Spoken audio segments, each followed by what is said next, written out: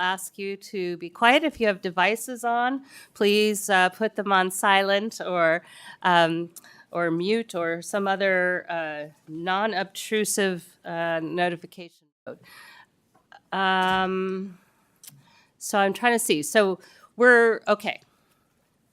Let me just go ahead and anyone who plans to speak, you all seem to know the drill. You're going to get speaker cards over there. You'll hand them in at the table. And do you have them sorted by agenda number for me?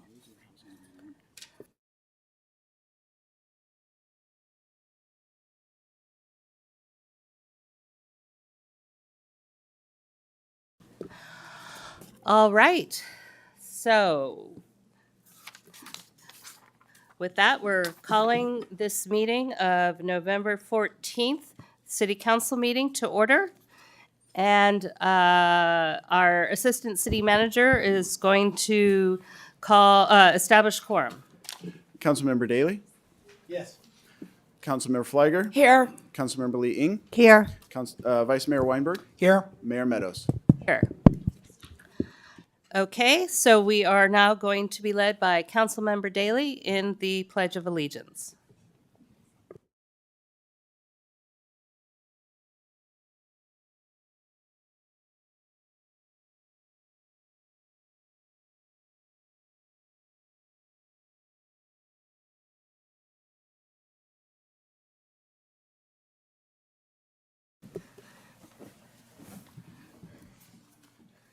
Okay, thank you very much.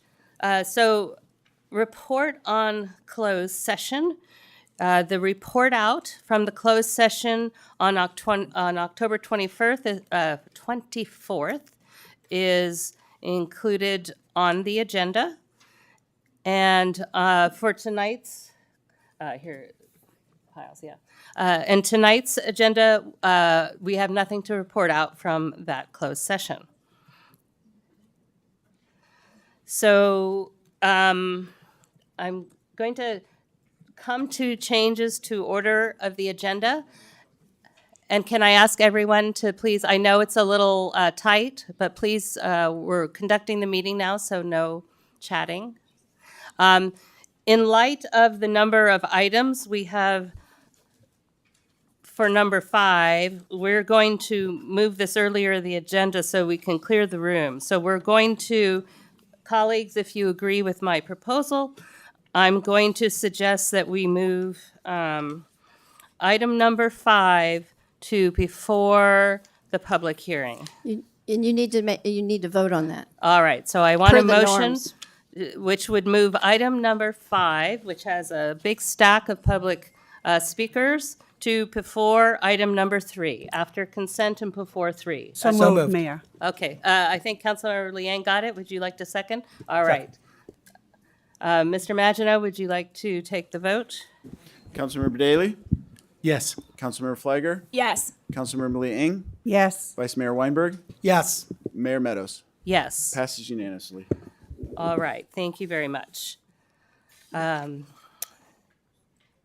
So actually, just let me say, I've cleared with the vice mayor and with city attorney, city manager. I'm getting over something. If I have a coughing spell, I'm actually going to run in back without, and the vice mayor will take it so I can hack away in privacy and back, and then I'll come back. Hopefully that won't happen, but I'm just warning everybody. That will be what we do if we not taking a break.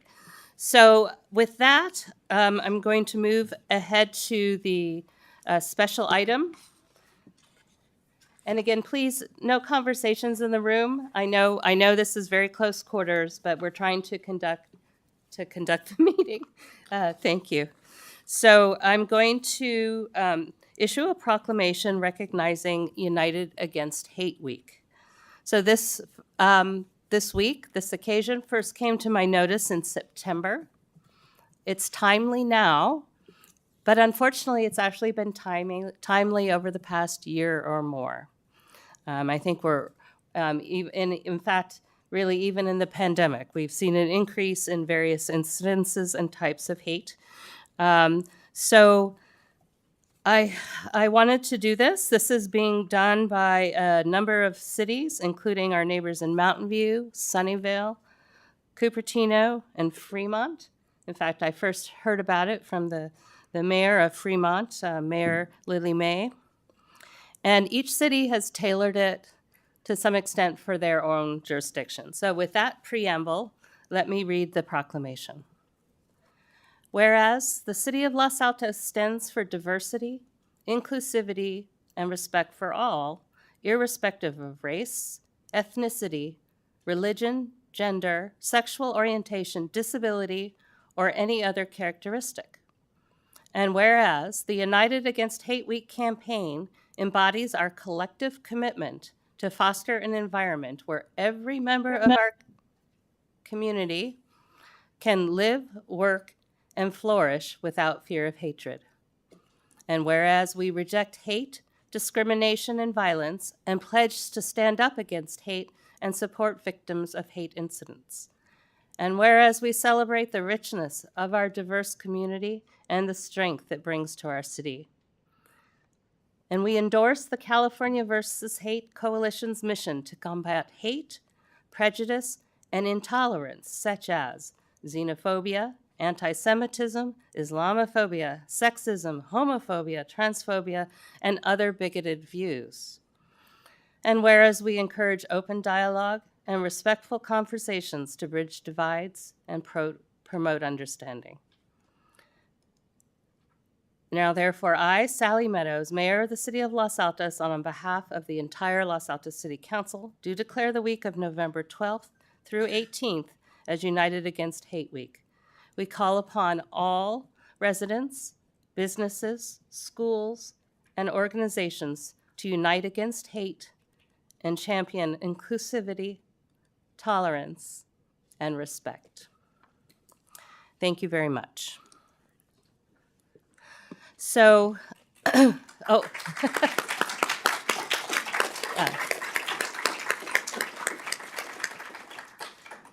thank you.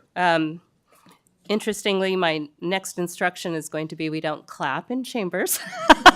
A little too late, but because we're going to move on to public comments on items not on the agenda. So what I'm going to say applies to all public comments tonight. We don't clap. We don't, and no one's getting any demerits for clapping just now. That's all right. But we don't clap, cheer, jeer. We want everyone to have an equal and respectful playing field to speak. So I just want to make that. So we're going to open up to public comments on items not on the agenda. And I seem to have 4 speaker cards, so let's make sure we can make room for our speakers to get through. Let me give you a heads up which order we're going. First will be Freddie Wheeler, followed by Diane Connolly, Roberta Phillips, and, so I think that's the only 3 on public. So is Ms. Wheeler here? And if she waves, can you make your way? Okay. And we're going to do 2 minutes on comments not on the agenda. We're going to do less than that for some of the other agenda items. Good evening, Mayor Meadows and council members. I wanted to just once again apologize for the mischaracterization of the city manager's statements about public comment, about Zoom bombing. And I understand that the discussion we had some time ago is, technology is unfortunately evolved such that we are subjected to Zoom bombing, and it's very difficult to protect ourselves from that. So I just want to clarify again, those were statements he made way back when the Library Commission was Zoom bombed, and things have changed. So the other statement I wanted to make was just wanted to thank Nick Sorns and Mr. England for the town hall that they did on November 8th. It was very well attended. Such an extraordinary graciousness on their part to spend all that time with the public, answering their questions over, they've answered questions on the housing element many, many times, but there's always more questions. And Mr. Zorns was very knowledgeable. We were very lucky to have him, and I just wanted to thank him again. Thank you very much. Thank you, Ms. Wheeler. So Diane Connolly will be next. I can go? Yes. This is about, well, it's about a good idea that the city council had long ago when they planted the Chinese pistachio trees that look great. And they're on the back of that magazine. Somebody took it with a drone. That was a good idea, and it's been maintained. What is not a good idea is putting a dog park near the library that takes parking places away from people who are just zipping in and out of the library, who are senior citizens, who are walking in the rain, and they're going to end up walking from the police station over. That's a long. Dogs don't need to have a park right in the dog by the library. The dogs don't use the library. There's a new park right there. You can throw a rock to it by the community center. It's great. There aren't any dogs in it mostly, but it's a nice park and the fences are shiny and new. And why are we spending more money on stealing our parking places for the library? That's not a good idea. That's my comment. That's all I got. Okay, thank you, Ms. Connolly. All right, our next speaker is Roberta Phillips.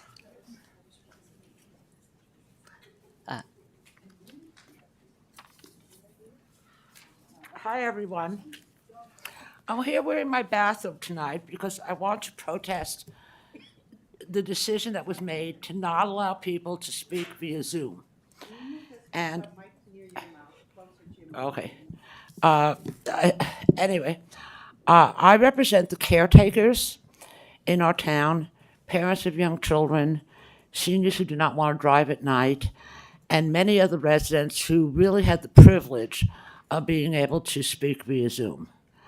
Our democracy is based on freedom of speech. It is a privilege that oppressive governments do not allow.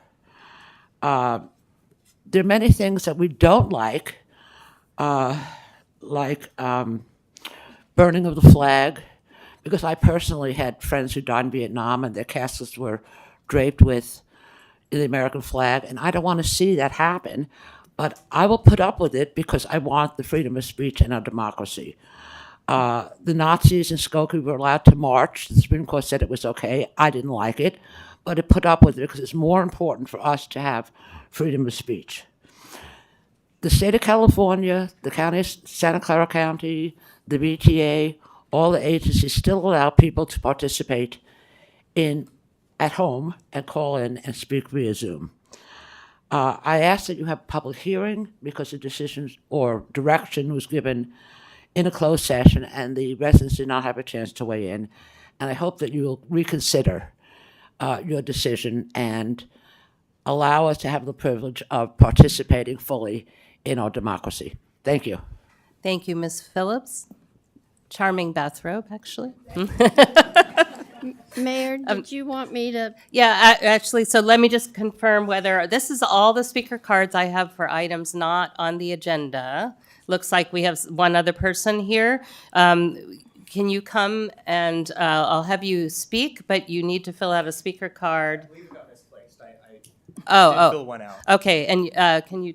I can state my name for the Yeah, record. if that would works. be helpful. I imagine with this many people and this many speaker cards, it's pretty easy that one of them got shuffled in wrong. My name is Tyler Hawes. I'm here on behalf of Civic Bell. We're a locally owned and operated civic technology, civic engagement platform. And I think that especially with how many people are here demonstrating that they do intend to engage with their council, that they do care about what their council has to say. Now's a great time for me to, coincidentally by chance, be here to inform the council that Civic Bell is in the area. So we kind of take a traditional social media-esque visual appearance, but with some key differences. I don't need to get into those now, but we're working with Joe Simidian in his office. He's posted within the last 24 hours. Assemblymember Mark Berman in his office, he's posted within the last week. And other city councils kind of around the area, including Mountain View and school districts in the area. So the time is ripe for residents of the community, for officials like yourselves or other government officials who may be listening in, to go to civicbell.com, take a look at what we do. We're a free, low barrier to entry civic engagement platform that allows people to asynchronously, independently voice their political views, send those to the council through a verified, vetted, and productive way that's not otherwise available in the political discourse right now. Platforms like Nextdoor fail to properly verify that residents actually live in a place like Palo Alto or Los Altos, sorry, long day. That's a key difference that really makes us a better alternative. And again, we're here for altruism, not for profit. We're trying to make local communities better. And so thank you for your time. Thank you for the opportunity to speak. You can check out what we're doing at civicbell.com, or you can find me at tyler@civicbell.com. I urge members of the community too to look at what we're doing. You can publish an issue, send it within your community, circulate it, gather support, and send it to your officials where they know what really matters to you. Thank You need to be speaking to council. Yeah. Okay. All right. Thank you very much. So that, I think, is the last speaker card. So I do want the city attorney to clarify, so on the matter of the Zoom. Go ahead. I'm just going to try to help clarify for the public about Zoom bombing, which we really should refer to as we're trying to prevent hate speech and its impact on the city employees that are in, this is their work environment. And we have learned that there are employees that have experienced the hate speech, and it's very disconcerting to them, and we need to, as a local agency, provide a safe workplace for the employees. We also need to avoid any sort of liability if we start shutting certain speech down, allowing some and shutting others down. We would be exposed to liability. So going back to the normal Brown Act meetings like we did 3+ years ago, is nothing new. We're just going back to that for a time being until we can see what else we can do about trying to avoid the hate speech interruptions in our meeting. I know that there's been a lot of complaints about maybe what we're doing now is not ADA compliant, but we are ADA compliant. And so I just wanted to clarify, we're back to where we were before the state and the county orders, and we're compliant with the Brown Act, and no one's being deprived of an opportunity to speak because there's emails, there's letters, you can come in person, and you can also observe the meetings through the different platforms. So anyway, just what we're trying to do is really protect the city and protect the employees. And I think a lot of people didn't understand how hard some of these events have been on employees that may not be able to leave the room. So I just wanted to clarify that. Thank you very much, City Attorney. All right. So with that, we're going to move to the consent calendar, which has just 2 items on it. Do I have a motion, or is there any discussion? I move that we approve the consent calendar, items number 2 and 3, Mayor. I think it's 1 and One and 2. two. 1 and 2. So, okay. I'll be glad to second All right. the motion. Councilmember Liang, second. Mr. Maginot. Councilmember Daley, Yes. Councilmember Flagger, Yes. Councilmember Lee Ing, Yes. Vice Mayor Weinberg, Yes. Mayor Meadows. Yes. Motion passes unanimously. All right, thank you. So, we, as everyone who was in here from the beginning knows, we've changed the order of the agenda. So we're pulling number 5 forward, which should help for the stack of speaker cards I've got here.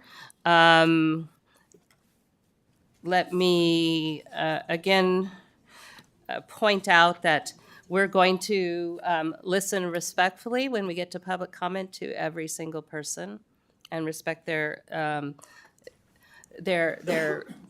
civic engagement and their passion to be here. And so I appreciate everyone that's here. So so the way we're going to do this is basically I'm going to open up for public comment. Each speaker will get 1 minute. If you just want to say ditto or I agree with the previous person, you can do that. You don't have to use all your whole minute. And so, as I said earlier, we're not going to clap or boo or anything like that. And in this room and in this community, I know we can make room for everyone to express their pain, both deep-rooted pain and fresh pain. And so one thing to remember is we're all still going to be neighbors tomorrow. Our children will still be classmates tomorrow. And so what we each say tonight has the potential to affect our relationships with each other. So let's be gentle and respectful. And with that, I'm going to open public comment. I don't know, there's a lot, so I can't tell you how many. Everyone's going to get a minute. I'm going to try to give 3 to 4 people, and I'm going to shuffle these like a deck of cards. They're kind of, I'm going to try to have you lined up so you'll know if you're next, so try to be out of your aisle so you can move forward. So our first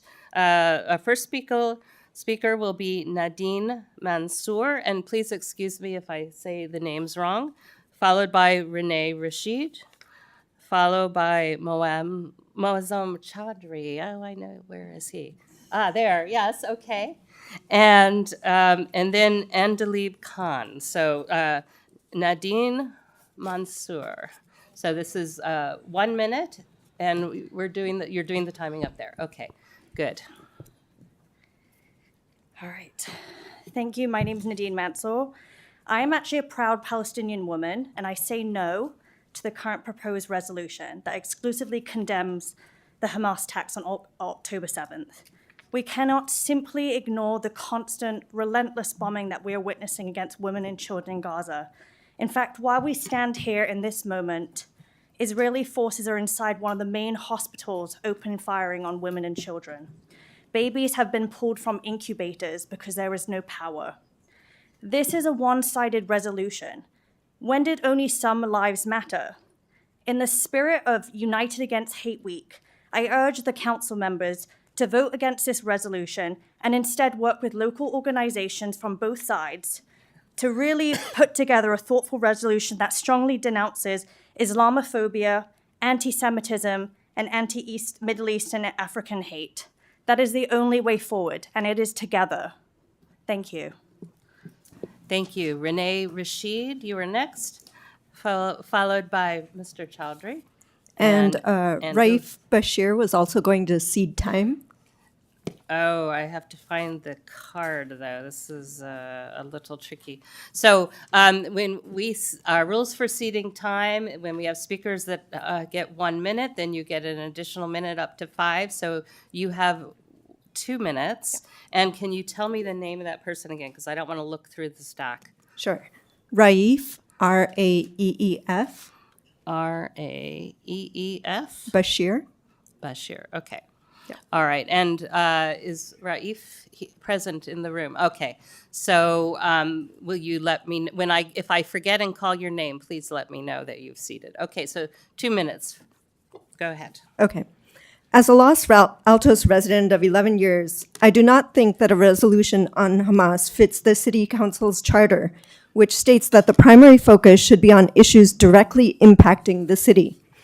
Making statements on international conflicts now would set a precedent that could take up valuable council time far into the future. Is the council prepared to make statements on the Congo, on Lebanon, on Iran. Picking and choosing which international events are worthy of resolutions will lead to further divisions in our community. But if you absolutely want to pass a resolution in Los Altos, I would only support a unity resolution that makes sure that hate does not permeate our town. I have sent a sample resolution to City Council.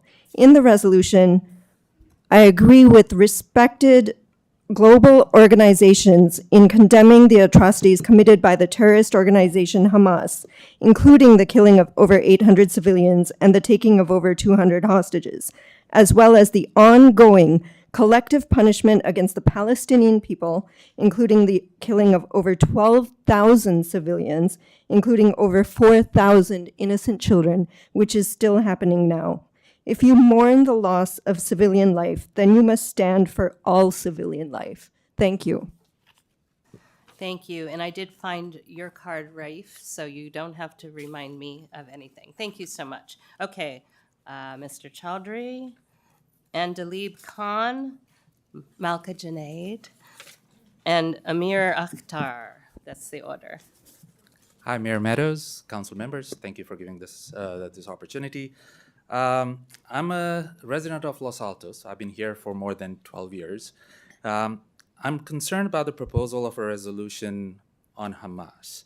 Local city councils need to focus on local issues and policies. Preparing statements and resolutions on global issues will distract the council on other important work that needs to be done locally. If a resolution must be made, I only support a resolution that accurately presents the suffering and killing of innocent Israelis and Palestinian families, and that represents the views of global bodies who are experts on international crisis. There has been over 10,000, I heard 12,000 plus civilians killed by IDF as collateral damage. And when will this be enough? One death is one too many. The children of it was terrible what happened on October 7th.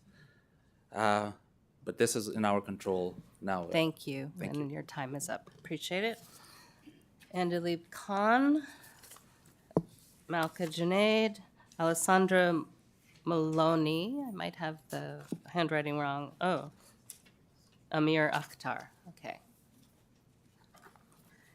Good evening. My name is Andalib Khan. I have been living in Los Altos for over 8 years. To our family, Los Altos is not only an amazing town, it is a wonderful community for our children to grow up in. Today, I am here on behalf of a Los Altos youth. This youth did not want to speak tonight because they are afraid. I have noticed a change in behavior by some of my peers at school since October 7th, and how some people who are just reading the headlines are equating Hamas with Muslims all over the world. This makes me really angry and scared. Hearing stories of my parents dealing with Islamophobia in the post 9/11 era just because they are Muslims, I always thought that will never happen again in my community, my city, or my country. But sadly, it is happening once again in front of me, to me and others around me. Just 2 weeks ago, my ethnic studies class was covering the topic of Islam, and my teacher decided to show 3 explicit videos of Muslims in the media. One, where an actor is playing an ISIS terrorist. I wasn't, did we have an audio? Your time is up, so I have to cut you off. Is there no audio clue for this? Because I missed that. Yes, let's switch over to that, because otherwise I have to. All right, so thank you. I'm sorry you don't have the chance to finish. Malka Junaid, Alessandra Maloney, Amir Akhtar, Ifra Ahmed. Hi, Mayor Sally. I have Lubna Al-Faid and Amir Akhtar Stein that I will be taking. Can I repeat their names? Yes. Lubna Al-Faid, Fayyad, and Amir Akhtar, Amer. Okay. Akhtar. I think that's coming up. So that will give you 3 minutes. I'll then. try not to take all 3 minutes. Yes. My name is Malka Junaid. As many of you know, I have been part of Los Altos and being involved in Los Altos City since over 2 decades. I have been very much involved in helping the city deal with the COVID surge in downtown and working with the community. And that's what City of Los Altos is all about. We all come together when there are issues in the city, and we have resolved them, as we saw during the COVID time. I would like to draw attention for the city council, with a lot of people have already stated, that when I used to be on the planning commission, there were few things that we were told time and time again by the experts. We should not bring our personal opinions, we should not bring our emotions, we should not bring our biases to the dais. Tonight, it is a tough time for the council, I understand. You are dealing with the community, which seem divided. And I want to make sure I clarify it. It seems divided, that we entered this room as groups. I have friends on both sides. I have people that I have been working with for months. And I want to clarify that we are not divided. But if what is in front of you, you adopt just as is, you will divide us. Because we are not divided. We all are hurting. And even though some of us have actually not have direct connection with either of the countries, we have people we know who are hurting. And we want to help both. But if the council take the resolution tonight, first, I think it's going to create something which you have no idea how to deal with in future, because now how do you justify doing one over the other? And you're going to divide all of us. Everybody behind us are all our friends, colleagues, neighbors. We all need to be together to make this happen. And the concern that I have is that tonight, if we are not thoughtful, if we do a knee-jerk reaction of what the other cities are doing, it's not going to be good for us. And honestly, as a mother of 2 young girls, my concern is the youth. That's our future. The kids are asking, why is this here, and why are friends who are Ukrainian not thought about? Why are our friends who are Palestinian not thought about? Our Jewish friends are coming up to us and saying sorry. They shouldn't have to say sorry, right? We all are here together. So my urge to the council is, the council's job is to bring all of us together like you guys did in COVID. It was a remarkable job that the city of Los Altos did. We need you guys to step up and do the same. Maybe do something where everybody can come together and just share each other's pains and figure things out. But we need to help each other. Thank you so much. Thank you, Ms. Junaid. And I did find the other cards of the 3 speakers. So let me just clarify before Alessandra Maloney comes up. City Attorney, you were pointing out something about our norms and 1 person up to 5 minutes. I've already made the call that multiple people up to 5 minutes. So was not really thinking about the norms. So you're still allowed to cede time, single people up to a total of 5 minutes, which is 4 other people. So that's my fault. No, it's going to abide by the 5-minute rule. Yes. It used to be up to 10 minutes or Yeah, something. no, but this is- no, we're okay right now. Yeah. We're abiding by the 5-minute rule. Okay, did we have Alessandra Maloney? Oh, thank you for being right there. Mayor Meadows. I apologize, ladies and gentlemen of the council. I stand before you today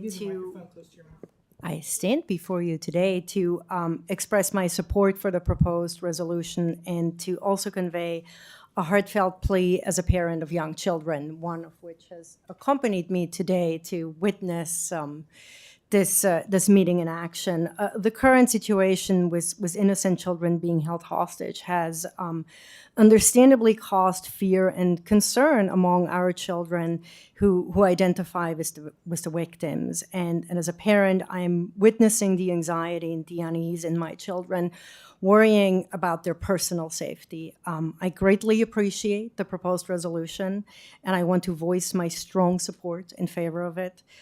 Such a powerful demonstration of solidarity from our city council will serve as a beacon of hope and reassurance for our children, and I hope that it will support their emotional well-being and aid in their healing. Thank you very much.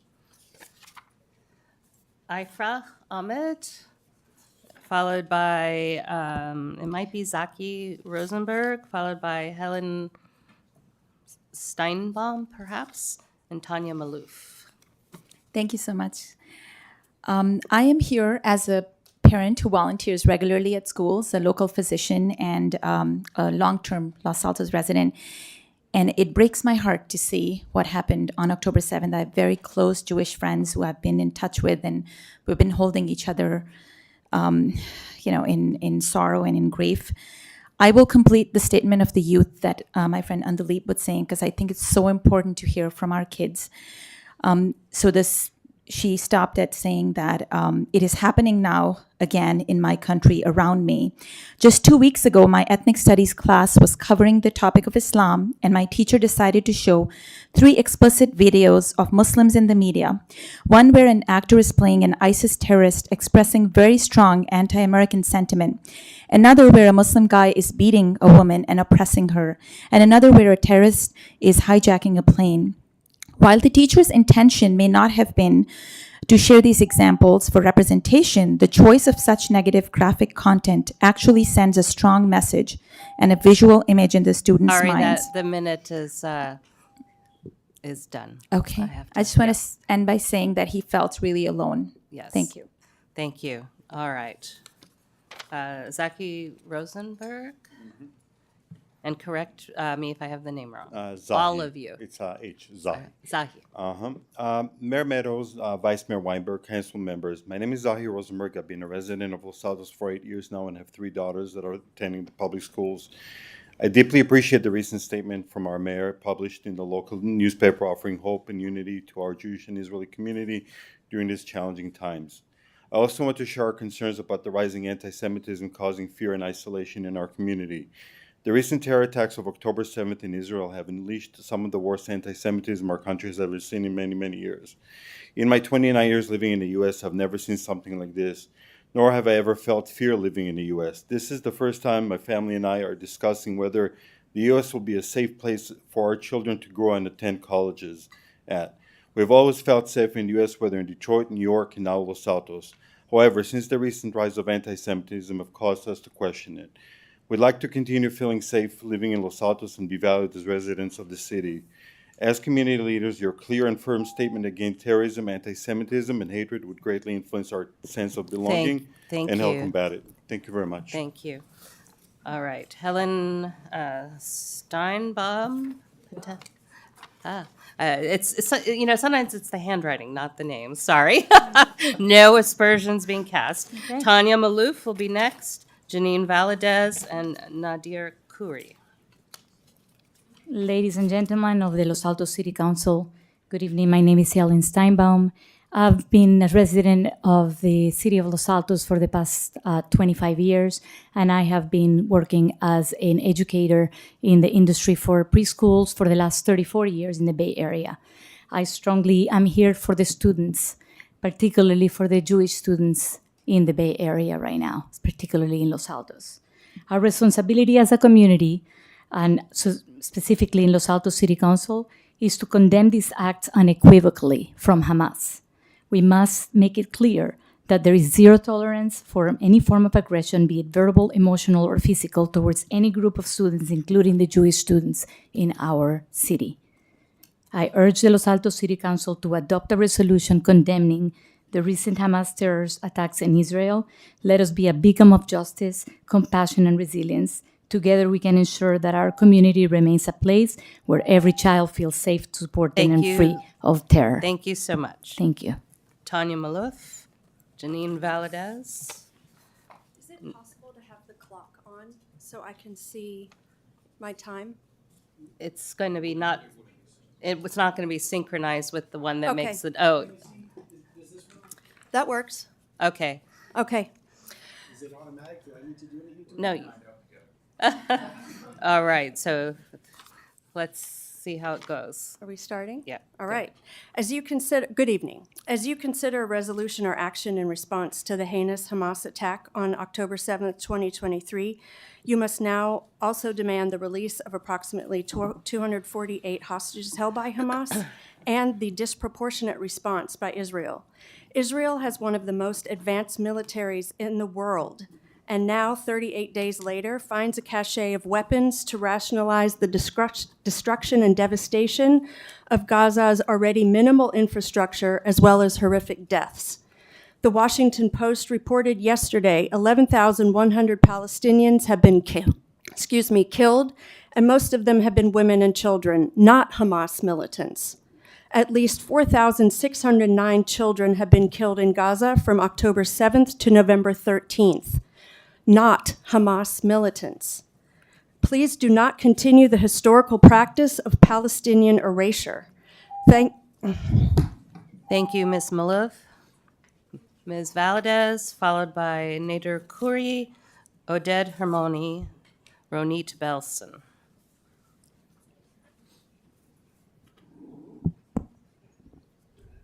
Hello, my name is Janine Valadez. I'm a park commissioner for the city, but I'm not speaking in that capacity.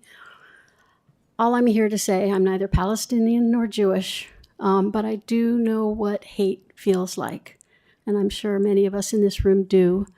I ask that council to focus on our community. You used a perfect word, Mayor Meadows. Be gentle. Take pause. Be empathetic. One life is not more valuable than another. I feel horrible about the Hamas attack. That was terrible. But the retaliation is overwhelming and it's affecting way too many innocent civilians.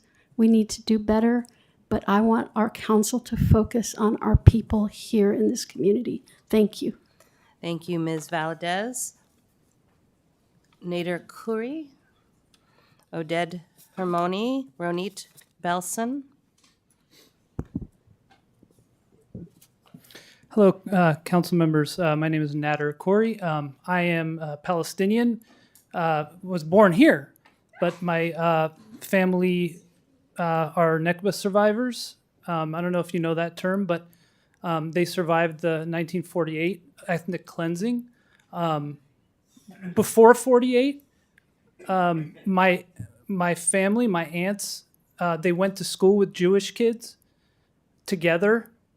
And I'm here to tell you that until we rectify what happened in 48, Jews are very welcome in Palestine to live side by side. But the way it happened Please, we're listening respectfully.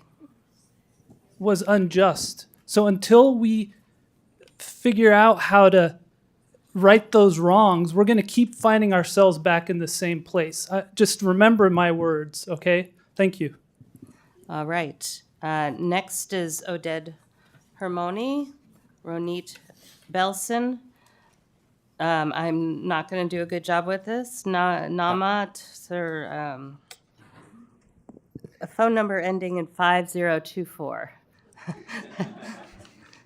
Go ahead, Thank Mr. you very Hermoni. much. I just want to tell you, we live here for 13 years. My son is 13 now. And he was afraid of speaking Hebrew in the past 2 weeks. And this means anti-Semitism. This is what we're afraid of. There's no other way to condemn it than to condemn it. We can't have what my grandparents had in Russia. We will never have it again. I promise to my kids, I think each one of us is promising this to his kids, regardless if he's Muslim or is Israeli, is Jewish, whatever. We need to make sure that this city condemns any kind of hatred, and specifically terrorist and anti-Semitism, because we are all equal. We are all together, and I agree with you 100%. We need to be together, but we need to condemn anyone that tries to break us up. Thank you. Thank you very much. Ronit Belson, 5024. I just can't read the handwriting, sorry. Ali Zaidi and Nadia Mashasha. But again, my apologies. Ronit? Hi, my name is Ronit. Thank you for the opportunity to speak here. I had a speech prepared about living in Los Altos for more than 20 years, etc., and my experience on October 7th. As you can hear from my accent, I'm an Israeli, I'm a Jew, I'm a U.S. citizen.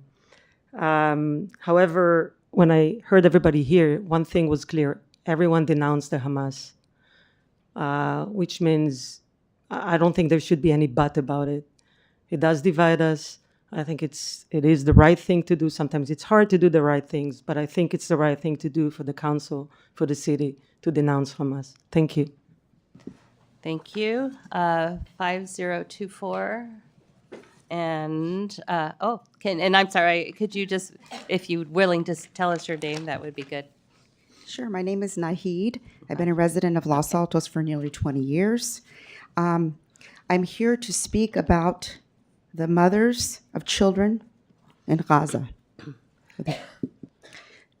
These are from the children. Write my name on my leg, Mama. Use the black permanent marker with the ink that doesn't bleed. If it gets wet, then the one that doesn't melt. If it's exposed Recording to heat. in progress. Write my name on my leg, Mama. Make the lines thick and clear, and add your special flourishes so I can take comfort in seeing my mama's handwriting when I go to sleep. Write my name on my leg, Mama, and on the legs of my sisters and brothers. This way we can belong together. This way we will be known as your children. Write my leg on my name, Mama, and please write your name and Daddy's name on your legs too, so we will be remembered as a family.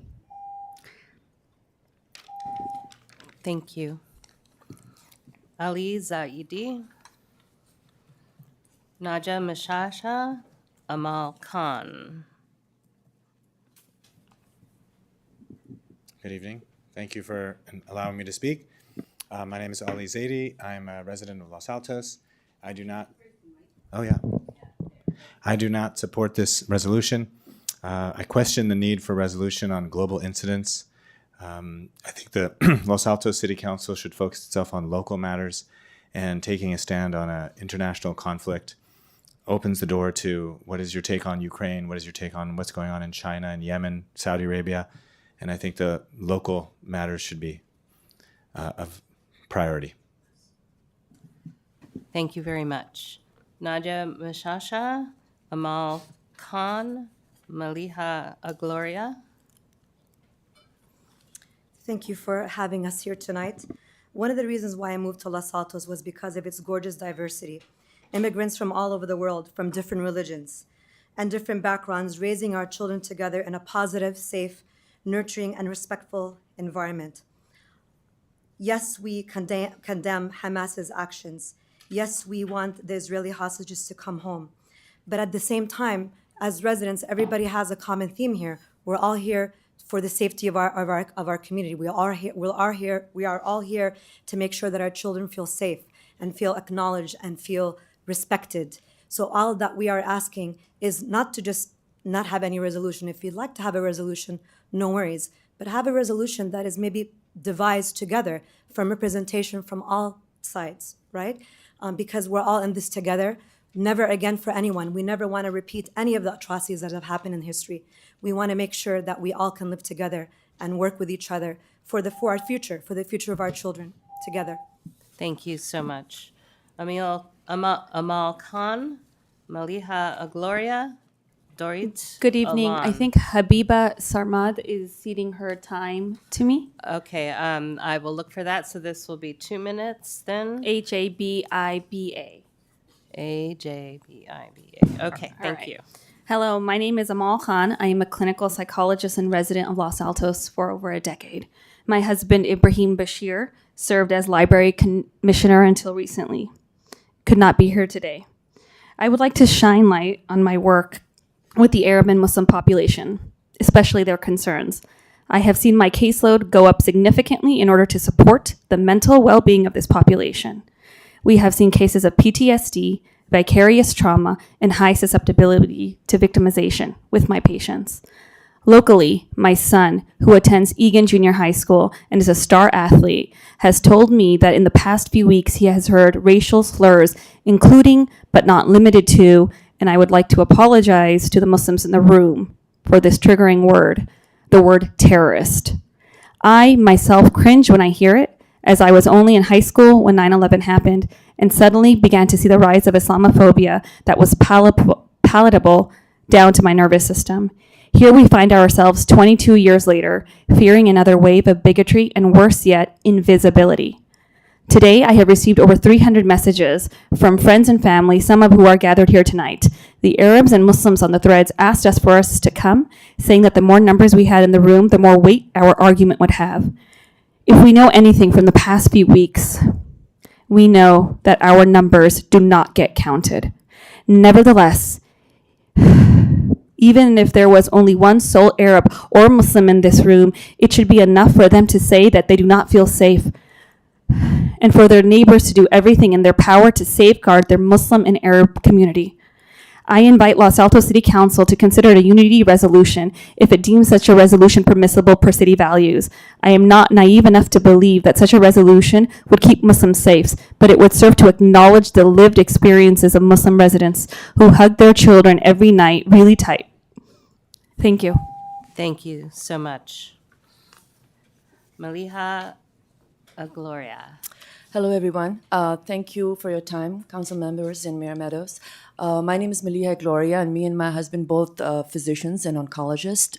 We've been a resident of Los Altos for a few years now. The reason I'm here tonight is because I believe sincerely that all human lives matter. And I'm echoing what a lot of people have already said. I'm so glad that the general theme is that we all want unity.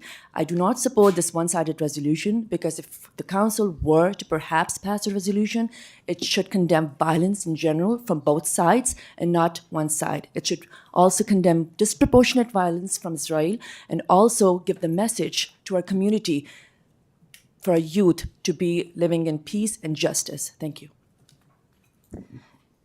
Thank you. Dorith Alon, Andrea Khan, Amnon Levy, Eleanor Tamari. So, Dorith. Hi. My name is Dori Talon.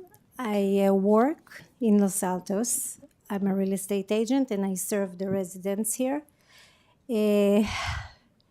What I'm hearing here is pain from everyone. And what I want to say first that if October 7th didn't happen, we wouldn't be here to start with. And I'm hearing friends of mine, including myself, talking about removing their mezuzah. It's a Jewish sign. It's a Jewish thing that we put on the door frame at the entrance, just because they're afraid to be recognized as Jews. I've been living here 30 years, and that was the first year that I had to remove my advertisement from different places as I received some nasty calls. And I'm afraid. And second, Halloween. It was the first year that I had to hold pepper spray in my pocket. So the bottom line, I don't feel safe, and I think you should move forward and condemn Hamas. Thank you. Thanks. Thank you very much. Andrea Khan, Amnon Levy, Eleanor Tamari. Hello, my name is Salman Khan. I'm the husband of Andrea Khan, who ceded her time, and I'm going to use my time as well. Okay. My name is Salman. Yep. Salman. I've been a local resident. Thank you, council. Assalamu alaikum, shalom alaikum to my Jewish, Muslim, Christian, and all brothers and sisters in humanity. We unequivocally condemn the violence that happened on October 7th and the loss of innocent life. I was raised as a Muslim, and I was taught that even one human life is too much. And I want to quote the Prophet Muhammad, peace be upon him, who said, all mankind is from Adam and Eve. An Arab has no superiority over a non-Arab, nor a non-Arab has any superiority over an Arab. Also, a white has no superiority over a black, nor a black has any superiority over a white. The only distinction is except by piety and good action.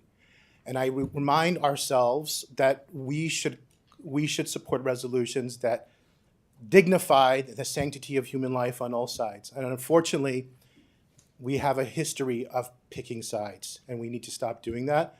We have a diverse community that has been echoed today. I have two students in MBLA high schools, one a freshman and sophomore. They are members, they are watching. The JSU is watching, the MSAs are watching, the broader community is watching. And we have to take a stand that revenge doesn't work. As Gandhi said, an eye for an eye makes the whole world blind. So someone has to raise their hand and say, I cede my revenge, and I'm going to work for a peaceful solution. And condemning one side and collective punishment on one side or the other is not going to work and function. So I thank you for your time, and peace be with all of you. Thank you. Amnon Levy. Hey, good evening. My name is Amnon Levy. I'm a resident of Los Altos. Similar to ISIS, the U.S. State Department designated Hamas as a foreign terrorist organization. Recent polls show us that the youth and the young people 18 to 24 are getting confused. In fact, 50% of the recent polls show 50% of the young people support Hamas in the latest actions. So clearly the moral compass is broken. Municipality play vital role in shaping moral compasses of community. This is a community issue. It's not a foreign international issue. Therefore, the city must take responsibility as the community leaders and officials and clearly, publicly and formally state that terrorism is never okay, racism and anti-Semitism are never okay. It's imperative that the city issue an official resolution to set the tone, to reinforce and reaffirm the clear sense of the right and wrong. Throughout our lives, certain juncture emerge as a pivotal, offering us a unique chance to etch our influence upon our narrative time. Those moments give us a chance to make a mark and be remembered for what we have done. Next speaker is Eleanor Tamari, followed by Ron Tamari, Dan Arwatz, Nellie Brooke. My name is Eleanor Tamari, and I am Los Altos resident with a son at UCSB and twins at Egan. All my family and many of my friends live in Israel, so the October 7th terror attack deeply affected me, as I, like most of the Israelis, know someone who was slaughtered, injured, or kidnapped that day. What has taken me by surprise are the waves of hatred and anti-Semitism on campuses, rallies, and social media. The overwhelming sense of fear has led me to ask my kids not to speak Hebrew in public, relocate our mezuzah indoors, and cancel planned trips during holidays. Despite my desire to display the Israeli flag on my front porch and on my car as a sign of solidarity, fear has held me back. I must say I also, displaying a USA flag scares me too. I must say anti-Semitism has historical roots in harmful stereotypes. And today, we have baseless accusations of being bloodthirsty killers committing genocide. Studies have shown that the best way to fight anti-Semitism... Time is up. And Mr. Tamari, followed by Dan Arwitz, followed by Nellie Brooke, and then Vadim Katz. Good evening. I regret to say that even here in Los Altos, we are seeing acts of hate. I do want to mention an walkout from a Los Altos high school on October the 18th, where under the pretense of peace and love, people were carrying signs saying from the river to the sea, Palestine will be free. This is a genocidal call. This is a chant that any Jew everywhere where they live is scared to their lives. Such a thing cannot happen without condemning that thing. So while people do say peace and love, they shouldn't be chanting for the eradication of Jews from Israel or from anywhere else in the world, because we already know what that looks like. Thank you. Thank you. Dan Arwatz, Nellie Brooke, Vadim Katz.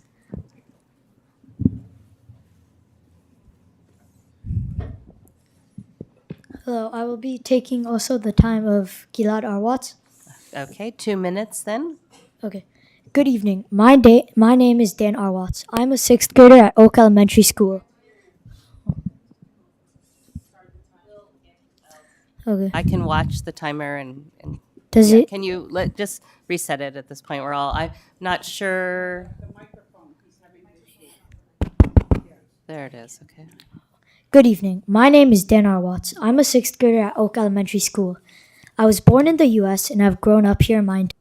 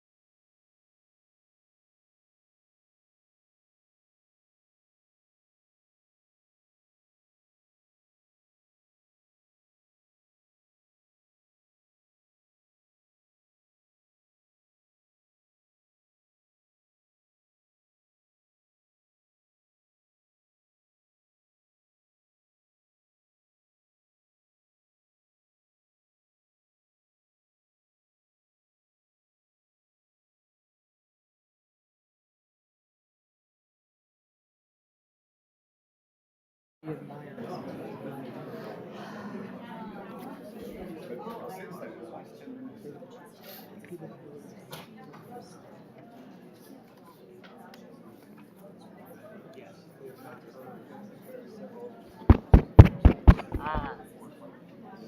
I'm hearing signs of life. I think it's coming back.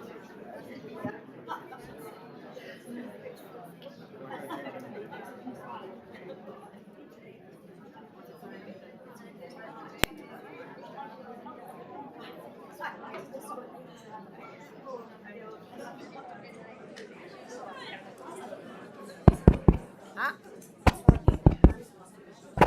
We have a mic.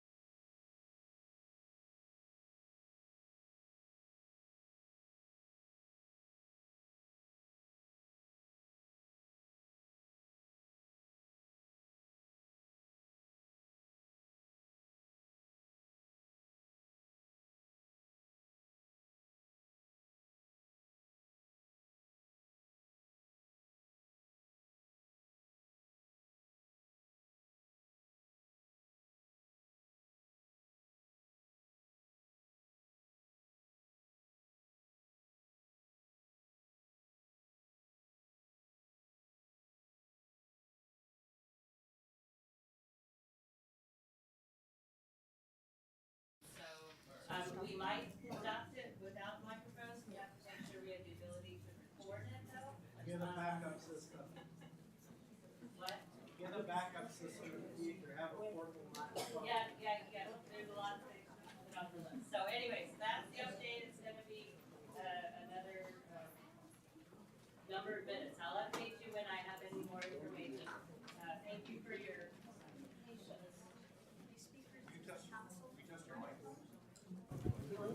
patience. Testing 1, 2, 3.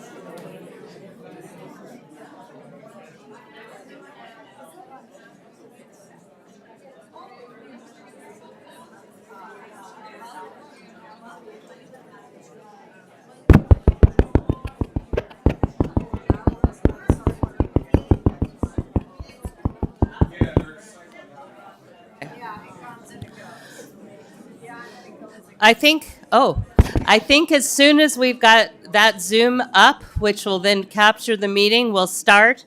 The mics may go in and out, right? Okay. Okay. Yeah. So as soon as we have our Zoom connection on there, we'll start.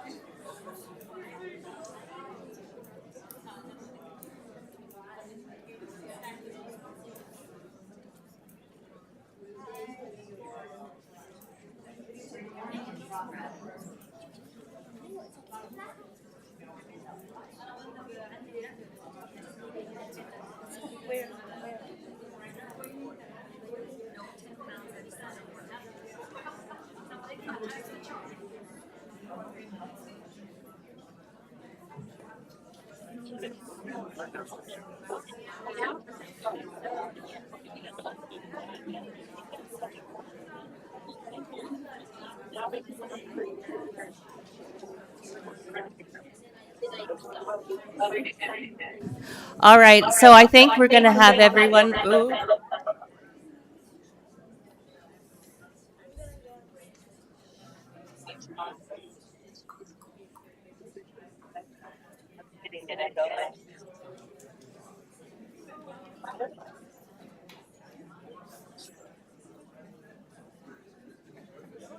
So, no.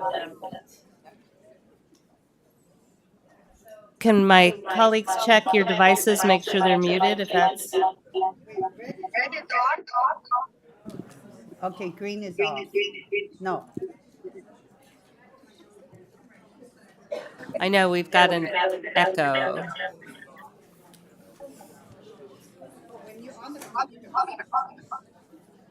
No, but it's unmuted. It's muted. But is your Zoom on? Yes.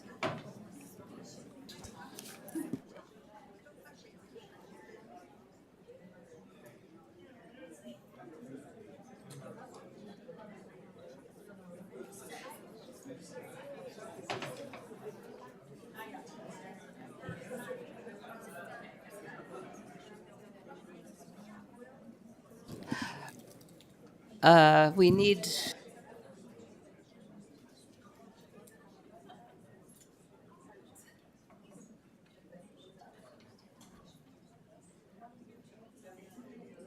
Okay. Ooh.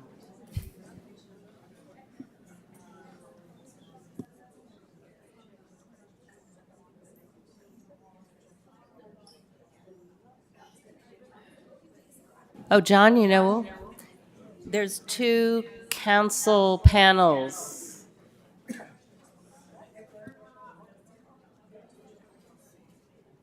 Los Altos webinars is not muted. Did that work now? Okay, so let me ask folks to find themselves a spot and end their conversations. And apologies.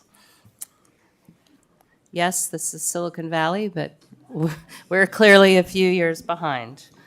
So,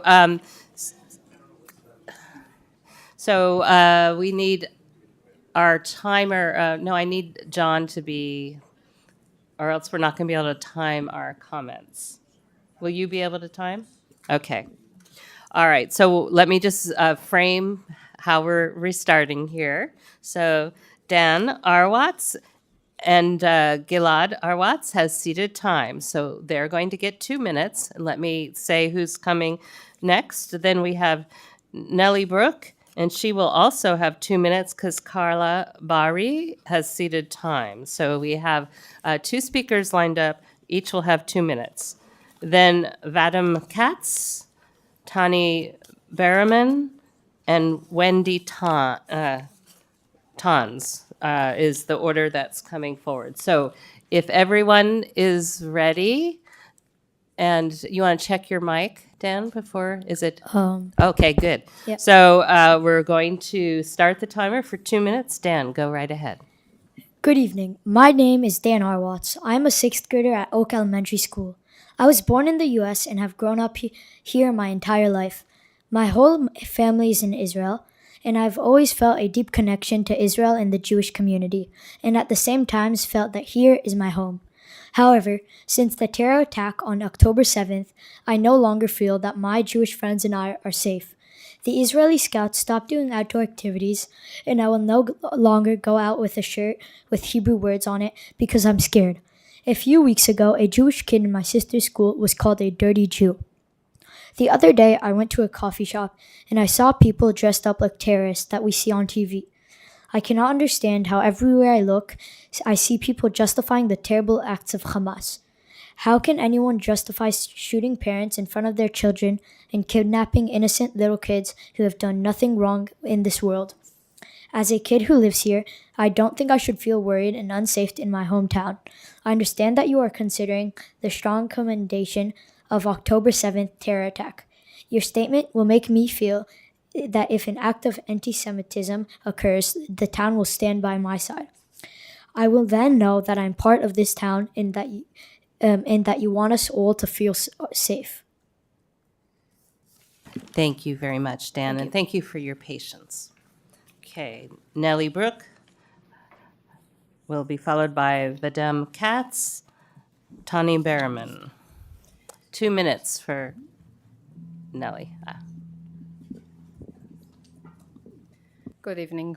The horror and barbaric acts that were carried out October 7 are devastating, and we are all personally affected by them. Roy, my high school friend, was murdered with his wife. His 6-year-old daughter and 9-year-old son survived after hiding in a cabinet for 14 hours next to their mother's body. Their younger sister, Abigail, who is only 3 years old, was taken hostage in Gaza. She is in my thought every time I hug, feed, or look at my 3-year-old girl. There should be no doubt that this is terror and should be condemned. Apart from the pain, fear, and grief that we are experiencing on a personal level, we woke up on October 7th to a new reality here in our hometown. The silence that followed this horrific attack in our Los Altos schools and town added to the pain. Silence can be interpreted in many different ways. Not passing the resolution tonight will send a message to our community that our leaders consider acts of terror either acceptable or not worthy of condemnation. Passing the resolution is reassuring, not only for me, but also for my kids and our Israeli and Jewish community here in Los Altos. It signals that our leaders are not afraid to stand up for what is right and condemn what is wrong. The current situation with the massive amount of false information in social media, the silence in our school, and the rising anti-Semitism in our street make us feel unsafe in our hometown. When we walk in downtown Los Altos, we wonder whether we should avoid speaking Hebrew to avoid recognition. We think twice before wearing anything that connects us with Israel when we go out in public. You have the power to do the right thing. We are not asking you to get involved in any political conflicts or pick sides. We are asking you to stand with us, protect your community, and send a clear message that the moral position of this town and this country is that terror can never be justified. Anti-Semitism is unacceptable. Thank you. Vadim Katz, Tani Berriman, Wendy Tons, Dotan Russo. So,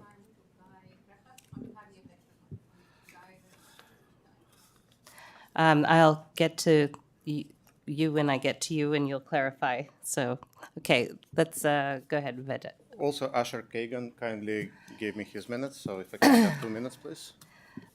So I need. His card should be at the bottom. He was one of the last people to submit it. I need. Could you spell the name, please? Yes, Asher, first name, last name is Kagan, Kagan. Okay, and there he's seating. This is his minute. Okay, Yes. so 2 minutes, and I'll get to Tani next. Absolutely. Yeah, thank you. My name is Vadim Katz. My daughter asked me to read the speech she wrote because she's on a trip to Yosemite with her class and could not be here tonight. My name is Ali Katz. I'm an 8th grader at Block Middle School. I'm also Jewish. 2 years ago, I experienced anti-Semitism for the first time in my life. It came from my teacher, the woman who was supposed to teach me all about the world, and instead chose to teach lies. And she did it because she was never taught the truth. In the last 2 years, I have heard numerous people in school and online say things that shock me because they are so wrong. Growing up, I always believed that anti-Semitism was a problem of the past, and that it was no longer an issue.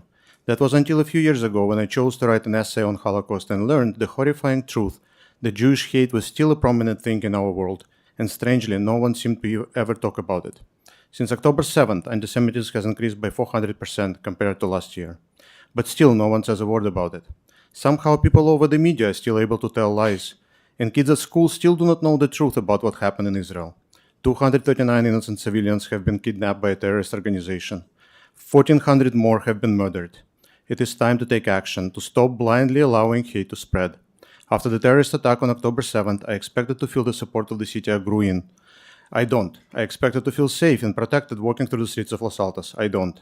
I hear and see anti-Semitic protests all around me supporting Palestine in both my city and the ones surrounding it, and I feel targeted. You as the elected leaders of our city can change that. Do not allow this protest to continue. Follow the example set by France and Germany. Stop pro-Palestine protests and the Jewish hate they spread. Educate our city on why it is time to stop rallying and start learning the truth, not only about the war in Israel, but about anti-Semitism that is surging through all of the America. Thank you for your time. Thank you.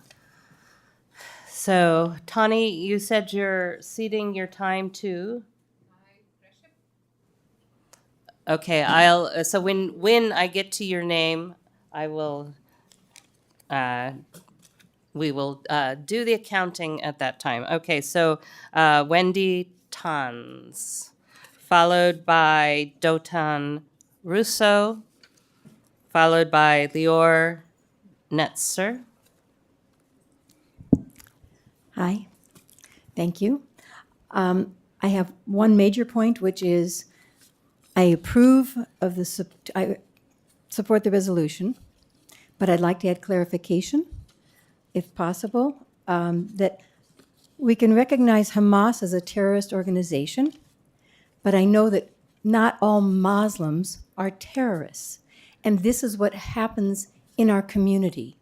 People tend to generalize, and it's that generalization that really becomes harmful, and people get attacked. Not all people are anything. I'm going to give you one other example. The Proud Boys are Christians. Not all Christians are Proud Boys. We don't have to hate everybody for one thing. But I agree. Hamas is a terrorist organization. It has been identified as such internationally. That is an accepted thing. And it must be recognized. And children, I believe, need to be taught in school. This is not okay. Thank you. Thank you very much. All right. Dotan Russo, followed by Lior Netzer, and then Chen A. Thank you in advance for allowing me to speak with you all. Today I'm standing here in front of you all, not as a Jewish person, not as an Israeli person, but as a human being.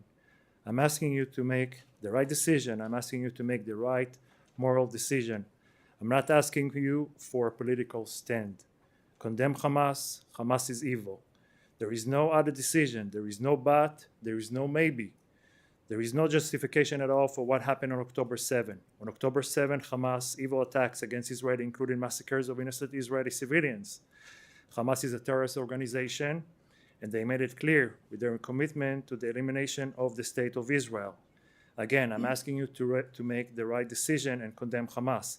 Also, as a side note, I recommend an action to educate the Los Altos community against hate, specifically anti-Semitism and anti-Israel.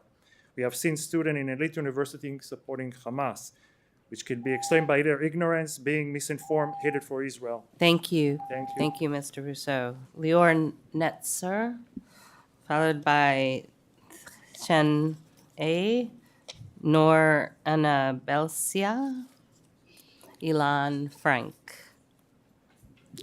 Hi, I'm Lior Netzer. I'm reading on behalf of Eyal Waldman, who lost his 24-year-old daughter, Danielle, and her fiancé, Noam, in the music festival. Danielle and her siblings grew up in local schools. 300 beautiful young adults were murdered at a music festival while celebrating peace, love, and freedom. In Eyal's world, it's a heartbreaking devastation, not a sorrow, something that will be inside you for the rest of your life. The moment I learned of her death, I felt two things. It was a disaster. Everything about our lives has changed. At the same time, it was a relief, because I now know I can stop looking for my daughter and being afraid that she's held hostage by those barbaric, inhumane creatures. October 7th is our 9/11. Nobody said we support both sides after 9/11. I ask you to unequivocally condemn Hamas and anyone who supports Hamas, just like Biden and Newsom did swiftly and clearly. Silence is equal to justifying this heinous act of Thank you, terrorism. Mr. Netzor. Chen, yeah. And Noor Alnabessier, Ilan Frank, probably, Bill Shepard. Okay. So I'm using the time of Ziv, Tal, and Maybar. So you're saying they're ceding time time. to you. So, and I need the names. So if you're ceding time to someone, can you please, yeah. Okay. And so just tell me, can you tell me the names? So Ziv, yeah. Tal, Okay. and Maybar. Okay. All right. So 3 minutes. 4. I thought 4, including me. Okay, She just gave you first names, not full names. Oh, you gave me first names. All right, 4 minutes. Thank you. Dear Los Altos City Council, I'm standing here heavy-hearted to explain why it is important now more than ever to show support for Israel, a country that represents the free world. With the increasing criticism against Israel, it is important now more than ever to explain what we're standing against. Communities in Israel bordering Gaza were attacked and diminished on October 7th in bloody, inhumane massacre by Hamas. Many of us here watched horrific videos which were filmed and posted by Hamas terrorists. 5 weeks have passed, and I worry that across the world, the memory of this horror is fading. People don't understand how appalling Hamas crimes were.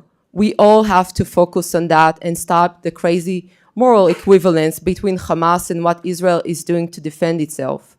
People need to remember what happened on October the 7th. They need to remember the innocent families that were tortured and murdered in their homes, in their beds. This was a sadism, and it was intended to harm, torture, and strike fear. 1,400 civilians have been murdered. 240 babies, kids, adults, elderly, still abducted and held hostages in Gaza. These are 240 human beings of all ages that have disappeared and are kept in the dark, and we don't know when they will come, and if at all. Israel has experienced a massive terror attack, the biggest one in the history of Israel, and it's trying to make sure that this never happens again. We also see now thousands of people in the streets of major cities in the US, such as LA, New York, and across the world, protesting against Israel. Jewish people have been killed. Jewish students in elite universities are being abused and kept hidden from the crowds on the exact same day World War II started.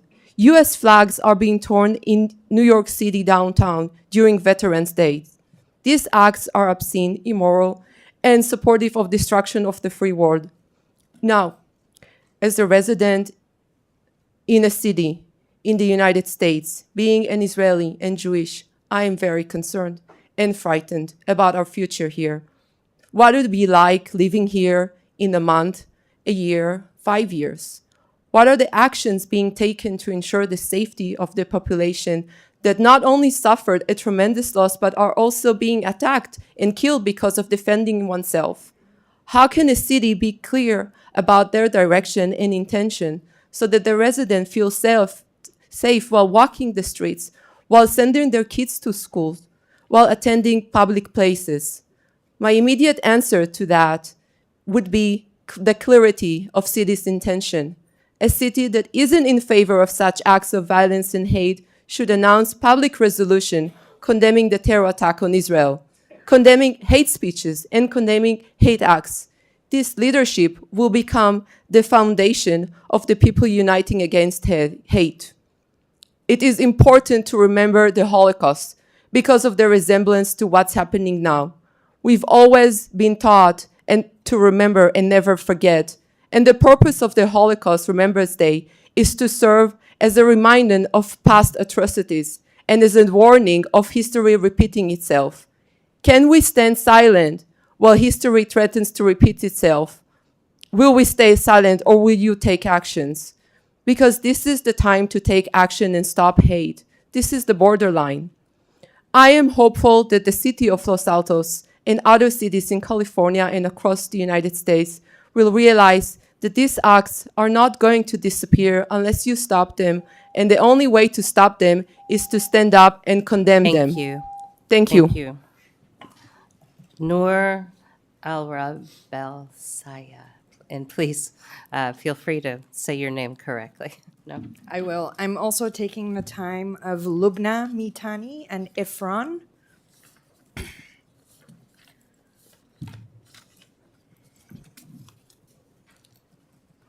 So 3 minutes is on the clock. Start when you're ready. Thank you. My name is Noor Al Nabalsia. Al Nabalsia is actually a city in Palestine. That is where my family is from. I'm Palestinian American. I've been living in the US for the last 10 years. I was actually born in the US. The resolution proposed, while addressing the serious anti-Semitism, ignores the impact it might have. if it doesn't also address the rising anti-Arab sentiment and Islamophobia, which is real and is happening, as exampled by what has happened in our neighboring Stanford, where an Arab student was subject to a hit and run motivated by hate. Do we want that to also start happening here? This will create a bigger divide. If we are drafting a resolution, it should focus on bringing our community together. A lot of people on every side have said this, especially during these times. These are trying times. You're asked to do hard things, and we need to do these hard things together. Bring the community together. This means clear condemnation of violence, against all children, against all innocent people. We are not blind. We have all seen what is happening.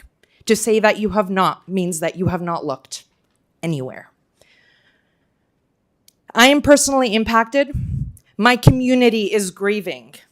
I've lost more family members than I can tell you here today since the initial violence on Palestinian indigenous people in their land in 1948. This is a war that happened a very long time ago. As for the catastrophe of 2023, the new Nakba, as it will go down in history, that we need to act upon, I can start by naming the family members I personally have in Gaza that are still alive. I put that as bolded for you to hear me today. Basima, Kamil, Khalid, Walid, Yusuf, Selma, Lujain, Ismail, Kamil, Juri, and Azal are alive. More than half of those names are children. They are actively bombing and killing children right now. These are the names of a handful of children living in complete fear in Gaza without food, clean water, fuel, or access to any healthcare. You tell me what that means. The healthcare system is entirely collapsing. What did we hear from them? A quick note of "we are alive." That is all I know. We cannot continue to ignore this. We must stand against all violence, understanding that this violence started 75 years ago and continue to traumatize our communities. It continues to traumatize our communities. Will you stay silent? you. I will Your- echo what the person before me said. Will you stay Your time silent? is done. Thank you. Will you stay So- silent, sir?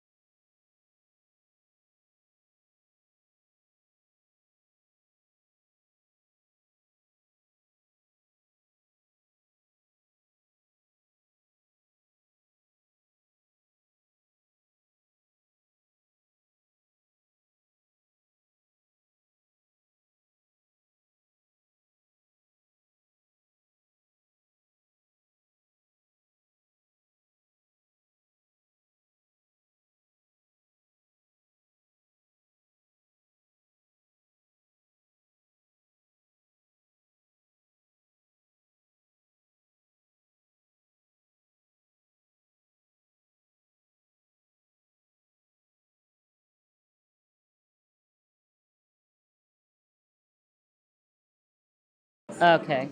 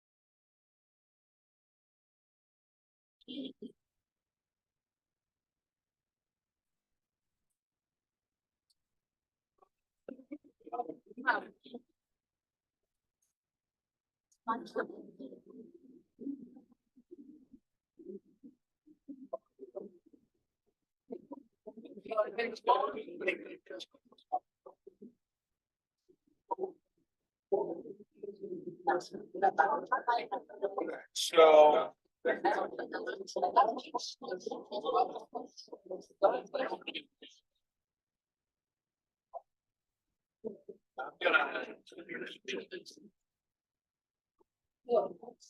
I want to see. I'm trying to find. Sound like that's like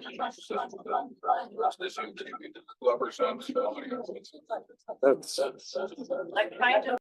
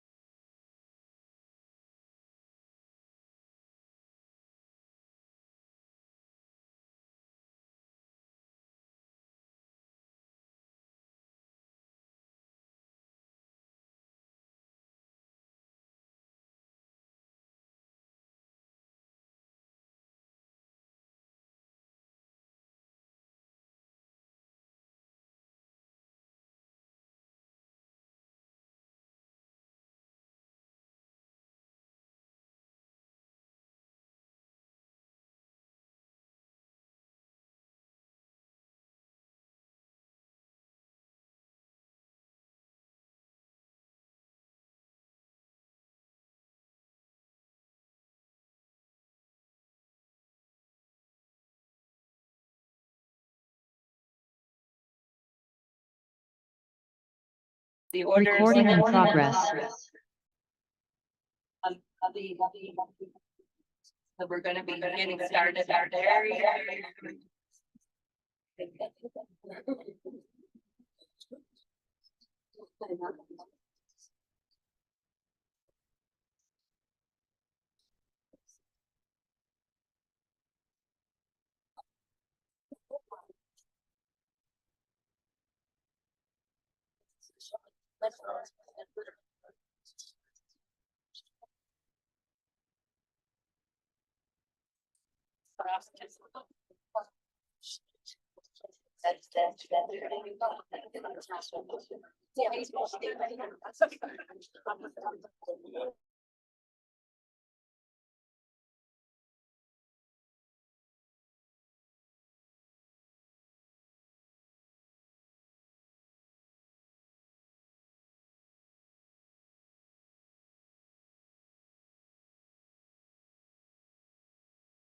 Okay. Oh, wow. So we have a microphone. I don't know whether, okay, so we're calling it back to order. We're going to, this order may sound different than where we left off because things have gotten shuffled. But, so the first speaker will be Ilan Frank, followed by Bill Shepard, and then Alicia Janaid, who has some people who are seating, and we'll clarify that in a moment. So is Ilan Frank here?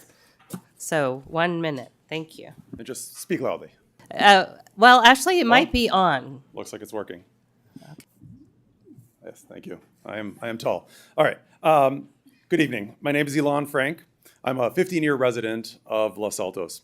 I'm here on behalf of my 3 children.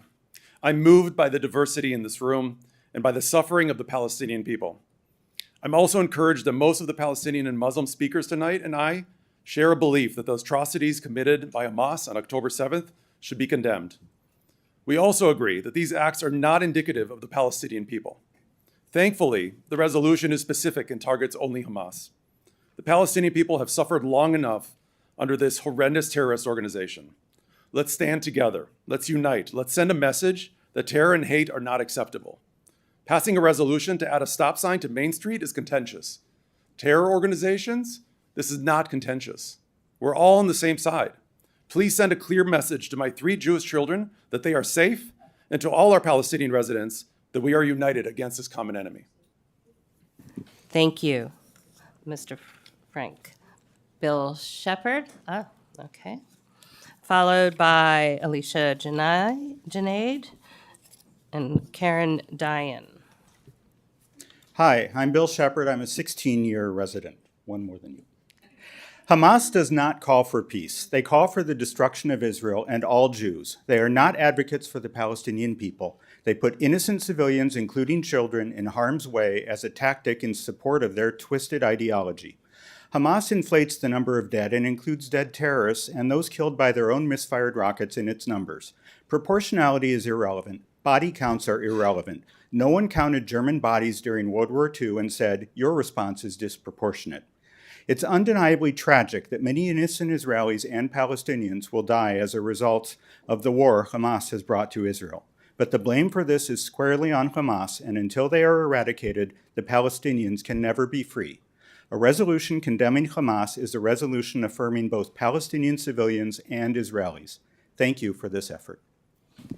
Okay, now, Alicia Junaid, sorry, I know. It's okay. And you have 2 people that have ceded your time to you, Yes. Muhammad and Saeed, correct? Yes. So 3 minutes. Thank you. Hello, Council. My name is Alicia Junaid. I was born and brought up in Los Altos, and I am 17 years old. And I was born into this country that focuses on freedom and diversity, and we are just starting to get to this point where we can really all be together.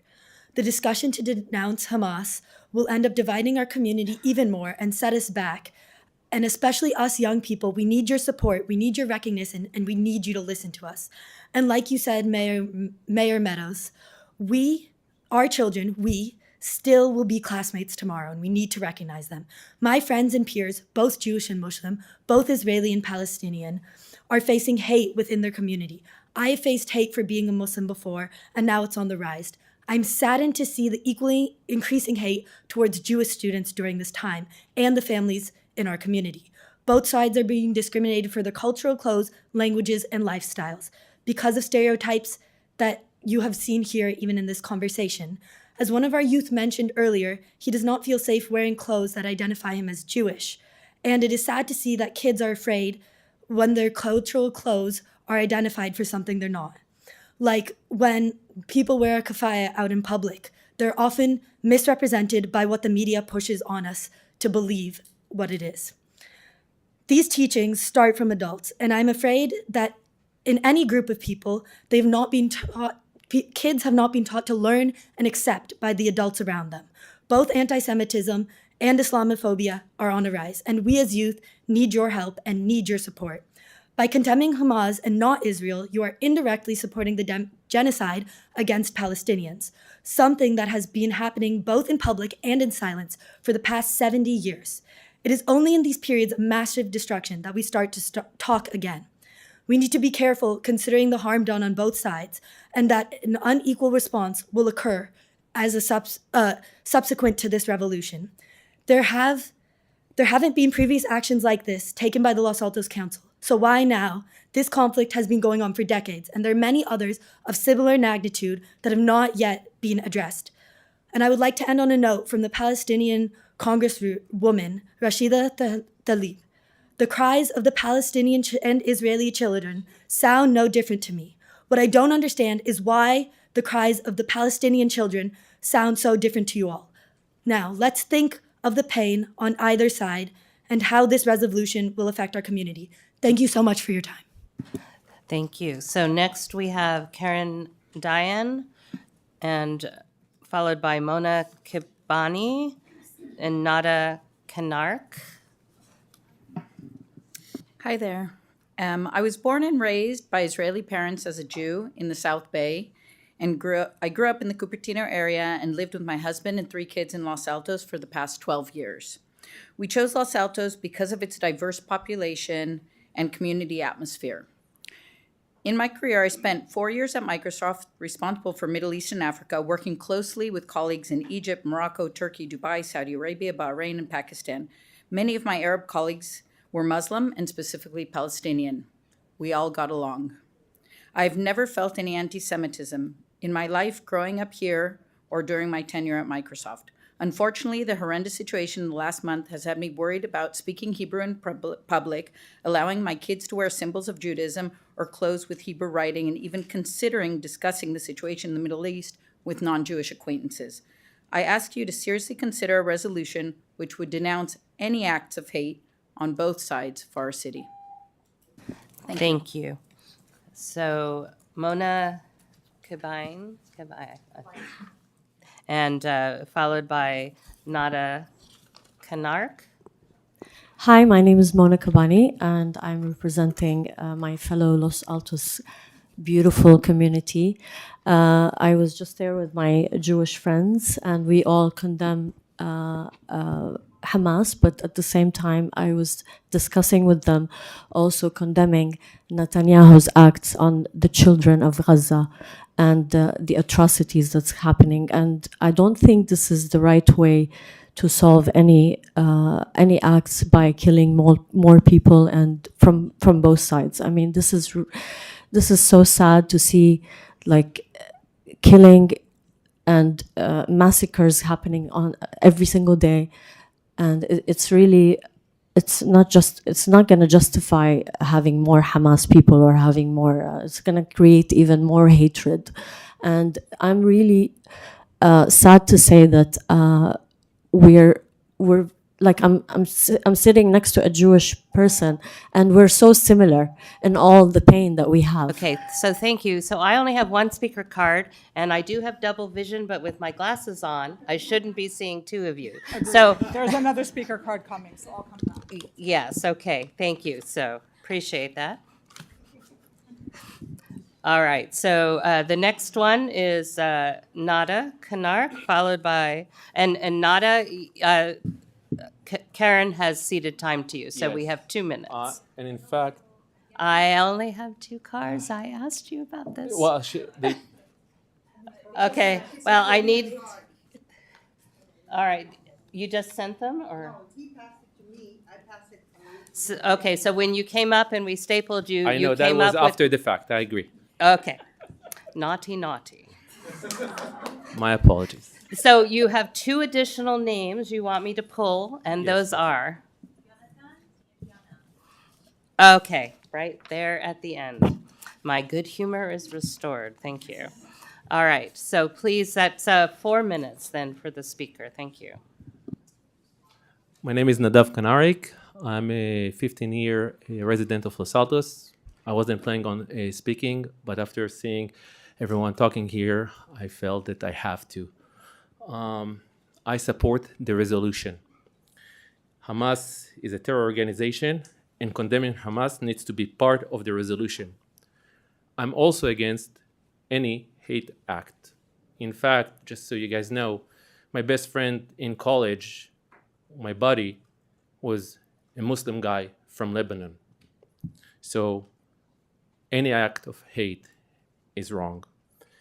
I'm not going to go into all the numbers, but I want to give examples on both sides so people understand what talks about some of the terror. Terror is a pretty word for what happened. I'm going to give one case and apologize if I offend anyone.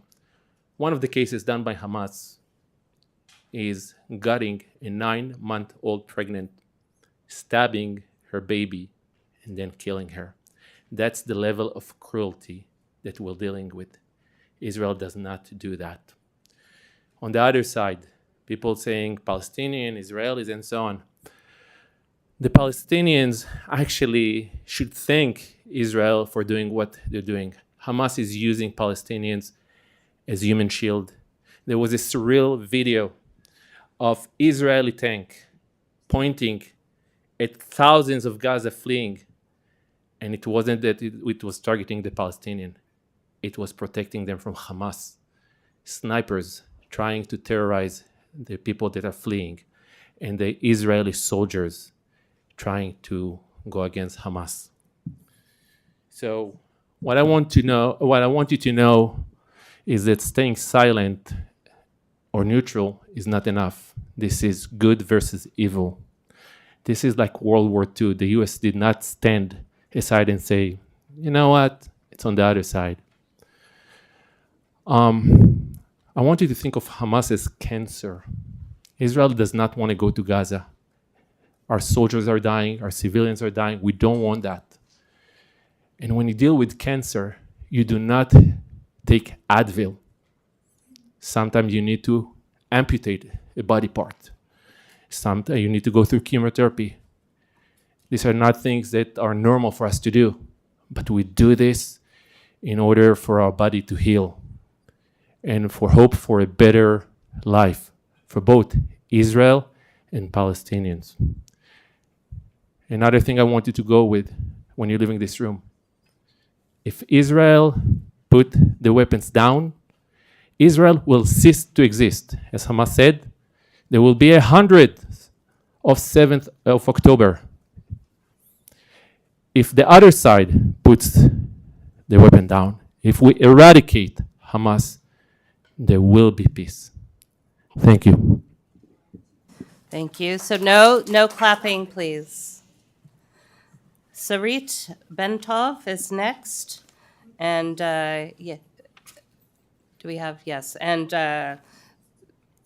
Ms. Garten has ceded time to her, so Sarit will get 2 minutes.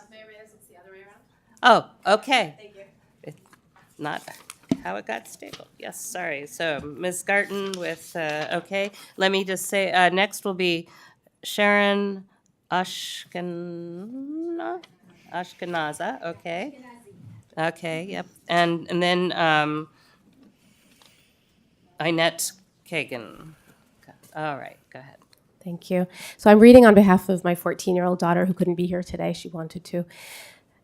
This is what she wrote.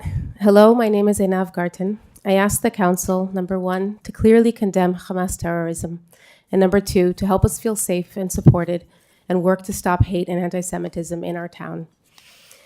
I'm an American-Israeli Jew living in Los Altos, and Israel is also my home. I'm a freshman at Los Altos High, and recently there was a pro-Palestinian march, kids watching news channels and pretending that they are educated. I wonder, what are they supporting? From the river to the sea, Palestine will be free.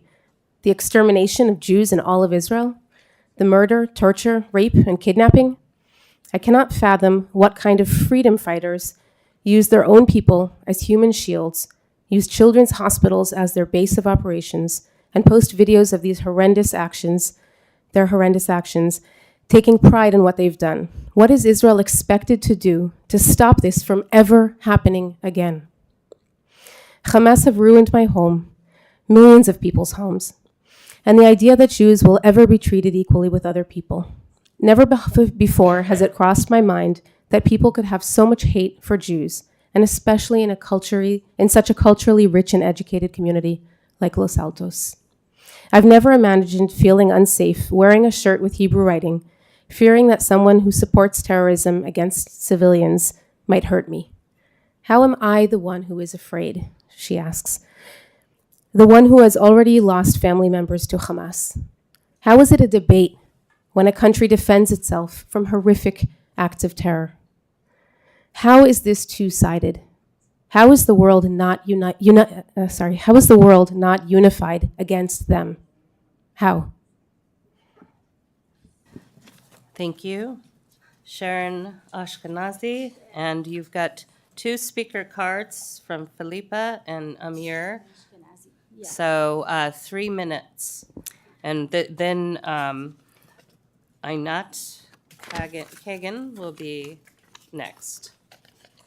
Hello, my name is Sharon Ashkenazi. I'm standing here on behalf of Kfir, a 9-month-old baby that was kidnapped on October 7. But I'm also standing here on behalf of Khalid, that my friend mentioned, a toddler on the other side. And I want to say, on behalf of those 2 kids, free the kids from Hamas. We have the same mission, and the mission is to condemn evil and condemn Hamas. I'm a third generation for Holocaust survivor. Both my grandparents survived the concentration camps while their spouses and 2 toddlers were murdered.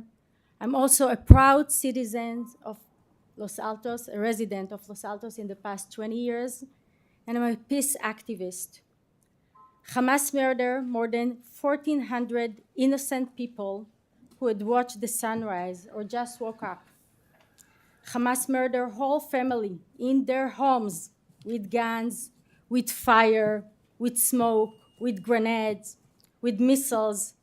Thousands of Israeli citizens were severely injured. Hamas raped women and girls. Hamas kidnapped 241 civilians, among them babies and toddlers, elderly, disabled, and sick Israeli citizens. Please do not mistake this as a fight for freedom. Hamas is not hyper-militant, as my daughter's ethnic studies teacher claims. I would like to quote President Biden and ask you to take his guidance for resolution. Freedom can never be sought through brutal, inhuman, and barbaric actions. This is a crime against humanity. Hamas equal ISIS. Hamas equal ISIS. I know it feels far away from here, but don't be mistaken. Like Al-Qaeda didn't stay in Afghanistan, but took the life of thousands of US citizens, Hamas, like ISIS, exactly like ISIS, has no plan to stay in the Middle East. So, on behalf of the kids in our Los Altos, beautiful town, on behalf of the Israeli kids, and on behalf of the Palestinian kids, I ask you to help us keep Los Altos safe by condemning Hamas. Thank you very much. Mr. Kagan, right? Or you can correct. Will be followed by, colleagues, we're getting close. A city attorney, am I able to say when I'm taking the last cards, or do I have to? So I see a gentleman there. Sorry, don't worry, we haven't started your timer. Gentleman there is holding a yellow card. I don't know if he's speaking. Can I make a last call for cards? Yes, you can, but if someone still stands up, you should take their comments. So if anyone's holding on to a yellow card and you intend to give it to me later, I'd like it now. So because I'm trying to gauge when we take a break. We do have biological functions, and as we all do. So I've got some cards now. So colleagues, I'm guessing we've got about a dozen or more. Can we continue on? Yes, okay. Wow. Okay, so go ahead then. So let me clarify. I didn't clarify here. We've got 2 people that have ceded time, and so this is a 3-minute speaker. Hi, my name is Guy. I'm a 19-year resident, and I'd like to discuss with you the matter of rising anti-Semitism in our community due to the recent Hamas attacks on Israel. But before I get into the specifics, I'd like to acknowledge and appreciate the city's unwavering commitment to justice and equality, as demonstrated through previous resolutions condemning anti-Asian hate, as well as Black Lives Matter in the past. Your dedication to standing against discrimination and violence is a testament to the values we hold dear in our community. And I would encourage you to apply impartially today the same ideals so honorably articulated in those former resolutions. Many here have talked about October 7th, but I'm afraid the ripple effects are hitting much closer to home, demanding your urgent response. Anti-Semitism in America has risen by 20% per year since 2015, but recorded an additional staggering 400% since October 7th. Violent demonstrations have erupted across the nation, resulting in the tragic murder of individuals, including in our own state. In Thousand Oaks, California, an elderly Jewish man, Paul Kessler, fell victim to this surge of violence. His assailant, Loay al-Naji, a computer science professor, expressed his support for Hamas online. The tragic incident serves as a stark reminder of the real-world consequences of unchecked hatred. Thousand Oaks is a suburban city in California, just like Los Altos. Tragically, Paul Kessler is not an isolated case. At UCLA, terrorist-supporting students put up a piñata with images of President Biden and Benjamin Netanyahu, chanting, "Kill the effing Jew," as they were hitting with the bat. A similar bat was used to chase down Jewish students in Columbia, and at Cooper Union, a mob of Hamas supporters cornered Jewish students in a library. The students had to be extracted by law enforcement to ensure their safety. Sadly, anti-Semitism has already manifested itself here in Los Altos as well. Recently, students marched in Los Altos High School chanting genocidal calls for the extermination of Jews in Israel while sporting terrorist paraphernalia. At Block Middle School, a student was called a dirty Jew, and posters of babies kidnapped by Hamas have been torn down by terrorist supporters all over town. This situation is expected to deteriorate further. Hamas, whose stated mission is the worldwide killing of all Jews, Christians, and anyone who does not subscribe to their barbaric and twisted version of Islam, has explicitly called for a global jihad, a holy war on Jews. The gravity of this threat underscores the imperative for us to stand united against terrorism and the ideologies that fuel it. Therefore, I support the resolution that unequivocally condemns Hamas attacks on Israel, expressing our solidarity with the massacre's victims and reiterating our commitment to global peace. And I would like to emphasize that taking this stance is not just a matter of international concern. It resonates deeply within our local community. We cannot let our silence embolden those who wish harm to members of our community. Thank you very much. Adiba Zangi, and I may have that completely wrong, Tamor Sofer-Gary, Ravit Erez, and Mariam Had. Okay. All right. Good evening, ladies and gentlemen. Thank you. So yes, today is day 39 of the incessant bombing of Gaza. And before I came to this meeting, I witnessed another massacre. Many children being pulled out of the rubble, dead, injured, and you know, as much as we do condemn the attacks on October 7th, this is not in isolation. As the UN Security Council, António Guterres had mentioned, and my children, although we're not Palestinian and we're not Jewish, we do have connections with Gaza and with Médecins Sans Frontières. So we're seeing the damage. We're in communication with the doctors there in Al Shifa Hospital. We know the reality, and my children feel as if they're just numbers, that their lives don't matter. So the resolution as it stands is very one-sided.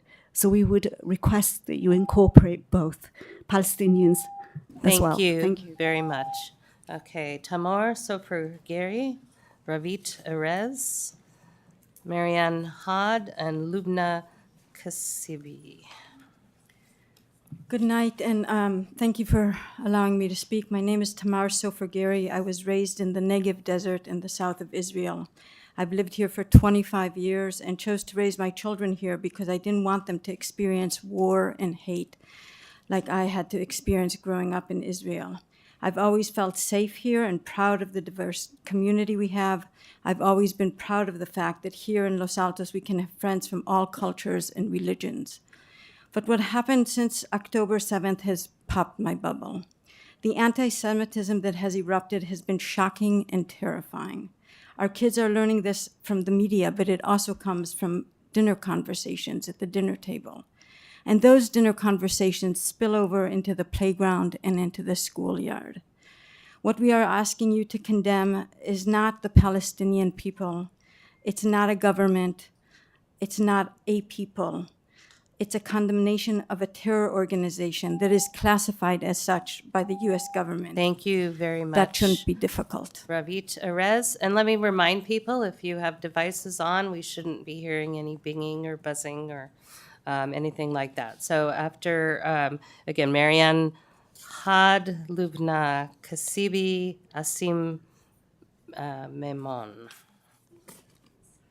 Hello. This is not about countries' conflict. This is Can you not, get closer to the mic? I'm sorry. this yeah. is not about religious beliefs. This is not about Israel or Palestine or any other country. This is not about Jews and Arab and not about dividing our community. This is about right and wrong. This is about good and evil. This is about educating our community about the values we want to have in our community, showing unity in our community, and about doing the right thing.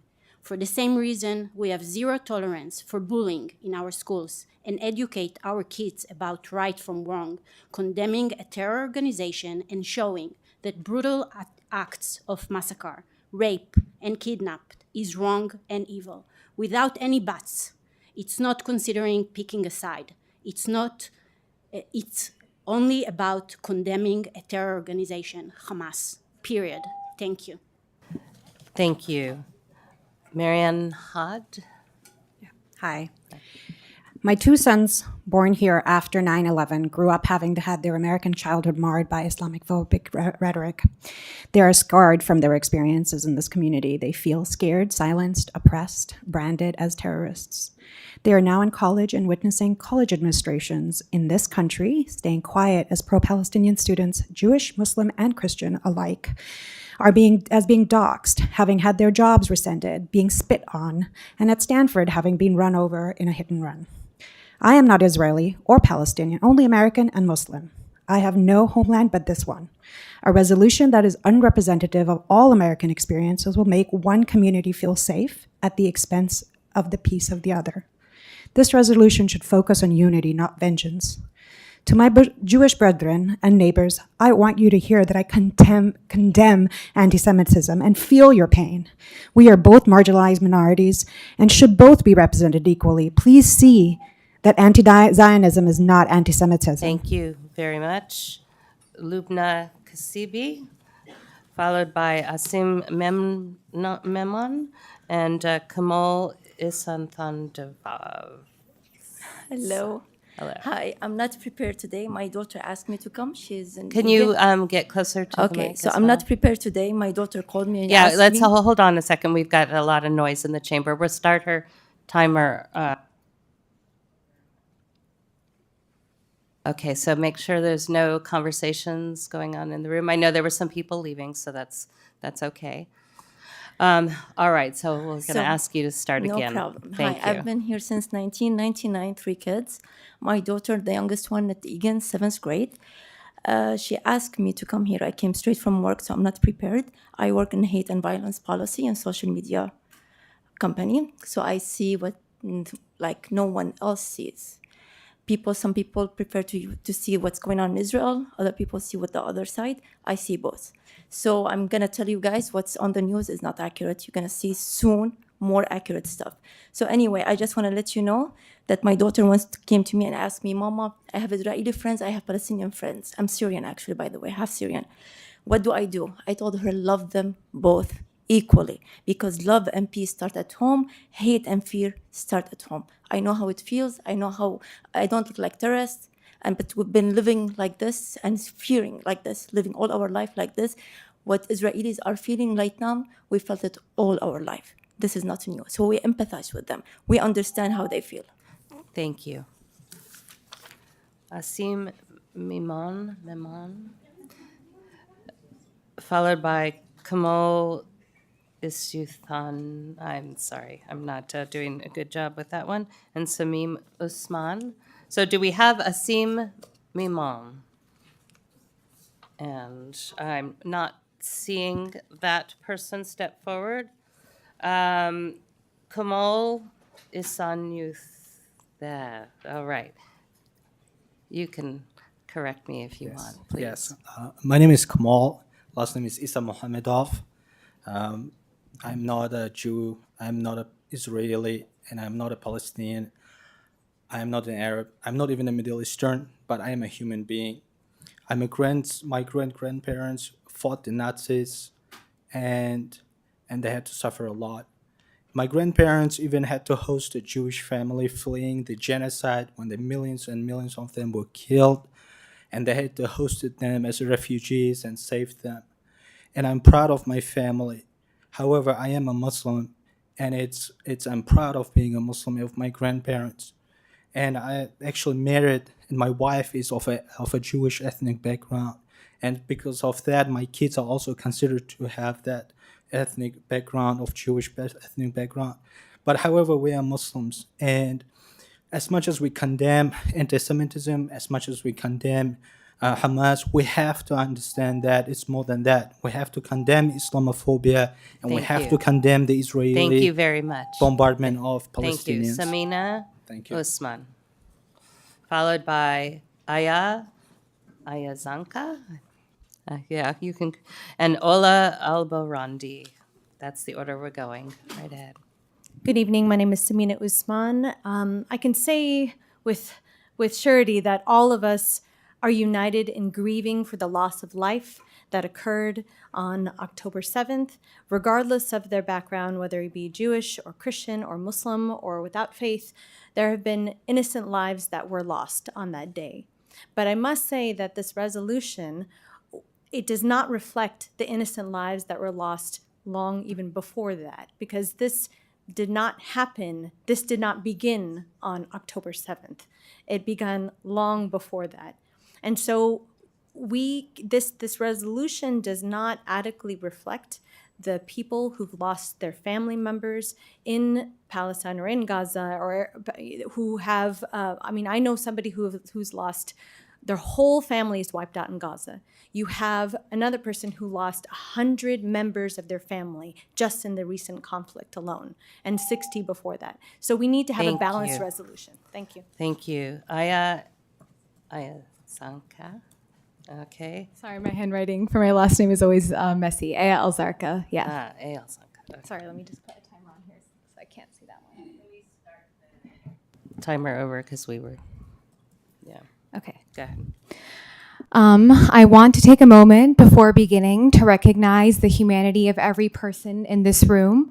I'm not speaking to you as council members right now. I'm speaking to you as humans, and I want to acknowledge every single person in this room's humanity. I'm going to make a statement that everyone in this room should be able to get behind. The loss of any innocent life, black or white, Arab, non-Arab, Israeli, Palestinian, is tragic, and our hearts should break for all of them.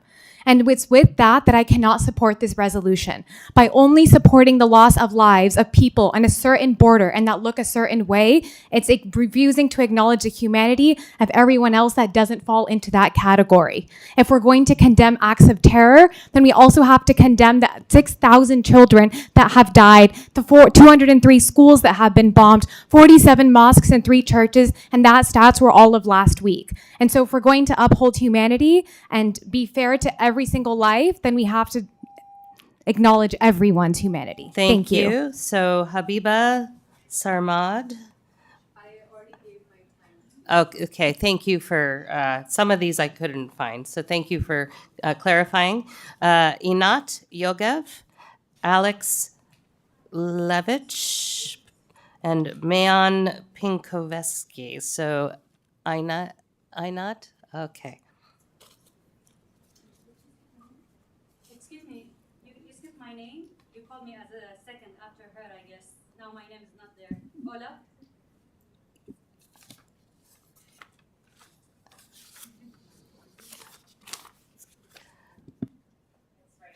It's right here. But you called before, so I thought you... Okay. Sorry. Okay, I'll call you next. Sorry. Okay. Good evening. I speak to you with heavy heart. As a concerned resident of Los Altos and a parent of 2 Los Altos High School alumni, the community of Los Altos needs a clear signal from its leadership. And the children and the students attending Los Altos schools need clear guidance on 2 matters. We live in a time when, strange as it may be, one must say, I condemn a brutal act of murdering hundreds and hundreds of citizens, including elderly persons, women, children, and babies. But say one must. There are 3 reasons Los Altos leadership should unequivocally condemn Hamas. Hamas has committed war crimes, as verified by the US government and by vast evidence. Hamas continued to hold over 230 abducted civilians. Okay, thank you. Now let me ask you, are you Habiba? Oh, that's right. So that's how I got. Are you Einat? You didn't say your name. You're Einat. Okay. All right. So now, Ola. Okay. Followed by Alex, followed by Mayan. Good evening. My name is Ola Al-Baroudi, and I'm a resident of Los Altos city for 24 years now. I wasn't planning on speaking, but some of the points that were raised here forced me to do so. I was wondering if some residents here are questioning their safety when their identity actually is not showing or it's not obvious. Then how do American Muslims who wear their religion identity on their heads, like me, would feel when they walk in the streets? A child mentioned also that he saw people dressed like tourists walking outside a restaurant. I was wondering, how do you identify tourists? Are they hijabi people like me? Are they people with Palestinian kufiya on their shoulders? Is this how we identify tourists now? Please don't adopt any resolution that would affect the safety of all Los Altos residents. And one last thing, I do volunteer with the Abrahamic Alliance, where we work Muslims, Christians, and Jew shoulder by shoulder. Thank you very much. Alex? I'm taking the time of Mayan, who is right after me. Okay, She gave me thank her you. slot. Thank Okay. you. 2 minutes. Cool. Yeah. Dear esteemed council members, I'm Alex Levich, a resident of Los Altos, an American that is also Jewish and Israeli. Today I address you seeking your support in issuing a resolution condemning Hamas for the appalling massacre it carried out on October 7th. This place, Los Altos, has been my home for the past 20 years, and this community has provided me with a sense of belonging, comfort, and security. However, on October 7th, this sense of security was shattered. Myself and hundreds of other families in our community no longer feel safe, no longer feel supported, no longer have a sense of belonging. Disturbingly, many of these families are starting to hide their Jewish identity, removing Jewish symbols from their doors, clothing, jewelry, even resorting to purchasing various means of protecting themselves out of fear of potential escalation and attacks. These actions have become increasingly common in recent weeks, highlighting a shared fear within our community. It reminds me of the fear I experienced living as a Jewish child in Soviet Union. Back then, I also had to hide my identity in fear for my safety, simply because I was Jewish. And I can't believe that I'm back in that place, hiding who I am. That makes me wonder, is this the right place? Where else should I go? The prevailing fear in our community is exacerbated by the broader community's response to the Jewish massacre. While tragedies across the world occur, what provides solace and assurance for people moving forward is the response of their leaders at every level.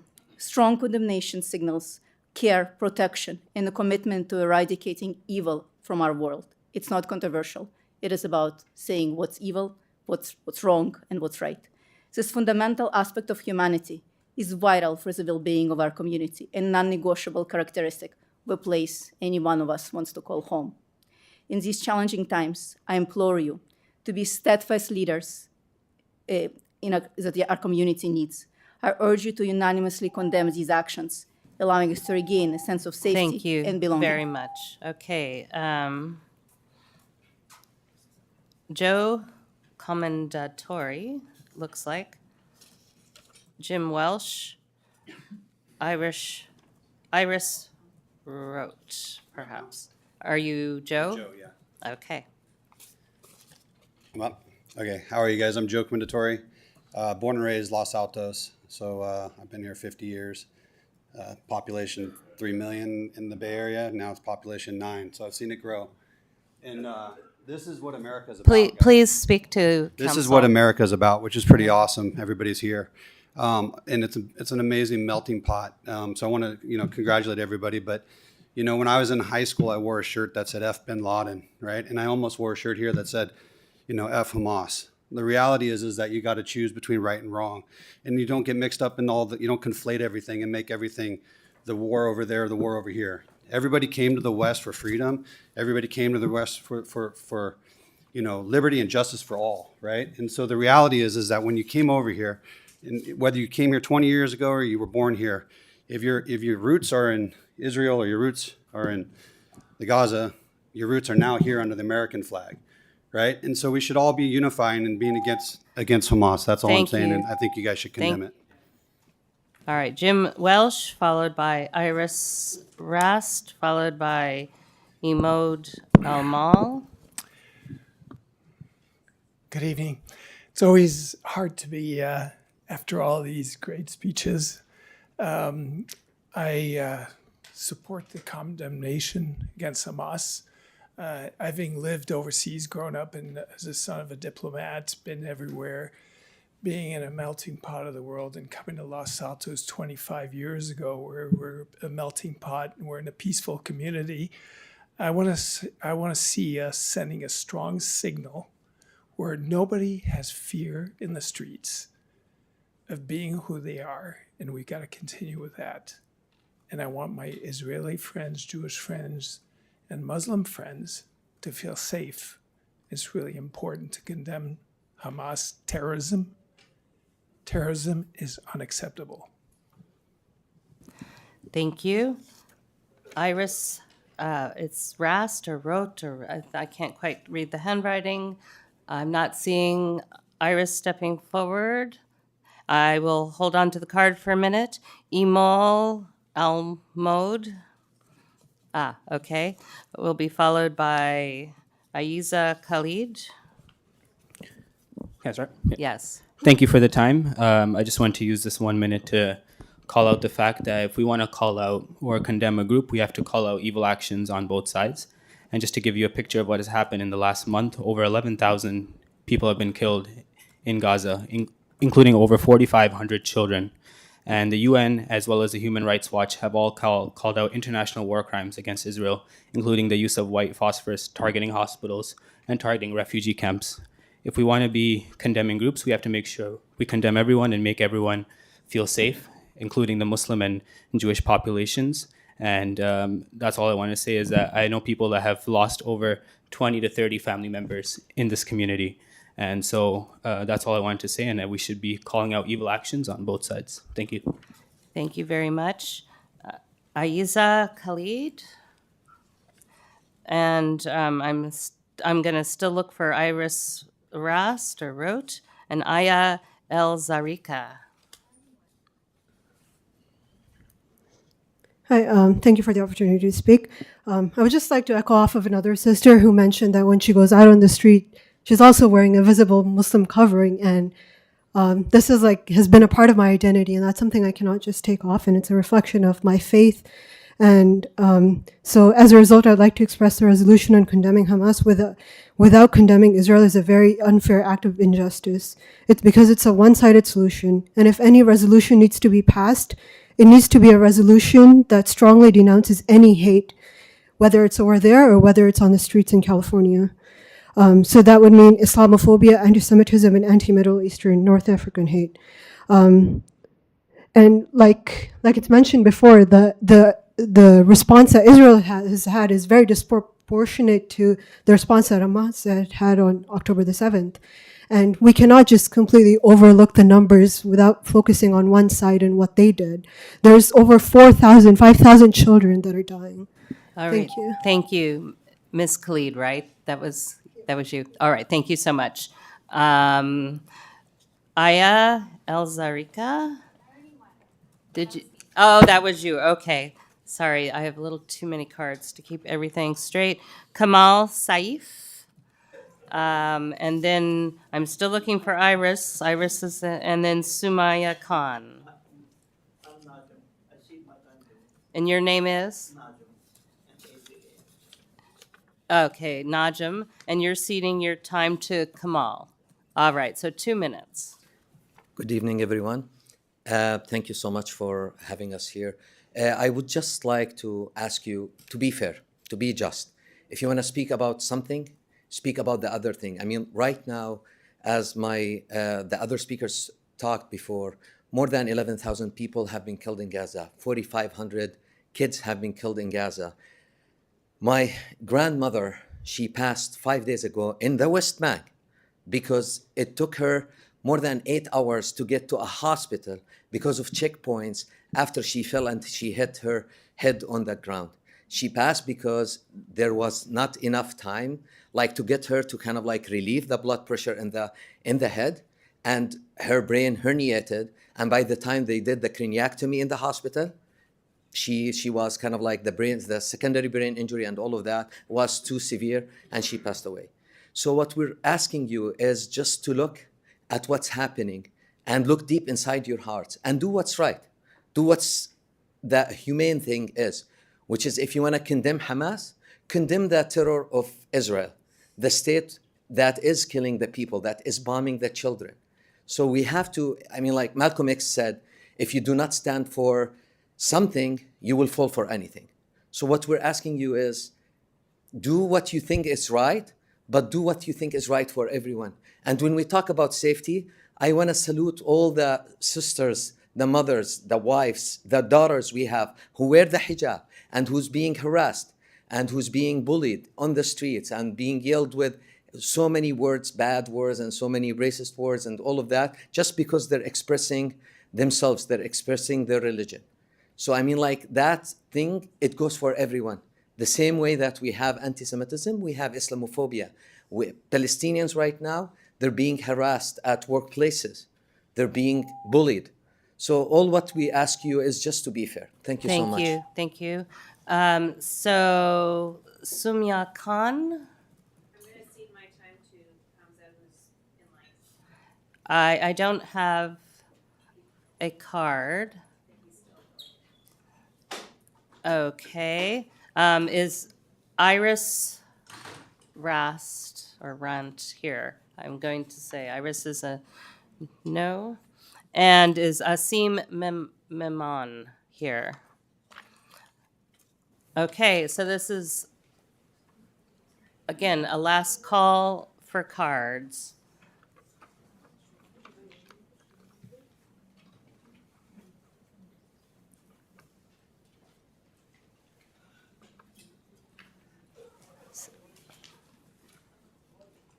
I have a question.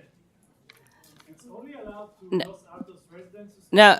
No. Anyone can speak. We don't have a residency requirement for speaking. So Hamza is Sumya seating time. So 2 minutes for Hamza. So, firstly, I just wanted to start off. Sorry, we're going to restart the timer. Please, I need the chamber to be quiet. Thank you. Sorry, sir. 2 minutes. No. Okay, so firstly, I just want to start off by reminding everyone of what happened not only a few months ago, just recently, about the 6-year-old boy Wadia in Chicago, who was stabbed 26 times by his landlord for no other reason than he's a Palestinian. He didn't choose to be a Palestinian. He was born into that family, just like me. I'm a Palestinian. And the reason he was stabbed by his landlord, who, mind you, if you look at the context of that story, he used to play with his landlord. His landlord brought him gifts and everything. They had a good relationship. It happened because of a one-sided resolution, like this one, a one-sided resolution. These type of resolutions are not made to condemn something or condemn something. They're meant to divide. We need to do something like the city of Sunnyvale, which just recently stood with the children of Gaza. Stand with the children of Israel. Stand with the children of Palestine. We need to bring them home, but there's only one way to do that, and that's through peace, not through bombs. I've heard this rhetoric going around, and this rhetoric is, it goes, the people, the Hamas, they have all these people captured. Bring our kids home. We want our kids home. You've seen all these papers say kidnap. The truth is, if you want to bring someone home, you can't exactly bomb the crap out of them. You actually have to go and reason with those people. You actually have to do some actual. Stop. You actually have to do some actual bargaining. You actually have to do some actual appeasement. And the same thing goes for those 6,000 Palestinians who are in Israeli jails, who are held without going through a court, going through any sort of a trial, any sort of thing. when you look at all kinds of terrorism, and I condemn all kinds of terrorism, I believe everyone should have rights. Everyone should be able to go home, have dinner with their families, every single person. In the end, we all bleed the same red blood. But I believe that one-sided resolutions, I believe that thing like this. No, he was I believe one interrupted by thing- rudeness in the chamber. So I will give you 10 more seconds. Thank you.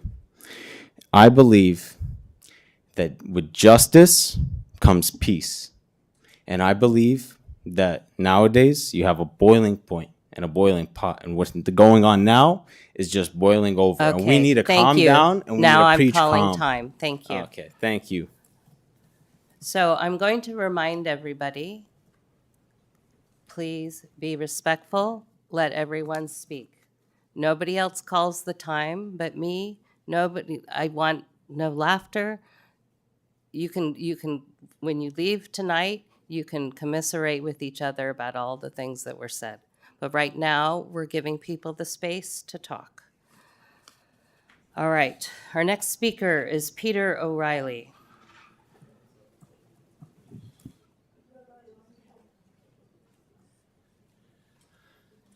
I'm visiting Los Altos tonight from San Jose.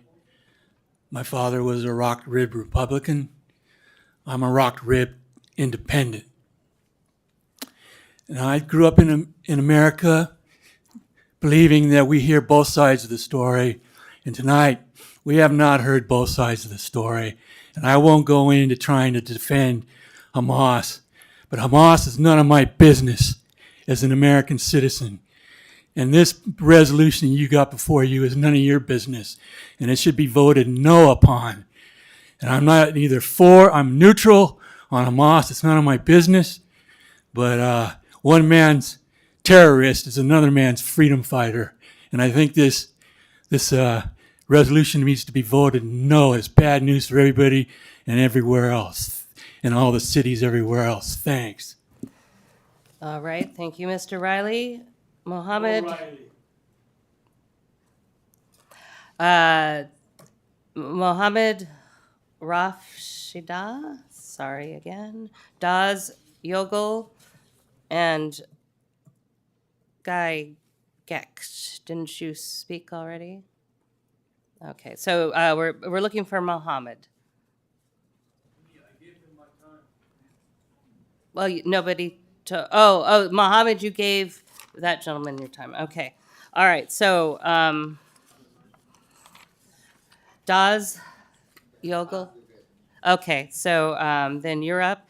Guy Gecht, Noah Grant. Well, I don't. When we get to Guy, you will tell me your name. Right. Many of us are very confused here. Hamas should be condemned. And condemning Hamas is not condemning Palestinians. Condemning Hamas actually for the Muslims here would actually make a distinction and would help actually to create a distinction to help people not based on the Islamophobic issues that you have. Hamas committed war crime as confirmed by U.S. government and by vast evidence. We know that some people would allege, and some people did, that Israel committed war crime. There is a difference.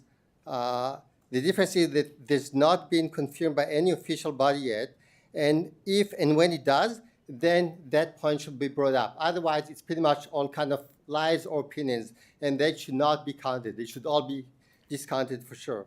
Hamas continued to hold about 230 abducted civilians, kids 9-month-old, a woman that just gave birth a few days ago, and that's enough reason. Thank you. All right, so Guy Gecht, and I'm guessing, Noah, you're giving, so this is 2 minutes then, okay? Hey, good evening. Thank you for listening to us. First of all, I want to say nobody should feel unsafe here. No Muslim, no Jews. I hear those stories. If somebody is threatening Palestinians because of who they are, I love to know that. Maybe I can help you. That's not the issue. I think it should be no controversy to condemn Hamas. I mean, the atrocity that they did. I just came back from Israel. They just recognized the body of a 12-year-old girl. Can you imagine what status the body was? Did it take 38 days to recognize who she was? And there's stories like that. So it's not to get into that. I think it should be we all should agree that we should condemn Hamas. And now I think there is a desire to get into how Israel has defended itself, because Hamas said we will continue to do this over and over and over and over again. Israel need to defend the citizen. Hopefully that's agreed upon everybody. Now there's the desire to get into this and says Israel can do it differently. We can defend it without having civilian killed. Trust me, Israel doesn't want civilian killed. It doesn't help us. Those images in the TV, the terrible images, not helping us. But Hamas is holding hostage people around them, trying to have civilian kills, manipulate, of course, the numbers, so Israel will get punished in the PR of the world. So if you guys want to get into how Israel should defend itself and there is an alternative, you can weigh in on this. My opinion, we should stay on where the consensus is, and the consensus is terrorists that go and massacre civilian, and that's their aim, which hopefully nobody thinks that that's Israel's aim. That's their aim, should be condemned, and nobody should feel unsafe, neither in the Middle East or here. Thank you. Thank you. Our last speaker is Faria Halali. Thank you so much for giving us the space to speak. I feel that this resolution should promote unity. You can see that even in your presence and with the police here, how it isn't always a safe space for everyone to speak freely. Everyone should be treated equally. So please be brave and courageous and not condemn only one side, but support all the people of Los Altos and create a safe space for everyone. Thank you. Thank you. I have no other speaker cards. So if there's any last-minute speaker card, all right, I'm going to close public comment. And the people on Zoom don't seem to be aware that we are not taking Zoom public comment, so you can lower your hands because this is a public comment in person only. So I would suggest take a break, colleagues. I mean, yes. Yes. All right, so we're going to take 10 minutes, maybe 10 to 12 minutes. I would suggest everyone get some fresh air, maybe. We will come back, and I will open it up again, and we will have our vice mayor. I'll open it up, but our vice mayor is the one who brought this proposal, so he will lead us through a discussion. So thank you all. We'll get back here at 10:10. So for those of you who are waiting for housing element, we will do housing element. Thank you.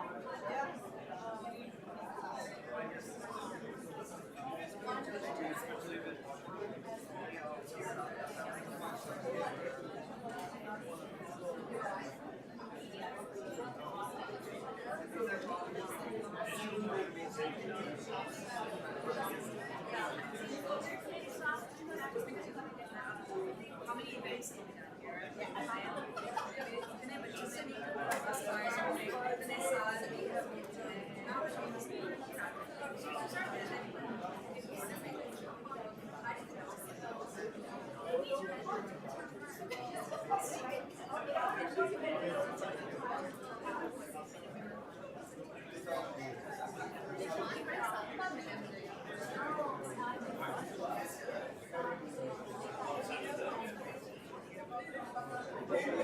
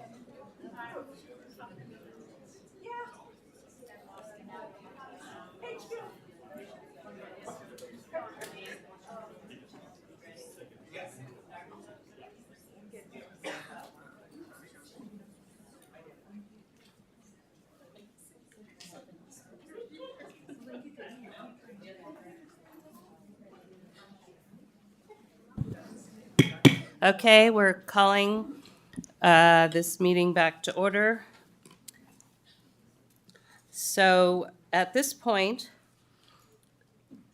we're going to bring it back to council for discussion. And the vice mayor is going to lead this because he was one of the ones to bring this forward. And Vice Mayor, take it away. Okay. Thank you, Mayor. I want to start by thanking everyone who spoke tonight. To say that the strife in Israel and Gaza right now is taking an emotional toll, it would be the understatement of the year. I feel the anxiety, I feel the anger, and I feel the fear that I think is running through every one of us. I share it, and I believe that my colleagues on the dais share it as well. The comments that were made tonight, I think, were not only moving, but they were made with a sense of decorum, respect for the forum, and an understanding that we're walking a fine line between protecting and uniting a community and possibly, if we don't handle things properly, dividing a community that doesn't need to be. I think I should start off by saying that, just for clarity, there is no resolution pending before the council. A lot of people have said, I support the resolution, I don't support the resolution, the council supports, the council should not. There is no resolution before the council today. When I asked the council to agendize this item and have the discussion tonight, it was to see whether or not there was a majority of us who believe that we should adopt the resolution.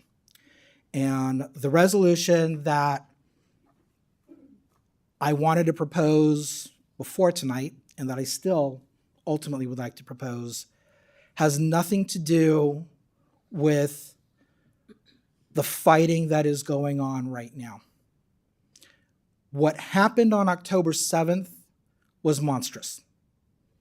That attack, and that attack alone, is something that everyone in this room has condemned. The taking of hostages is also monstrous, and no one can support it. Now, I understand that there's no way that everyone can separate what happened on October 7th from everything else that has happened since or everything that has happened before then. But we all know the actions that happened on October 7th, and I am not going to repeat the monstrosities that took place. Some of them have already been repeated. Because of what happened on October 7th, I have seen our community fearful. And our community should not be fearful. No one should have to live in fear, whether you're Jewish, whether you're Muslim, whether you're Israeli, whether you're Palestinian, it doesn't matter. No one should have to live in that type of fear. But the reason that I thought it was appropriate for the council to discuss what happened on October 7th is because I see that there is a direct correlation between those events and how it has affected our community. Again, when I brought this to the council, it was my hope that we would focus solely on what happened October 7th, because I think that that is very easy to condemn. Whether or not Hamas is condemnable, well, the United States has already condemned it and labeled it a terrorist organization. That, to me, for the purposes of our discussion, that's a moot point. The bombarding of Gaza by Israel, there are clearly two very different perspectives about it, and I don't think that it's appropriate for this council to take a position on it. I have my own thoughts, and I'm sure that everyone else in the room has their own thoughts on it. But what I really hope is that we bring it back to the terrorist acts that happened on October 7th. I think that our community is looking for leadership from this council to affirmatively condemn what happened, because the lack of that condemnation is making people scared. And it's just something that I just couldn't ignore. I believe that the MVLA school board did a very good job in addressing the issue. And I hope that you've all had a chance to see in the packet that came out tonight a copy of what MVLA did. Essentially, they affirmed President Biden's condemnation of the October 7th attacks.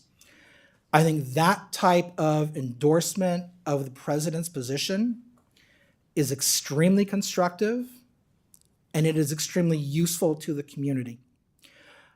MVLA, obviously it's bigger than just Los Altos, but the MVLA school district covers about roughly 3/4 or so of the city.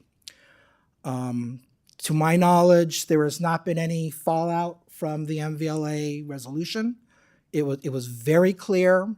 It did not say who was right and who was wrong in the broader context of a very long dispute. It said, we endorse President Biden's condemnation of the terrorist acts that took place on October 7th. If we were to adopt substantially the same resolution, I think we would stand alongside and in sync with our colleagues on the MVLA board, and I think we would send a very powerful and a very strong message that terrorist acts cannot be tolerated. There is right and there is wrong. And I'm not going to try to say whether Israel is right or Palestine is right. What I am willing to say from this dais is that what happened on October 7th was pure evil, and we need to stand up and we need to condemn it. Along with the MVLA resolution, I also asked staff to include a copy of generic language, which was prepared by the JCRC, the Jewish Community Relations Council. It's language that I believe the mayor of Palo Alto used as a basis when she made her proclamation several weeks ago. I do think that it would be appropriate to condemn not just anti-Semitism, but Islamophobia, acts of violence toward anyone. I mean, we can't tolerate it. But above and beyond all else, I just cannot move on from what happened on October 7th. And no one who spoke here said what happened October 7th was justified. I heard people try to put it in context, and I understand and respect that. But no one has said what happened was justified because of these circumstances. No one has said the taking of hostages is justified. There were different perspectives on what the taking of the hostages means and how people should react based on the taking of hostages. But the taking of hostages is evil. It's something that I think this council can very easily stand up against, and that the council should stand up against, because there is a local connection to our community.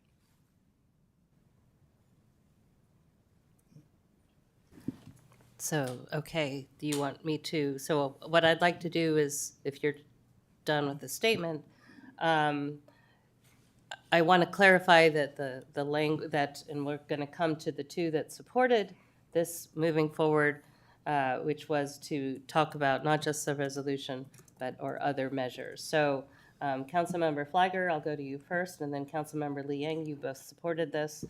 So please explain what your vision is. Thank you, Mayor Meadows, and I will take the opportunity as well to thank everybody who showed up tonight and shared their comments.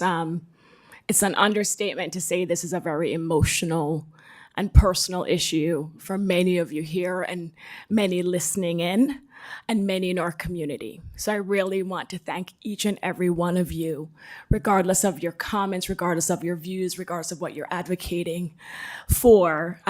As your 5 elected council members, we hear you. We appreciate every single one of you. And I can tell you, I can speak on behalf of all 5 of us, we care about community. We care about every single Los Altan. We want to make sure everybody feels like this is their home, that they're welcome here, and it doesn't matter what you're wearing, what you look like, you are one of us. And so I really just want to take that opportunity, because I don't want anyone walking out of here today and think otherwise. So thank you. I supported the Vice Mayor's request for a resolution regarding the Hamas terrorist attacks. And I tweaked his request and added, or possible action.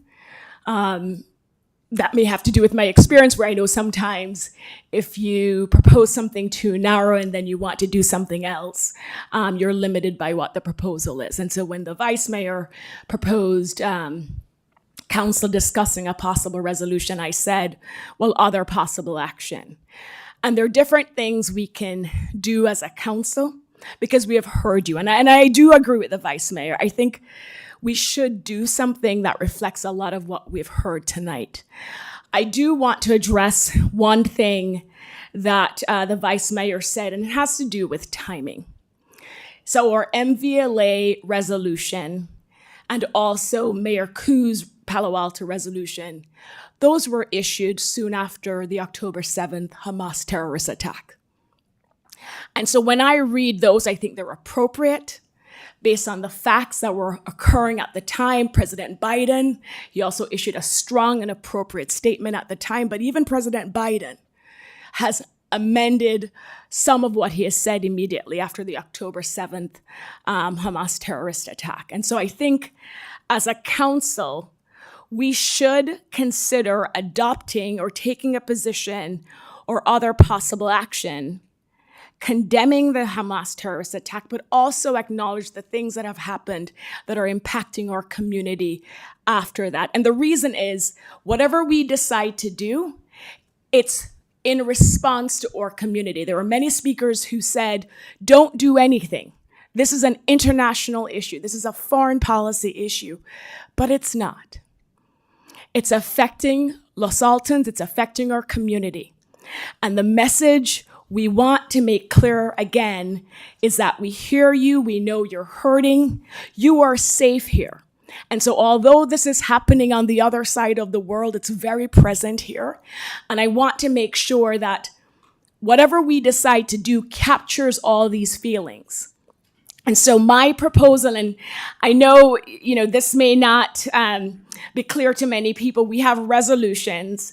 And if we do a council resolution, we would need to put together the ideas for the resolution here on the dais. And then we would have to give direction to staff. Then they would have to bring back the resolution to another meeting for us to adopt as a council. Mayor Koo in Palo Alto, she did a proclamation.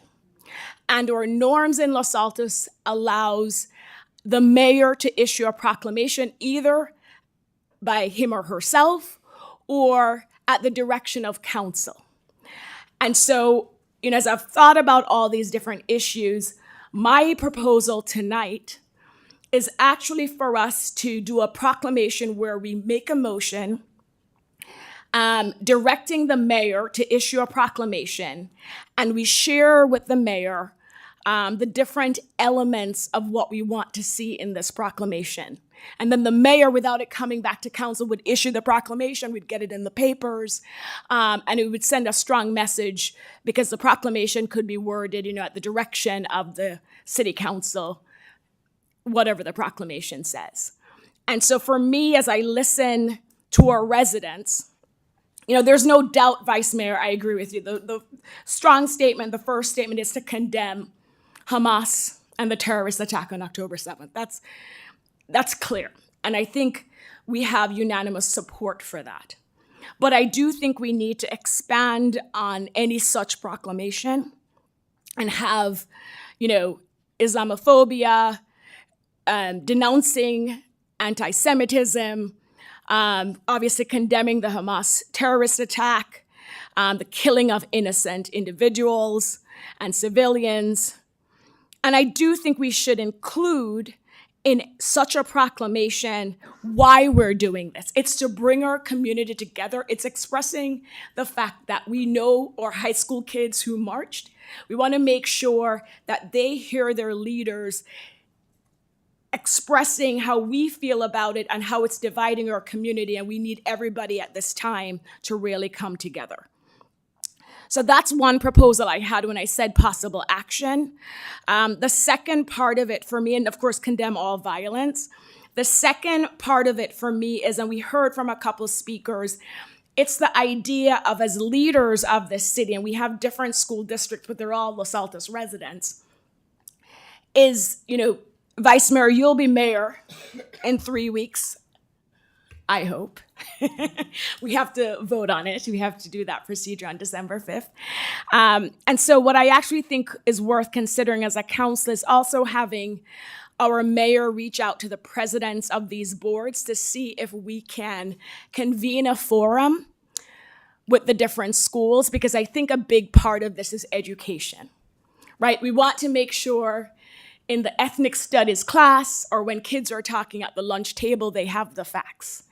And so I would propose that we delegate, and that's just the process, the authority to the mayor, and I don't know if we need a subcommittee to reach out to the school boards and their presidents to see if together we can do a community forum where we bring everybody together and have a peaceful discussion and identify so many things that we have in common. Because I think that's the kind of message we need to send as leaders, and I think that's the kind of message our community needs to hear today. Councilmember Liang. Thank you, Mayor. Once again, I agree with the Vice Mayor and my fellow council member, Fliger, in thanking you for all coming out here and expressing your views. And Mayor, I want to thank you for your proclamation tonight that we are united against hate, and to recognize this week about that. There's no doubt about it. We all agree that Hamas should be condemned, and I heard that tonight. What I also heard was that how many people do not feel safe right now. I also heard there is an increase of anti-Semitism and Islamophobia. So I did meet with members of the community who have expressed their fear following threats and attacks close to home and what they see happening around the nation. members of our community also feel the pain and fear of rising religious and ethnic intolerance.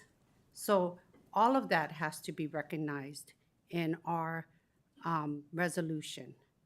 I would support a resolution instead of a proclamation, and my reason for doing so is because it's mainly when people take proclamations, it's mainly known as a document that the mayor has drafted or has taken on. But as a resolution, like we have done for other resolutions, is we're all speaking when we adopt a resolution. And to me, it's stronger. When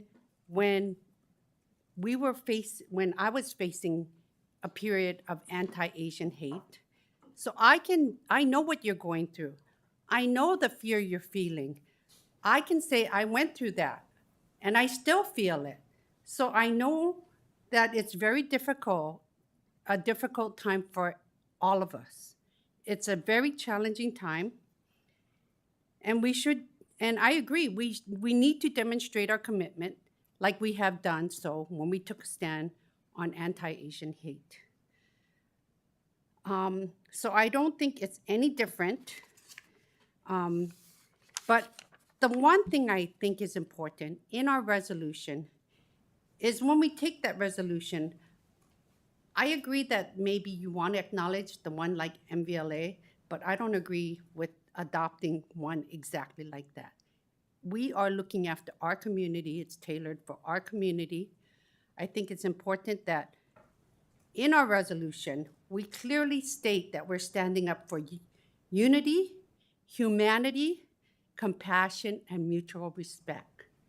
And that is a big component of our resolution that we need to put in. I personally feel that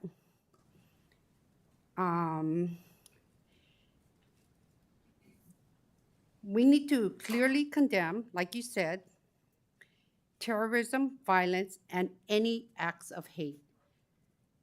So we cannot just say violence, but we need to acknowledge all of that. We should acknowledge the events of October 7th, and also that in Los Altos, people of all backgrounds are welcome here, and tolerance of different beliefs is fundamental. So we have to acknowledge how much more we do to make sure our city understands how inclusive we are. So that is my suggestions. And so I strongly feel that it should be a resolution over a proclamation. And since we've taken a while to take an action, we can have it come back and it can go on consent in 2 weeks. So we have examples, a good example of how we also took a stand, because we did that. I approached you, I said, let's take a resolution, and you did so. So I appreciate your support on that. Councilmember, can you clarify which one you're looking at there? It's the resolution on Anti-Asian. of the city of Los Altos denouncing xenophobia and anti-Asian Right, sentiment okay. arising Right. due to fears of, and Right. so we can do something similar, right? Okay, so, thank you. I'm not sure if you're finished yet. Are you Well, finished? Because that's Councilmember okay. Flagler seems to have. Otherwise, I could read I'll it and come go to you. on. That's She has okay. a question, and then I'll come to you. Councilmember Daly, if I may, I just want to clarify something that the councilmember said about proclamations. Yes, a mayor can issue a proclamation as an individual, but a mayor can also issue a proclamation on behalf of the entire city council. So I just wanted to say it is possible to do a proclamation on behalf of all of us. Thank you. Yeah, I did acknowledge that, but I felt that a resolution was stronger, so that's why I wanted to make sure I understood that, why I supported the resolution route. Okay, Councilmember Daly.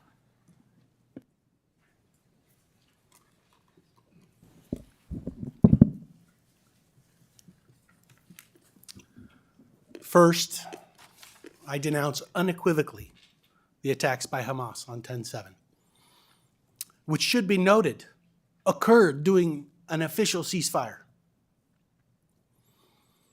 These attacks were heinous, targeting non-combatants purposefully in the most gruesome way. Beyond that, I don't believe our jurisdiction, the city of Los Altos, has a role to play in international affairs. And I have little else to say in my official capacity regarding the policies of Israel or any other nation. We did not take a position when Russia invaded the Ukraine or when the Syrian government used chemical weapons repeatedly against civilians. I do have something to say about what goes on in our community. Many of our Jewish residents have relatives or friends who have been killed or who remain hostages. And yet our Jewish community is dealing not only with this trauma, they are confronting hate and vile anti-Semitism here in our community. Silence is violence. Too much of the world stood idly by and watched the pogroms and then the Holocaust without standing up and defending our Jewish brothers and sisters. Not here, not now, and not on my watch. I will say something. Jews are approximately 2.4% of the American population. But they are victims of 55% of the religiously motivated hate crimes. This is for the year 2022. These are FBI statistics. The incidence of these events, of these crimes, has increased since then, as we've heard from members of our community tonight. We've heard it both in the data they have reported and in the anecdotes, the personal stories and narratives. I'm reminded of the rationale for the phrase Black Lives Matter.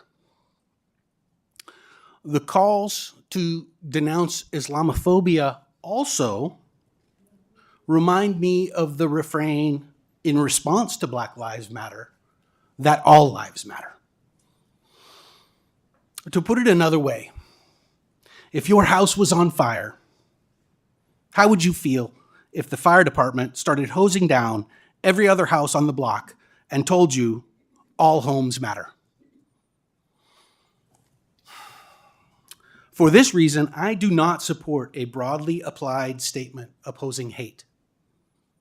It diminishes the real threats felt by our Jewish neighbors. For those who would say Los Altos hasn't taken a stand on other incidents, I beg to differ. We don't have to go back any further than Resolution 2020-18, which has already been referenced tonight. It was a resolution of the City of Los Altos denouncing xenophobia and anti-Asian sentiment, and that was because our residents were experiencing that. I support a similar resolution denouncing anti-Semitism in Los Altos. I want our Jewish kids to know that their public leaders will not stand by silently, that instead we stand with them and that we will protect them, and they should not only be safe in Los Altos, but they should feel safe. Lastly, my support for our Jewish neighbors should not be conflated with a lack of empathy for any other group's suffering. We can hold two truths simultaneously. We can defend our Jewish brothers and sisters, and we can advocate for peaceful coexistence and the protection of all innocent life here and everywhere around the world. Thank you. Okay, so I'm not sure where we are. Let me make some comments. So in some regards, so yes, thank you to all of you. I hope I opened with that, and I hope I've helped us through this conversation together. And thank you all for caring and for sharing your thoughts in this room with us. In some senses, as mayor, I've had the advantage of making a statement already, making two statements, but making one more thoroughly. And I understand the council feels the need to say something. I still stand behind my statement for October 24th. And I personally feel, and I know,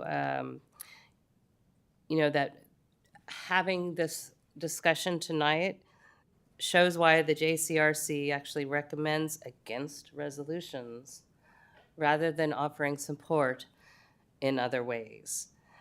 I had a conversation, along the lines of what you were talking about, I had suggested that our Los Altos Mountain View Community Foundation, when I spoke with the CEO, might do something similar to what you're talking about.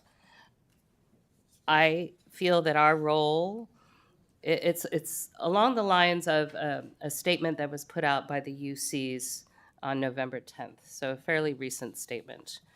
I feel that our role is to maintain in Los Altos a sense of our community where we all feel safe and welcome. I don't think it's about debating each other's opinions. I have already, in my statement of October 24th, said that yes, I used the we, even though it was my statement, but I felt I was speaking for us to some extent. Yes, we condemn the Hamas terrorist attacks, and yes, we condemn anti-Semitism. As in the proclamation I started with today, I condemn all hate. I want us to stand in community. I want us to give each other the space to have our opinions. I do not support the Biden, the MVLA resolution. They made a resolution out of a Biden statement, which, as Councilmember Flieger pointed out, there's been many changes to that since. Congress has made very many suggestions against it. There's all sorts of other statements in other organizations, UN included. I do not support that Biden statement. I don't think compartmentalizing something from when MVLA did it on whatever the date was, maybe the 10th. Yeah, I don't support that. I want our council to have a unanimous approach to this. I see it's important to the whole community. So I can understand Councilmember Daley saying what he said, but I do see this affects everybody, and we have heard it. So I'm going to ask you to come. You've had stronger opinions between the four of you. I want us to be unanimous. Again, I feel like I've made statements between a proclamation and statements. And I will say I don't support the Biden thing. I'm closest probably in where you are, Councilmember Flieger. And I would like you all to come with it because I feel like I've already been out there and you're the ones who haven't had the chance to make this yours as well. So I'm going to ask you to see where we can come closer in the approach that you're taking. Councilmember Flieger. I'm happy to go next, Mayor. I wasn't sure if the Vice Mayor wanted to say anything. Thank you for that, Mayor, and it was good hearing where my colleagues are. Because of the Brown Act, which is the law that governs us, we're not able to have this conversation. So this is actually the first time we're hearing each other's views and where we are on this issue. And I actually think, Mayor, you, Councilmember Liang, and I are aligned except for the form we would communicate this in. And there are different reasons why I do think a proclamation would be better, and I don't know if we can convince Councilmember Liang, but all the things, all the elements that Councilmember Liang mentioned, I support those as well. And so I don't know if I can convince you to do a proclamation where we have the mayor and with the right wording, it represents all of us. It wouldn't come back to us. But the mayor in 2 weeks or 3 weeks could issue this proclamation. We know next week is Thanksgiving, staff is out, and so we may not be able to issue the proclamation for another 3 weeks. But I definitely think having our mayor issue a proclamation on behalf of all of us with these elements, it's the right thing to do to really pull our community together and where we are right now. So I look to the vice mayor and council member Daley to see if, based on what they've heard from all three of us, regardless of the form we use, if they have adjusted or their comments will evolve into having a broader statement from council. Vice Mayor. Thank you, Mayor. That's interesting. I didn't hear the same thing that you did. It sounded to me like there's a majority of council that would prefer a resolution. And I understand why you're advocating for a proclamation. I think that your points are very well taken, and there are substantive and procedurally compelling arguments to go in that direction. I acknowledge that. But I do agree with Councilmember Liang and Councilmember Daley that a resolution really is the appropriate way to go. I just think it is a more firm acknowledgement. And yes, there would be a vote under your scenario of a proclamation, but a resolution has that vote stamped on it. Frankly, I just think it comes across as more official. I thought what I heard was that Councilmember Liang was closer to Councilmember Daley, but I was surprised to hear that the three of you are in alignment. Did I misunderstand? I'm glad that all of you guys agree with me. That's a good sign, right? See, so they think they hear what I said, you both hear, so that means my comments resonate with all of you. That's good. Repeat them again, Lynette, because I heard other elements to yours. Oh, okay. So I did acknowledge that we are condemning Hamas. We all agree on that, right?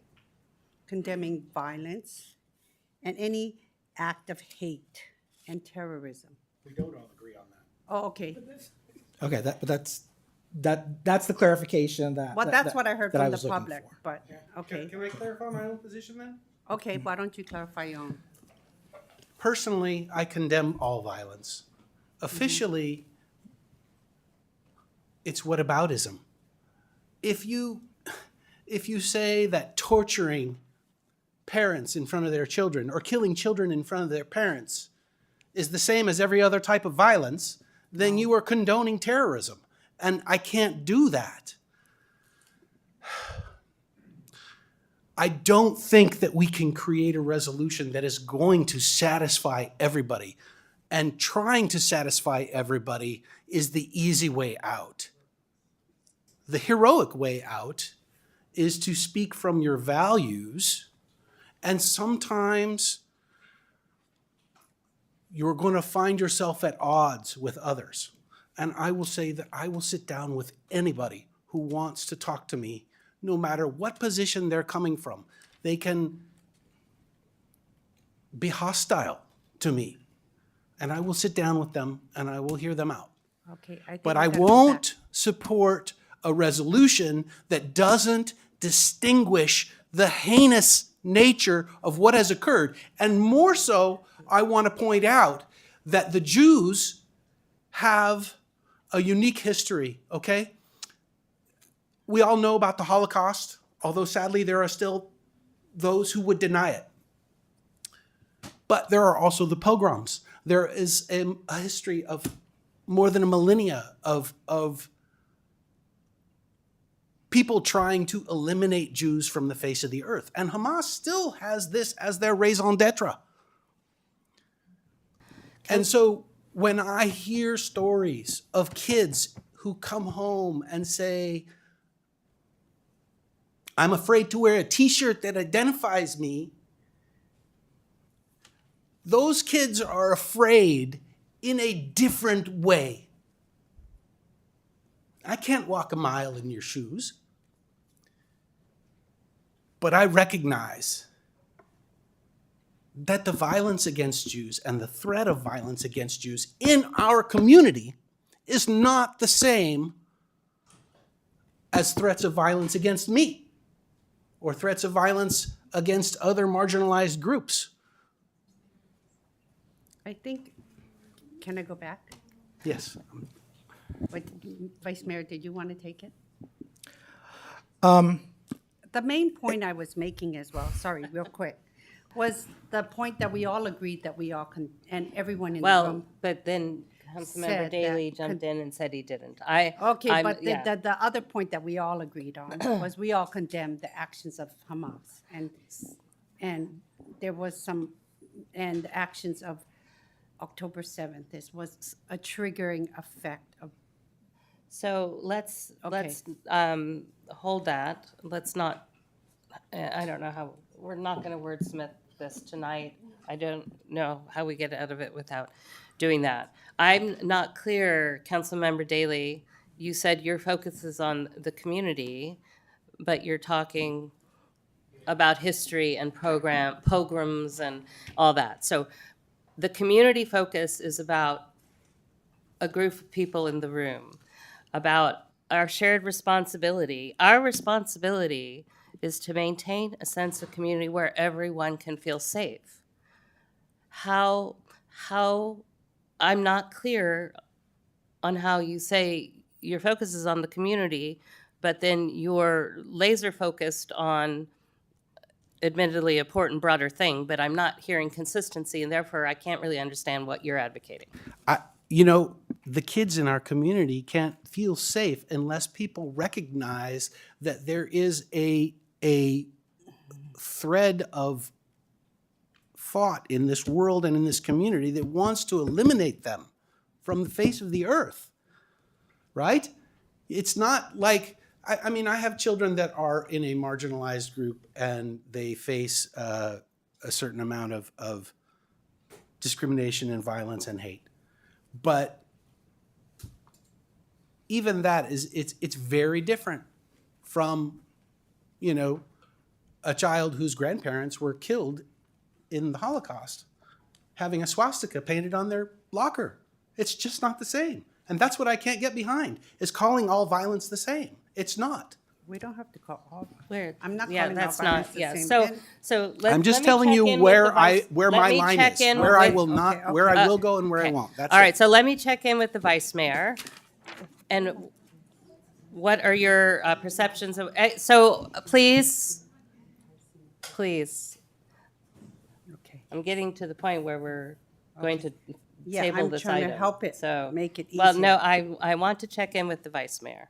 Okay. Vice Mayor, what are your suggestions Well, at this okay, point? I substantively agree with Councilmember Daley. I mean, there's no bones about it. That's why when I started off my first comments, I wanted to focus on what happened on October 7th, because what happened on October 7th was an act of terrorism.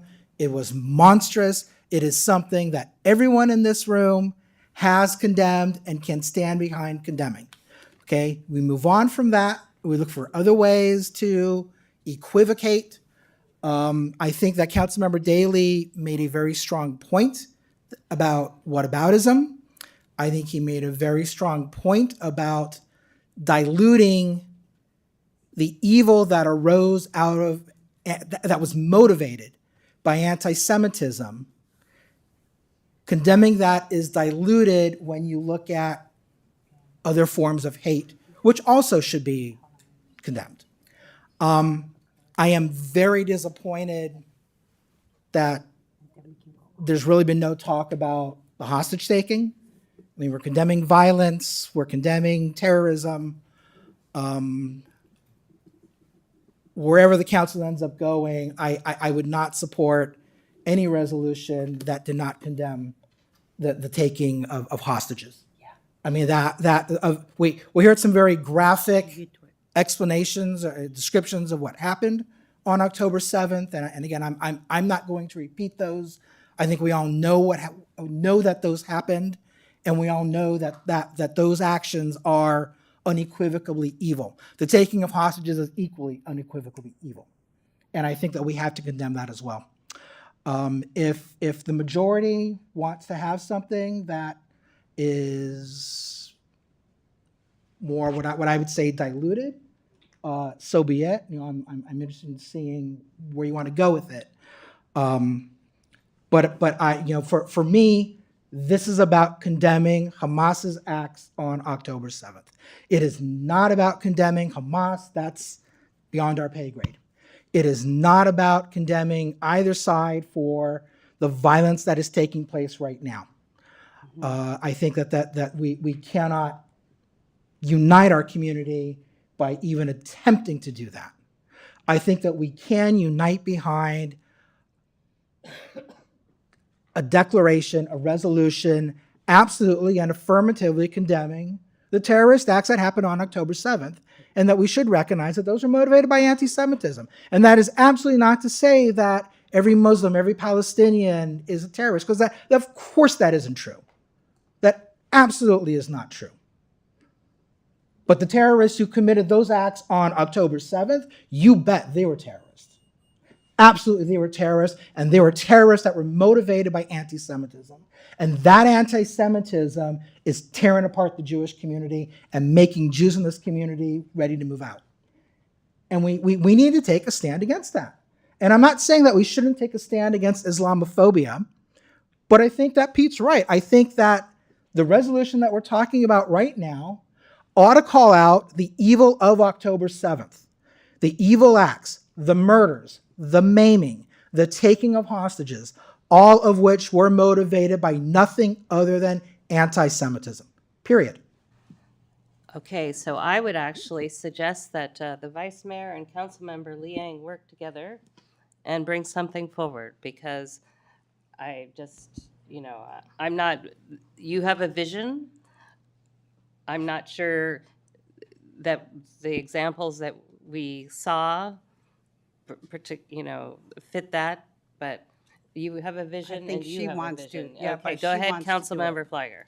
Thank you, Mayor. My preference, because I don't want to have another 3-hour discussion on this. I don't think we need to as a council. I think if we are going to ask 2 council members to work on something and bring back a resolution, I'd prefer if we gave clear direction, because I wouldn't want them to bring back something that really doesn't reflect where a majority or more of us are. So I just want to respond to the Vice Mayor and Councilmember Daley. I 100% agree. Whatever resolution or proclamation that we issue, it should have all those things you're saying. But if the goal, or one of the goals of council acting tonight, is to bring the community together, we cannot ignore the other things that have resulted from the Hamas terrorist attack on October 7th. We have residents who are hurting for other reasons. And so whatever it is, it has to do all the things you have said, but it also has to address the fact that we have Muslims, Christians, and other residents who are hurting from this, and we want everybody to feel safe in our community. No outburst. No, if you cannot be quiet, I'm going to have you removed. And I think we will not really accomplish the primary goal as the elected body of the city if we adopt something that really doesn't address all the pain and hurt we're hearing. And this is not something separate. So this is not us trying to appease everybody. They're directly related. The pain, the hurt, the emotions we heard tonight are directly related and stem from the same incident. So I think we should condemn the Hamas terrorist attack and say all the things you said, Vice Mayor. I agree. I was over here nodding. But at the same time, we have to acknowledge the fact that there are others in our community who need to hear from us and need to hear that, Even though we condemn the terrorists, we still support them, and we do not view them as Hamas or terrorists. They are part of our community regardless of what they wear, regardless if they're Muslim, regardless of what language they speak. And I think it's very important that as a council, we send that clear message, exactly what you said. Condemn the terrorist attacks, stand with our Jewish and Israeli families. But we also need to acknowledge the other groups that are impacted because of this. And Councilmember Liang was trying to get me to put together some language for a quick resolution based on what I signed when I was mayor for anti-AAPI hate. But it's basically saying, it's very similar.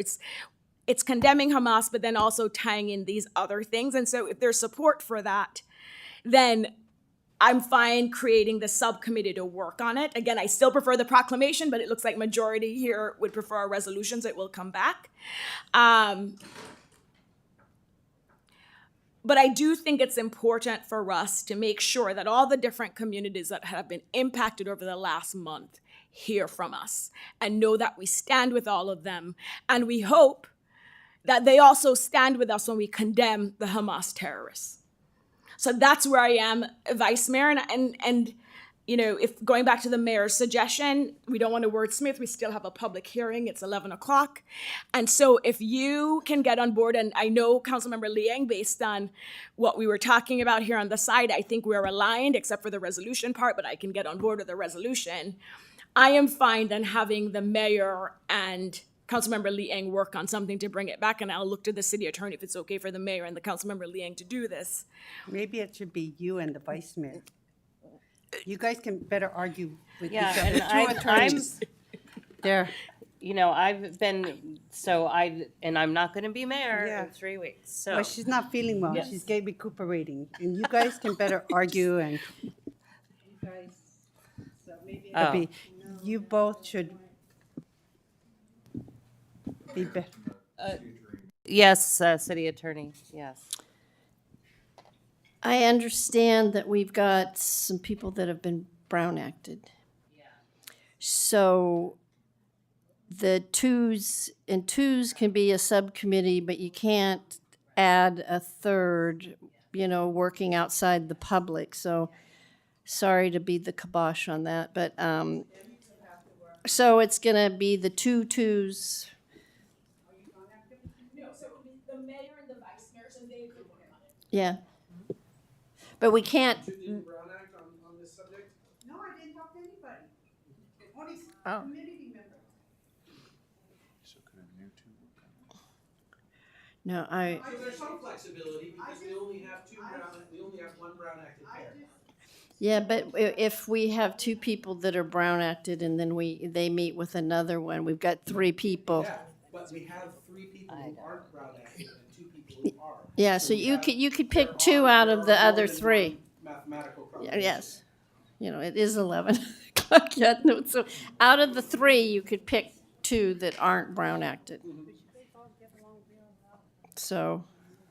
Yeah, there's 3 options. It's either the mayor and vice mayor, or it's any 2 of the 3 of us. Yeah. So what about you and Nisa? Yeah. That's what I said. So Vice Mayor, I'd imagine because you brought this forward, you want to be on the subcommittee working on the language. Frankly, I think you and I make the best subcommittee to do this.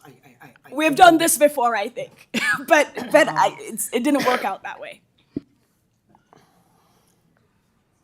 What, sorry, I missed that last part, what?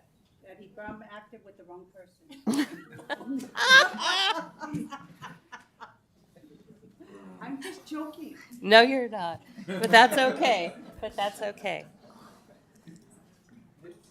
There is that mulligan provision of the Brown Act, right? Oh, no, that didn't get included in the final draft, I guess. I think you can. No, seriously. So, I mean, I feel like I've been speaking for the council for 5 weeks now. That's not been enough for council. I'm done, right? You guys got to figure it out because I've made a statement. I made another statement. I made a proclamation. The council needs to take it. Vice Mayor, would you be comfortable with Councilmember Daley representing your position in the subcommittee? Absolutely not. I'm comfortable with Councilmember Daley representing Councilmember Daley's position. I think you guys more aligned than you. Well, you know what, Vice Mayor, can you do this by yourself? Do you, based on what you've heard? Can I do it by myself? Yes, I can, based upon what I heard. I like the idea, based on what we've heard. I think that the two of you would also work well in hashing it out and having, two minds are certainly better than one. But if both of you don't want to do it, then I get that too. I am certainly, I have heard loud and clear what council has said. And if you want me to draft a resolution, the resolution that I would draft for the packet in a week and a half will not be the same as the resolution that I was thinking of 20 minutes ago. I move the vice mayor drafts this. Second. Do we need to take I a would, vote? yeah, take a motion, vote on it. All right. Just to clarify, you want to do this, or would you be comfortable with both of them doing it? Would you really want to do it yourself? Is that what you're saying? I mean, Point it of sounded order, like can you we call the can't question? talk. I'm just, what, I'm comfortable either way, I really am. okay, so what is the motion that has been made? The motion on the floor is for the vice mayor to draft a resolution. Based on what he has heard tonight. Yes. Okay, and where Brown acted, we could talk. And there's a motion Not and a that I- second. Well, I just don't want to be in a subcommittee, but we're allowed to have a conversation. Anyway, that's not tonight. But then we can add direction after, because I think like when.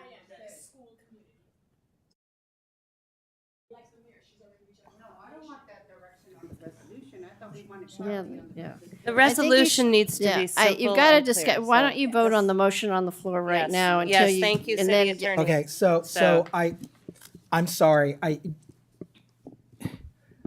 think we before the question is called, I think it would be helpful to me if we would go over and summarize exactly where we all are in terms of the direction for the resolution coming back. What I have in my notes is this will be a resolution. The points condemning what happened on October 7th will be included. We're going to condemn the terrorist acts. We're going to condemn violence. Hang on. We're going to call for unity, humanity, and mutual respect. We are going to condemn anti-Semitism. We are going to denounce Islamophobia. We are going to call for. Can I add Bear with me. Islamophobia and all religious and ethnic intolerance? Okay, Islamophobia and all ethnic intolerance. City staff, are you taking really good notes on this? I think this is recorded. Yeah. Yes, it is. And that we stand behind everyone's right to feel safe, regardless of race, religion, creed, clothing, jewelry, other religious public icons.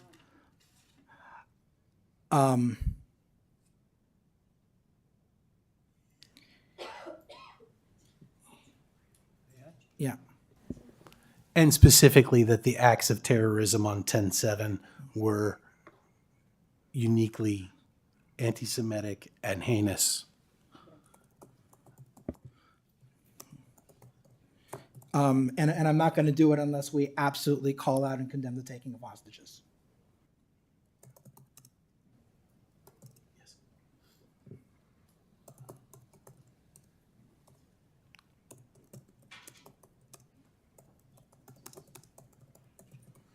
Okay, I think I have more clarity now.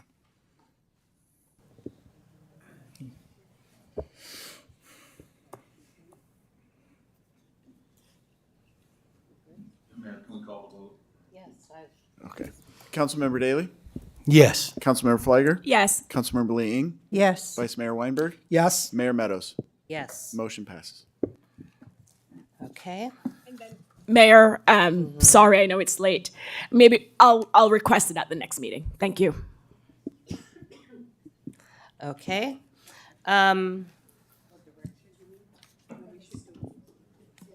You're doing direction or something at a future meeting?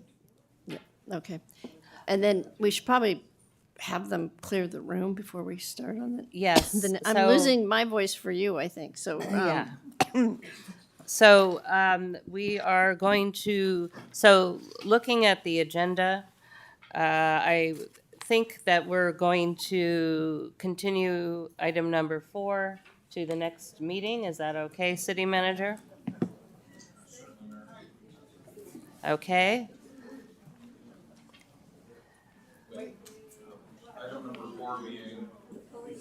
The police services.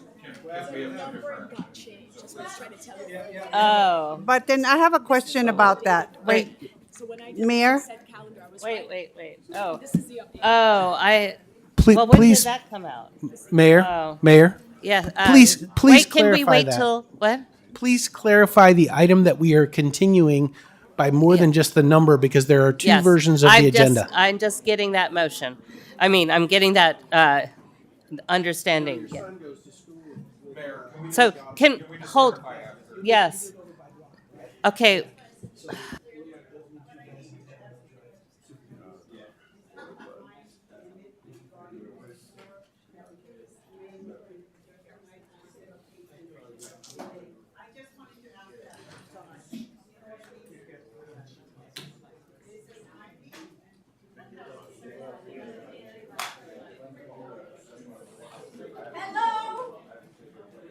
Hello.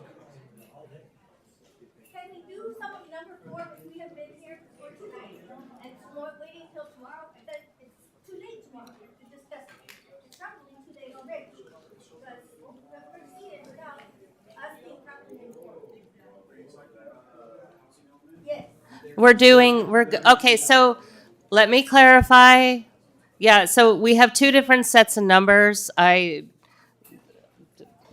Anyway, we have 2 different sets of numbers. We're doing the housing element. We're not taking, we're not covering the report out on shared police services study. That is going to be continued to the next meeting. Clarifying question, Mayor? Yes. Before we continue that, if it's a timely item and we need, it's a matter of time that we need to Well, address city it. manager said it was okay. Well, that's why I wanted to ask. Right, well, We need to get clarity, please. city manager, can you clarify?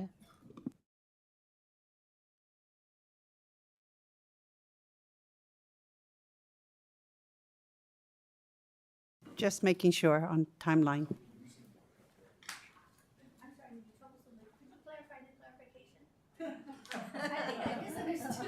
So I'm going to call this back to order. We're going to go to the public hearing, which is to introduce and waive further reading of zoning ordinance text amendments, which is the housing element. So if that's what you all are here for, then thank you for your forbearance and sticking with. Okay, so now we're not, yes, Vice Mayor, yes. So I just heard that a new packet came out that changed things substantially. My review in preparing for this ordinance is based on the packet that came out Thursday night. Have there been any changes to this topic at all? Council, if I could,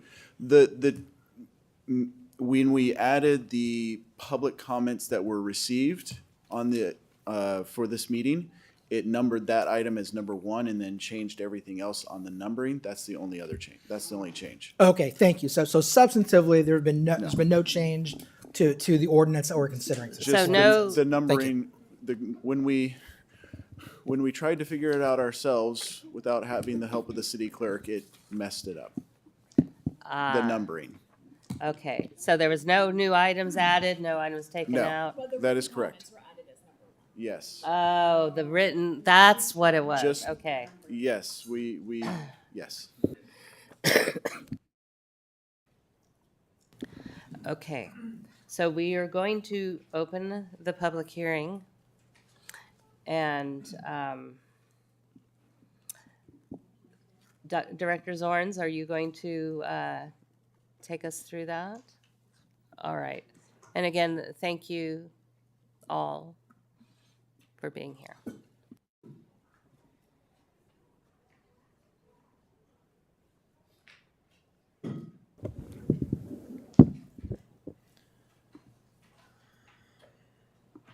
Sorry, bear with me for just a second while I get this PowerPoint going.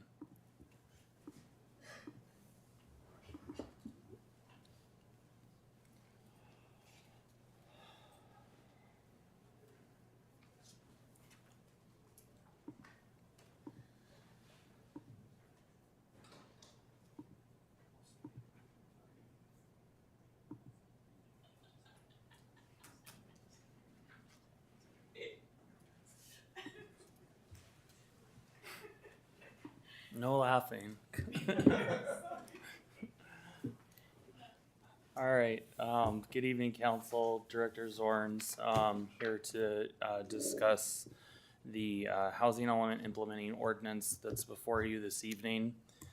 Background, obviously, we know that we adopted our sixth cycle housing element in January earlier this year. Contained within the draft ordinance that's before the council tonight is an implementing ordinance that will effectively implement a variety of 8 of the required programs in the adopted ordinance, or the adopted housing element, excuse me. As the council is aware, but for the community's benefit, is that the housing element is a required element in the city's general plan. We are required to update this every 8 years. We are currently in our 2023 to 2031 sixth cycle for the planning period. The housing elements are something that is reviewed by the state of California, specifically the Department of Housing and Community Development, or HCD, as you might hear me refer to later in tonight's presentation or discussion.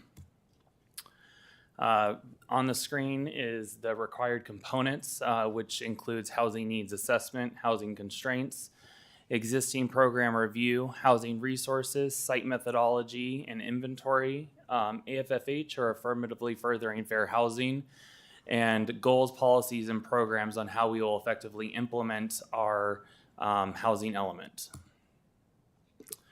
So the housing element requirements. So some of the basics of the housing element is that we must have goals, policies, and programs, which is essentially our roadmap to implementing our housing element.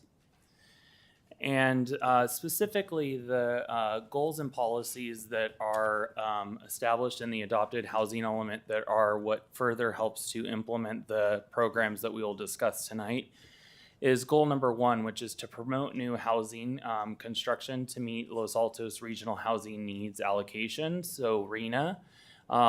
And also policy 1.1, which is the diversity of housing types, and policy 1.2, which is mixed-use development to be encouraged throughout the designated zoning districts. Continued on is also goal number 3, which is to remove constraints to the development of housing. Policy 3.1, which is to promote housing through city regulation. Policy 3.2, which is to modify the zoning code to assist in meeting the housing needs. And policy 3.3, which is to expedite entitlement review. To quickly go over what it is that makes up the site inventory, as this has been something that's definitely kind of reemerged since last year when we initially we're talking about some of the meat and potatoes of what our adopted and now certified housing element is, which is how sites are selected. So the site inventory is something that follows a pretty prescriptive guidance document that is published by HCD. And this is something that was obviously utilized in order to determine our site inventory for the city. The methodology that's deployed is kind of 4 main prongs, which is, does it allow for residential uses? What is the parcel? Is it vacant or underutilized? What is the improvement to land value? Does it allow for a residential use or a park or utility, school or other use with no development potential? But then also, is there any infrastructure or site constraints that would potentially disqualify the site?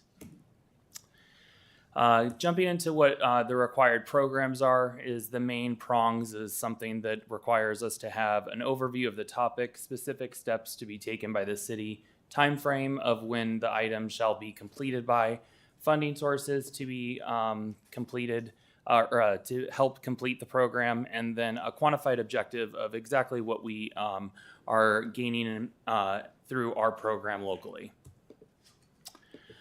Specifically, the programs that we're here to implement with tonight's draft ordinances is Program 1A, which is to rezone the RENA shortfall. Specifically on the following slides, I'm going to go over the red underlined components, which is to separate the program's details, specifies of various zoning or rezoning actions that would provide additional capacity in all income levels. Program 1B, which is to facilitate higher density in the commercial thoroughfare or the CT district. So the city will specifically remove or increase the density maximum, increase the height allowed in the CT district by at least 10 feet and 1 story, which will result in a maximum height of 55 feet and 5 stories, and that we will remove the increased Recording in progress. And we will increase or remove the increased setback standards when across from or abutting a residential zoning district. Program 1C, which is to allow housing in the office administrative or the OA district. So this is to specifically allow multifamily development, and this is also to specifically allow for a minimum density of 20 units per acre and a maximum density of 30 dwelling units per acre. Program 1E, which is to update the Loyola Corner specific plan. The Loyola Corner specific plan will be rescinded and revert to the underlying zoning, which is the CN district. This program includes the removal of all standards that are more restrictive than those applicable of the CN district. Additionally, this is to increase the building heights and allow greater flexibility of unit sizes. Program 1F, which is to rezone the Village Court parcel. The Village Court parcel at 4546 El Camino Real will be rezoned from R110 to CT, or the commercial thoroughfare, and modifications made to the planned unit development as necessary for consistency with the CT district. It's important to note is that currently the Village Court parcel actually does partially have CT zoning already in place. It has been that way historically since the site was originally developed. This is something that we actually call in planning as split zoning or shared zoning, where the site has both properties of the parcel zoned, and it's an ambiguous, to say the least, is what area specifically on the parcel takes on that zoning district. So this would just be making the entire parcel CT rather than having the split shared zoning of R110 and CT. Program 1G is to rezone sites from the previous housing element, which would then allow the development to occur by right.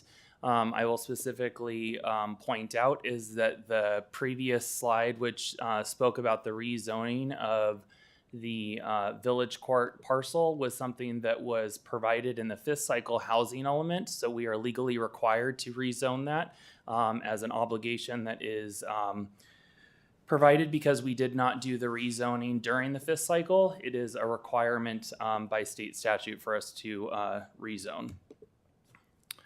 Program 3I, which is to allow residential care facilities consistent with state law. There's kind of multiple prongs through this program, but this is essentially a consistency ordinance that just brings the city into an asserted compliance ordinance for all extensive purposes where if and when someone were to come in and do a residential care facility in Los Altos, we already are implementing the state law as it is required of us, but we are putting all of the regulations that we already are bound to in our local ordinance for kind of the easier applicability and user friendliness of the code.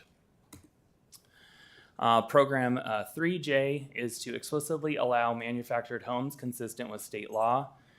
This is to amend our code to explicitly allow those manufactured homes on a permanent foundation subject to the same regulations as a single-family home in the same zones as single-family homes as it is today.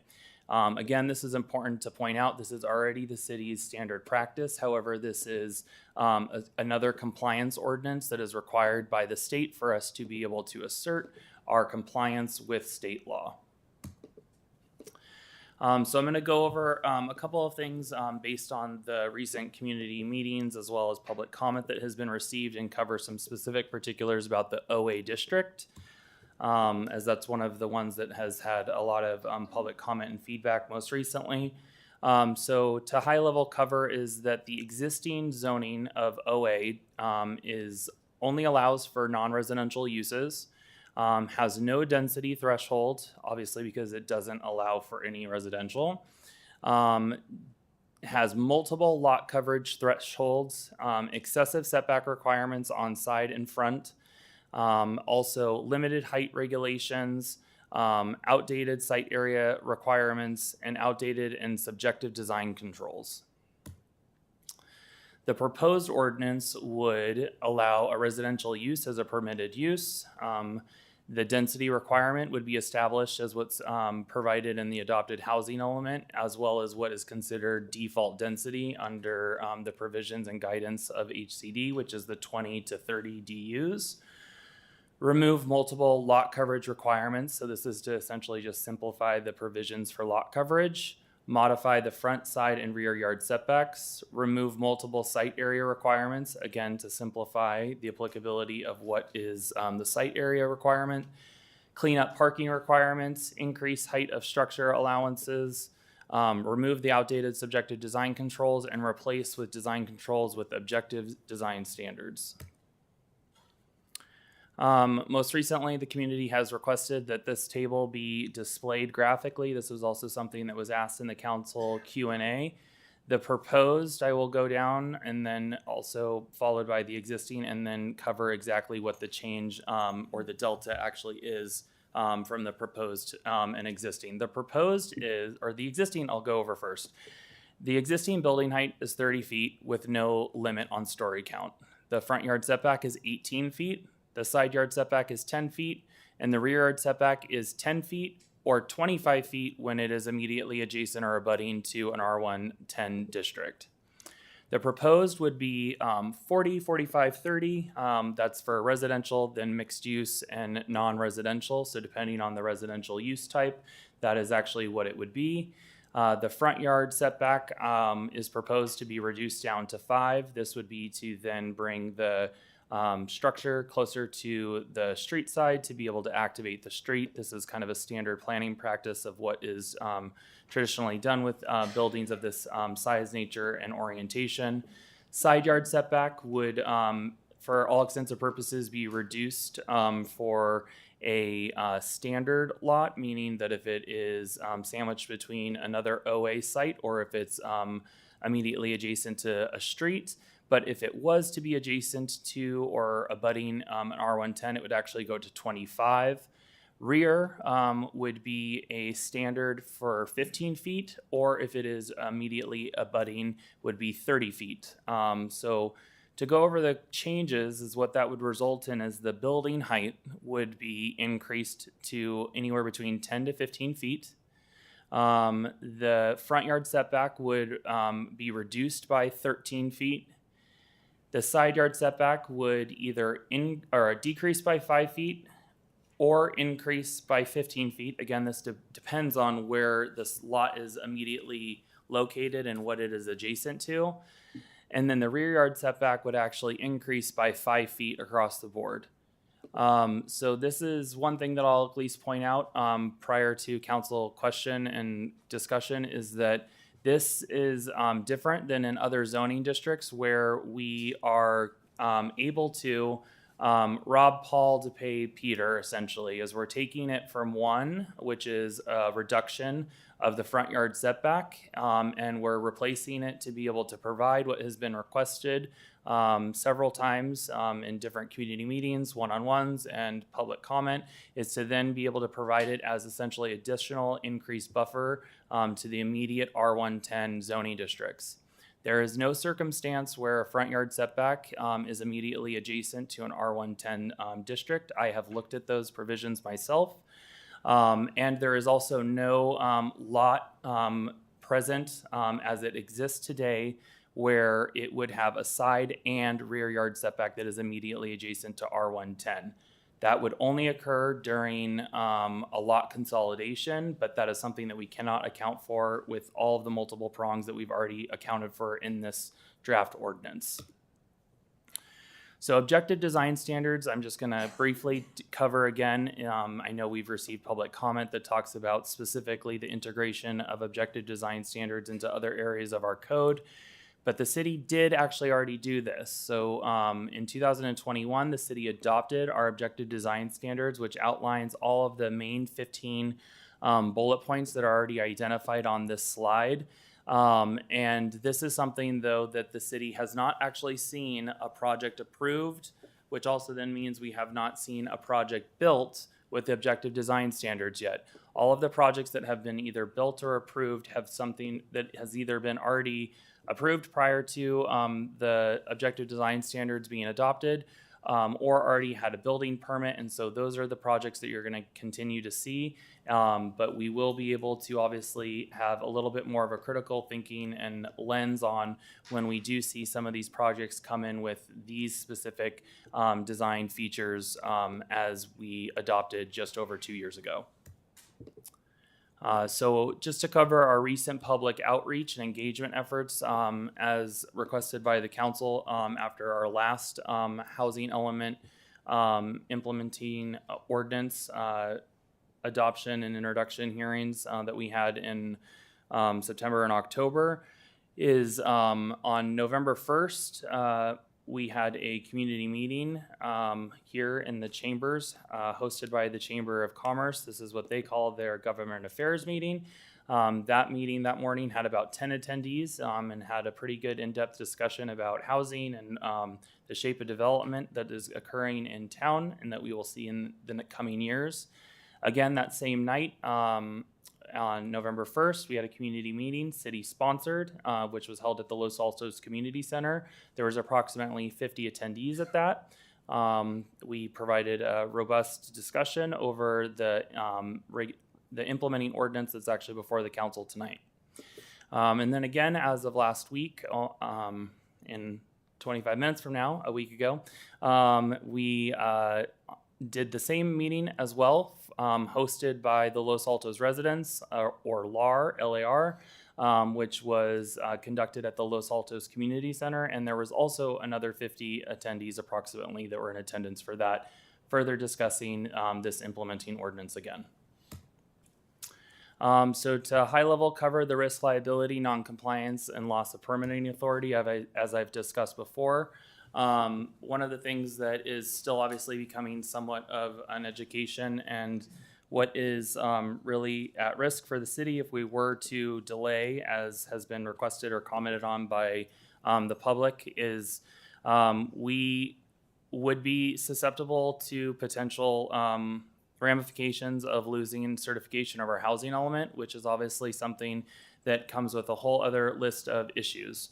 If we were to be decertified or receive a notice of violation, there is obviously a specific time that we have to come back into compliance. But if we were to be decertified, we would then be susceptible to builder's remedy. Builder's remedy is also known as the zoning vacation. This is something that was established in the Housing Accountability Act of 2017. This is something obviously that our neighboring jurisdictions have been in receipt of several applications And as I have at least disclosed to the public, is that the city of Los Altos is in receipt of one builder's remedy application, which was received in our window period of review with HCD. This is a project that is located on First Street. This is a project that will be 6 stories in the city of Los Altos.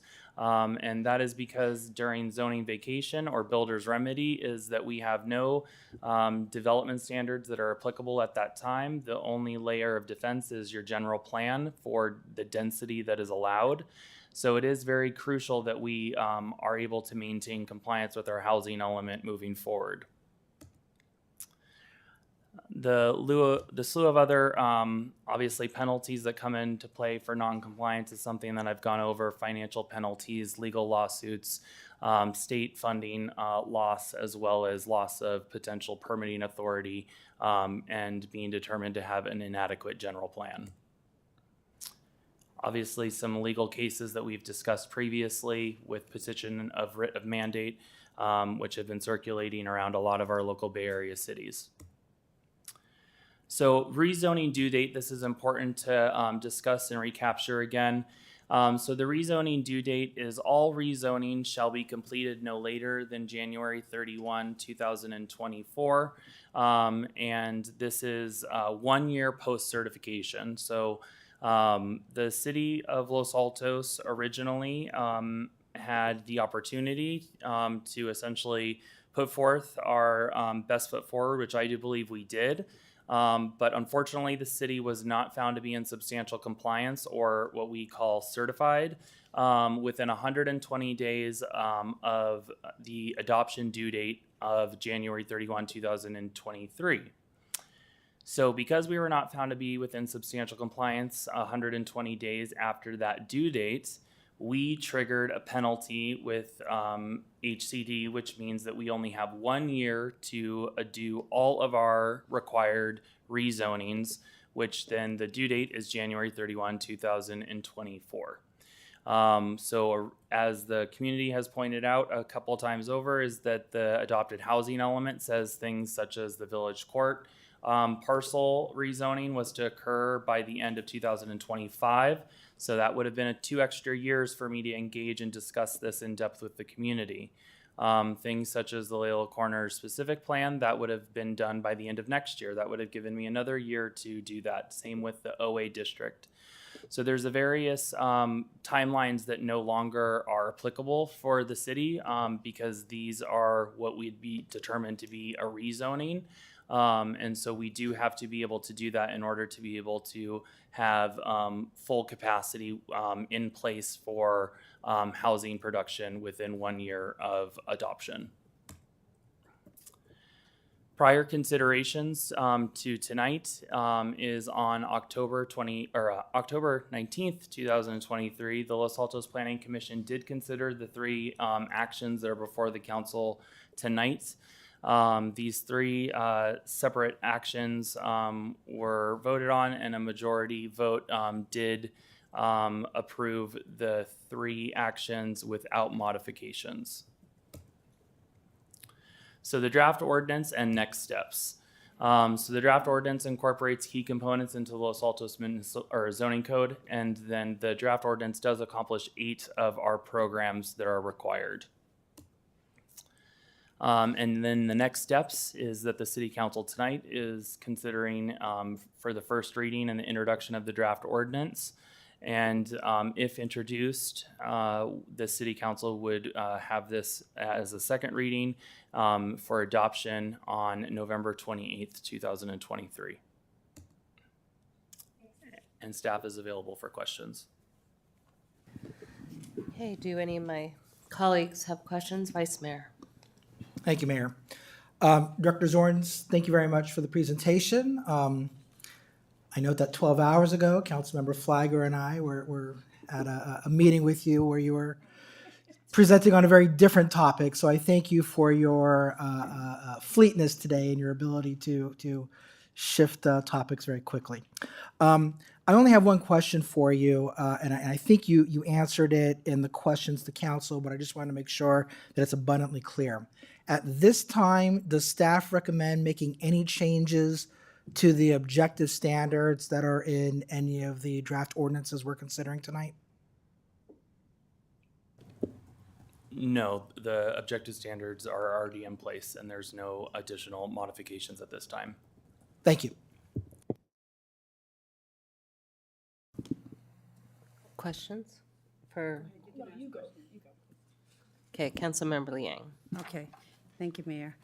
So I'm glad you asked about the objective standards, but if we can't modify the document tonight, because I think there are some areas in which I would like to inject some language, and if that's not accepted, I would think that we should have some items that need to be addressed in the objective standards.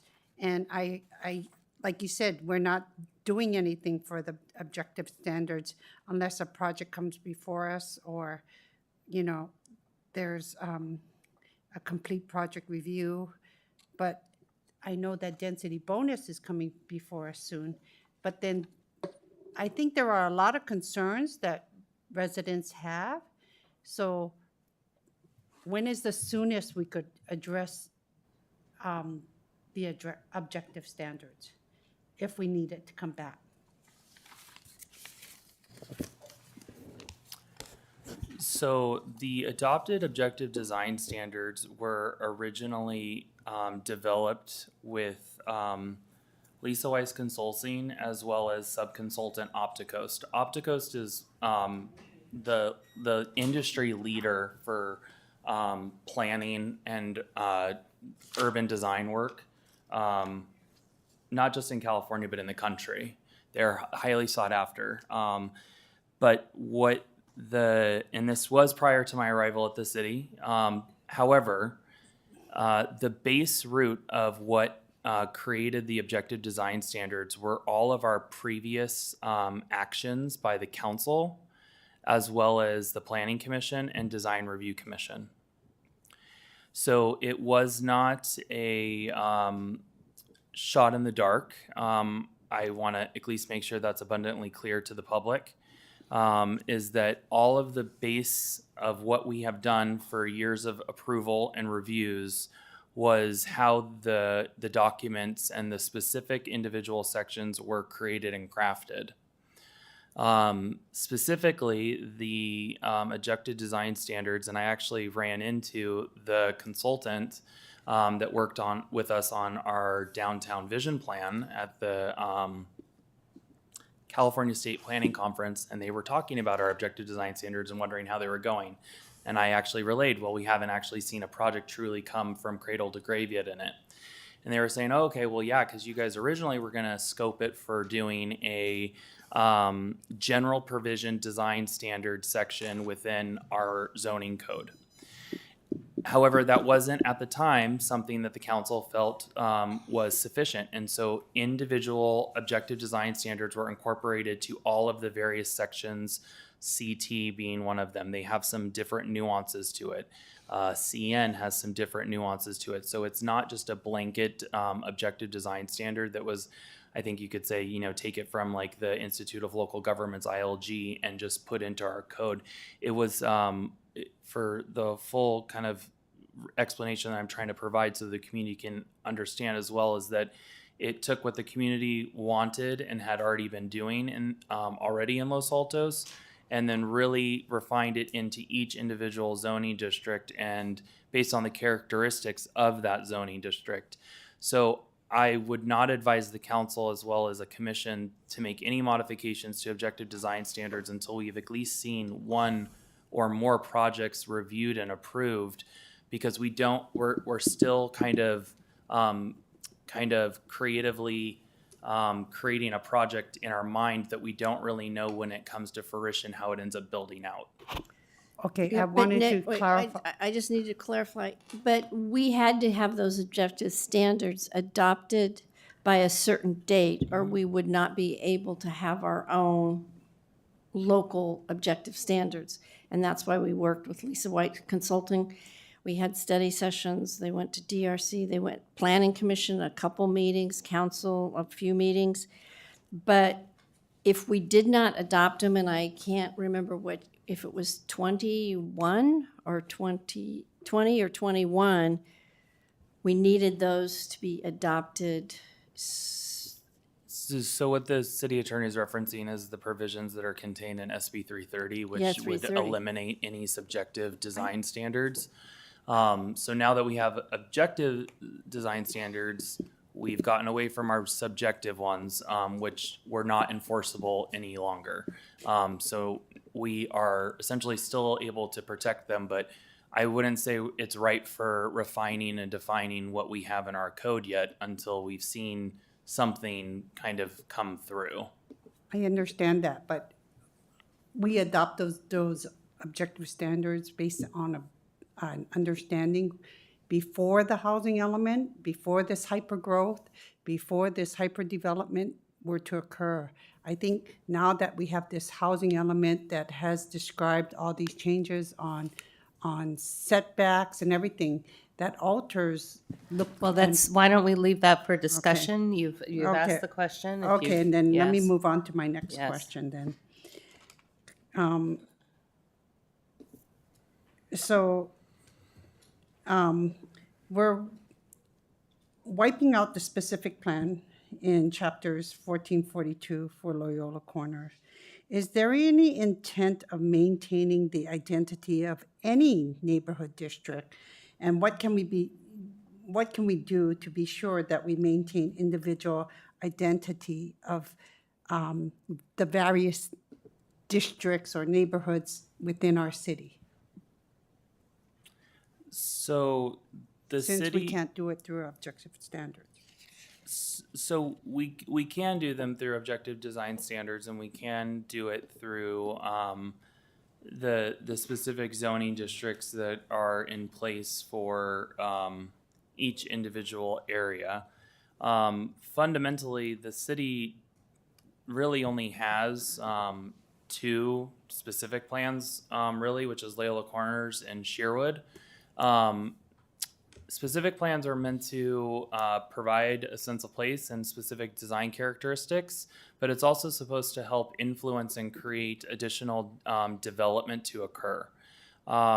There has not been additional development that has occurred in Loyola Corners or even Sherwood. So both specific plans in regards to a land use document fall significantly short of what actually needs to be in place to actually have an implementable document that actually does what it's intended to do. So there are ways to do it. That's for sure. For example, there was a conceptual streetscape design that was done in 2009 for Loyola Corners. The conceptual work was already completed. If the council, if the community, wanted to revisit that in the future years under a CIP, or even under the formation of, a business improvement district, or a PBID or anything like that, that's something that could definitely be envisioned in the future and potentially discussed in order to be able to create a specific localized kind of area. But I wouldn't say that we're losing something specifically with the Loyola Corners specific plan, as there's not been anything that's been implemented in it since its inception. Okay. I guess the thing is to maintain a sense of identity in each character of each neighborhood as well. So going back to some of the other areas like OA, that I've heard from many concerned residents is like, if they're concerned about height, how would we emphasize like greater lot coverage if we want to use that as an incentive to manage the height of developments that may occur there? I'm using that district just as an example, but this would apply for other areas as well. So the concept of reducing the allowable height has been something that There's every city, every zoning district would always want to reduce and limit the height as much as possible, but there has to be a trade-off. And if you're not going vertical, you have to go horizontal, which means you have to add lot coverage. But by increasing lot coverage means you're reducing setbacks. So by reducing setbacks means that you're putting people immediately adjacent more in an arm's reach versus a visual vertical sight line. So it's a trade-off. It's not one that I think the community truly 100% wants, based on the fact that they're not going to want someone within 5 to 10 feet of their rear yard setback immediately adjacent to an R110 district. So again, it's some of the very specific trade-offs that would have to be had.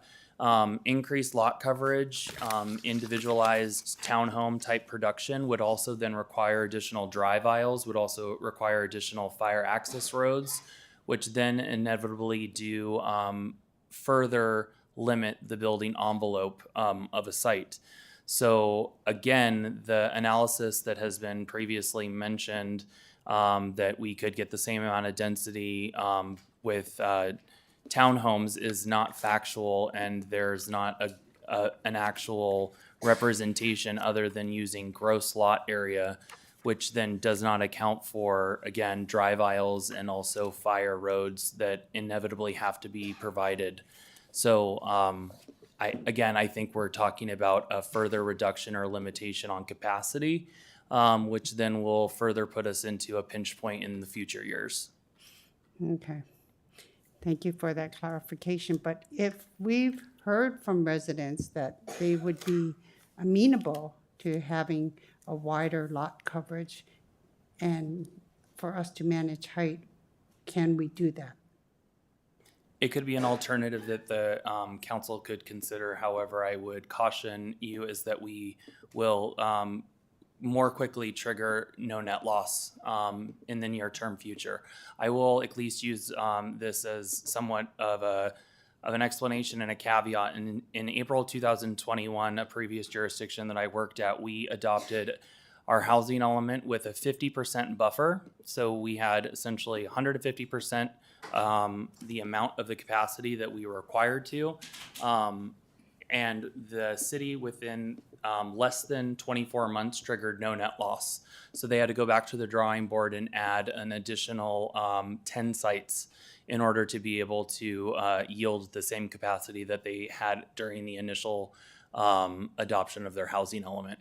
So any reduction of capacity means that we are risking the potential of having to go into the R110 district, which overwhelmingly was the number one comment that was received by the public and the community during the initial outreach phases of the housing element, which is well documented in the housing element at the very end in the public participation section. So although have been comments about keeping building profiles low or not rezoning sites such as Rancho or Woodland, when you take the small fragments of the numbers that were specifically speaking about those topics, and then weigh them against all the topics that said don't do anything drastic to the R110 district, the R110 district was the overwhelming concern of the community, which would also make sense in relationship that we're in the 70 to 80% range of our entire land area of Los Altos is zoned R110. So it would make sense that the community would most likely want to protect that district as much as they can, as long as they can.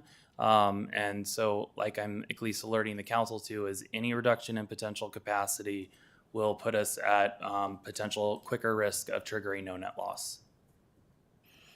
Okay.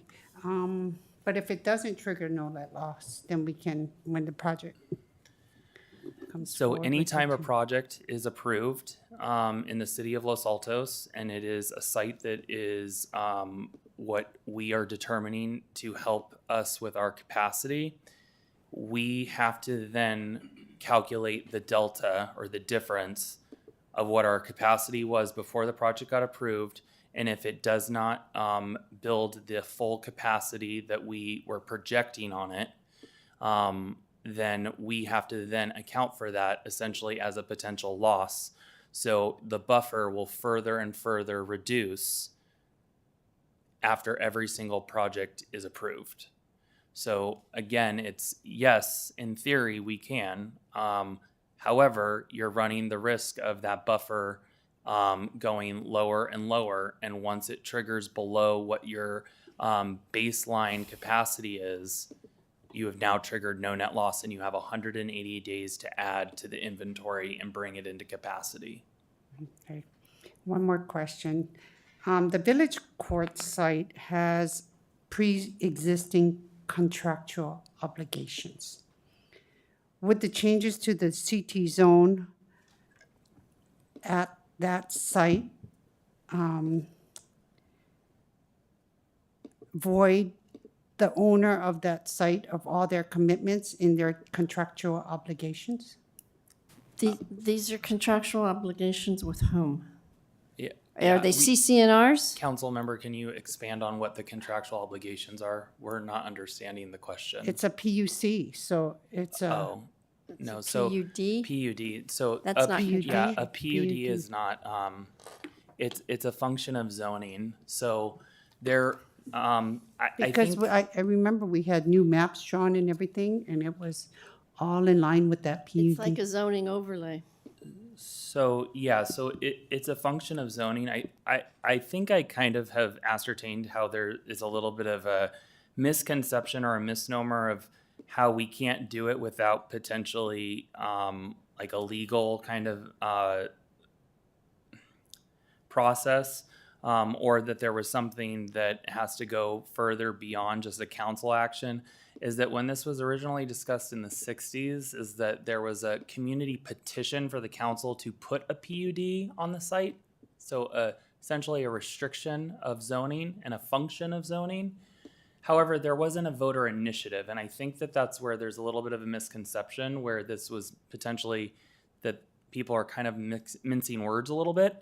But any document that has been provided to the city that the city has in our archives does not show that there is a limitation or a restriction where the city cannot change zoning. So as with any zoning function, whatever zoning action was taken, the same action can be taken to undo it. So if it was a voter initiative would have to undo it, essentially. But that was not the case here. But a council action can be undone by a council action. Okay, I just needed clarification on that. Thank you for the clarification. I just needed to understand because I just want to make sure that we're not opening ourselves to any litigation. Thank you, Councilmember. Who wants to go next? Questions? Councilmember Flagger. Thank you, Vice Mayor. So thank you, Nick, and thanks for doing all the planning meetings. And you know, it's great getting the feedback from residents saying how much they appreciate you making the time to either meet with them one-on-one or in these community groups, because that's important to us, and so we really appreciate you doing that. I do want to pick up on something that Councilmember Liang was asking about, and I completely understand the timeline. I support doing these rezoning measures. But what I'm not clear on, and I'm going to use Loyola Corners as an example. We have talked about as a council for years about having a vision of what we want Loyola Corners to look like, right? We want housing there. We want all these things. It's not about the zoning. It's how we want it to come together. And I know the old specific plan, because we're getting rid of it, doesn't comply with the current laws. It doesn't fit into a lot of the things we've talked about since that was adopted. But my concern is when we do adopt these new changes, could a developer come in with an application to build something based on these new zoning requirements that doesn't fit in with, because we haven't even come up with what we want in Loyola Corners, right? Like we've talked about elements like having a park and, you know, having housing and just, you know, and my concern is, let's say a developer comes in with an application for a 3-story building that wouldn't fit into whatever the vision of Loyola Corners is. What can we do as a council to help form that vision before it's too late. Like I wouldn't want a haphazard approach to Loyola Corners. I would want us to be, but I know we may not. I know back in the day we used to put a pause on things, moratorium. And I know we don't do that anymore. I'm very familiar with that. But what can we do as a council to create this vision of what Loyola Corners is? It's not about zoning. Go ahead. So, Loyola Corners, though, anymore you can't really do anything without it being in zoning and without it being objective. So that's how I'm going to kind of start the basis of this comment. The entire Loyola Corners specific plan is a subjective document. So there's nothing that's enforceable with it. So my recommendation is if I was to be a third-party consultant, and this is the comment that I would hear, is that the council would need to initiate essentially a holistic look and review of this specific plan area, and to extract the things that are actually should be extracted. Things have changed since the 80s than what we want today, than what we wanted then. And so is extracting that and then taking it and putting it into a function of zoning so that it is enforceable as well as legally defensible. Because that's one of the things, though, that unfortunately some of the comments that have gotten, I will at least be as transparent as I can with the community and the council, is if we were to leave the Loyola Corners specific plan intact, which I know we're not saying that, but for the community to understand, there's nothing for me to enforce in the document any longer, which is one of the reasons why HCD required us to either say rescind it in its entirety or revert to the underlying zoning of CN, because those are the standards that would be enforceable if that's what we wanted it to be zoned. We could have zoned it CT if we wanted to, but obviously we don't want that. Right. That's a drastically different kind of building model type. So that's fundamentally where we would be at, is that we would need to kind of unearth the document, look at it holistically, and really kind of go from there. The Loyola Corners specific plan area, though, is actually much smaller than I think folks that identify as Loyola Corners. It's not, Loyola Corners is a very, very small triangle area, essentially, of what's actually in the plan for a function of land use and placemaking. So there's not really going to be a hard and fast answer, but I think it's something that we can bring back as a study session or a workshop with the Planning Commission and kind of discuss like that as a potential, area of study further. Yeah. No, and I don't know where other council members are. And we always look at the triangle expanding to the post office, then over to the clock tower. Like, I think we, as a council, and I'm even going back councils before this one, would talk about when they envision Loyola Corners and having a plan there, what that triangle would look like. So that's helpful in hearing how we'd move forward. And again, it's saying we support the zoning, we support the number of housing units that we identified for Loyola Corners. Like, those things were not changing. It's really where things go and like the vision for that area. So thank you. Councilmember Flagger, I would add to that, I like the suggestion of the study session. Council would probably also want to look at things like streetscape, traffic flow, yes. the changes that council can make that would stimulate the types of development it wants to incentivize. The only thing that I would also add to that, since the city manager is at least talking about traffic and circulation and things like that, we also have a brand new Complete Streets Master Plan, and there's a lot of things about circulation and kind of the flow of traffic that I think there's probably, if I actually research it, there's probably a lot of conflict now with what the Complete Streets Master Plan is talking about and what the Loyola Corners specific plan is talking about. So there's a lot of a kind of like a holistic kind of understanding of what we've been doing and what we have and where we want to go that we would need to kind of reevaluate, because I think we have a lot of competing and things that cancel each other out when it comes to specifically circulation and everything of that nature. No, thank you, very helpful. And just a couple more questions. I know we're under 14.34.040. I'm just curious, Mr. Zorns, why did we delete accessory structures? And then and then parking spaces, why in the rear? I'm sorry, what? So 14.34.040. Oh, I thought we were gonna go over the. Oh, specifics. I am sorry. 'Cause Then I have no more yeah, questions 'cause then. When we go through, I have changes too and add questions too. And it's not changes, it's questions, but if the mayor wants us to hold specific section questions, I can. Otherwise, I didn't go. I'll into my hold, I'll hold. specific- Nothing wrong. That pertains to the same issue.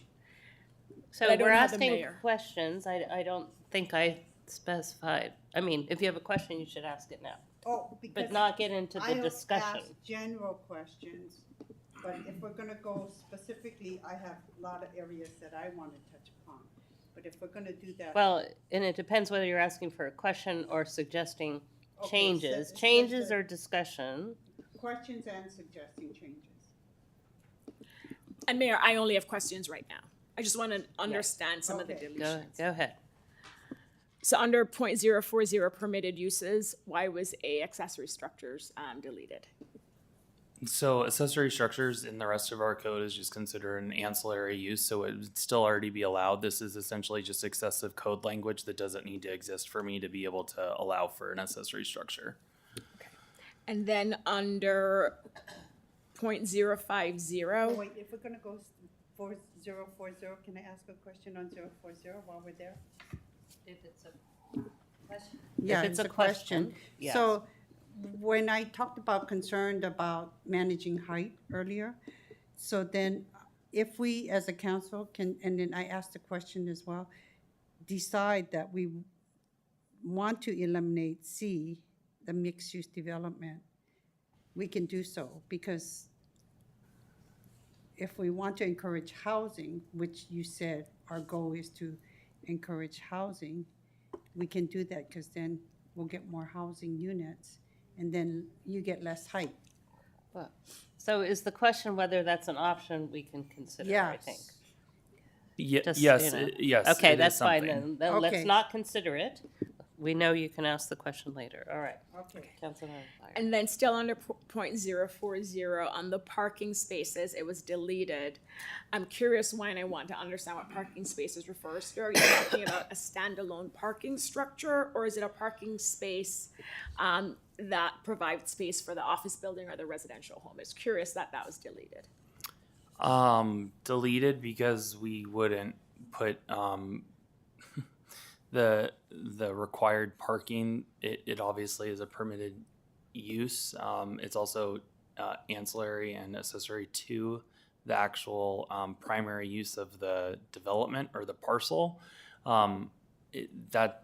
You wouldn't just have random parking spaces. If you actually wanted to allow for zoning to support a parking structure, it would need to say a parking structure or even a surface parking lot.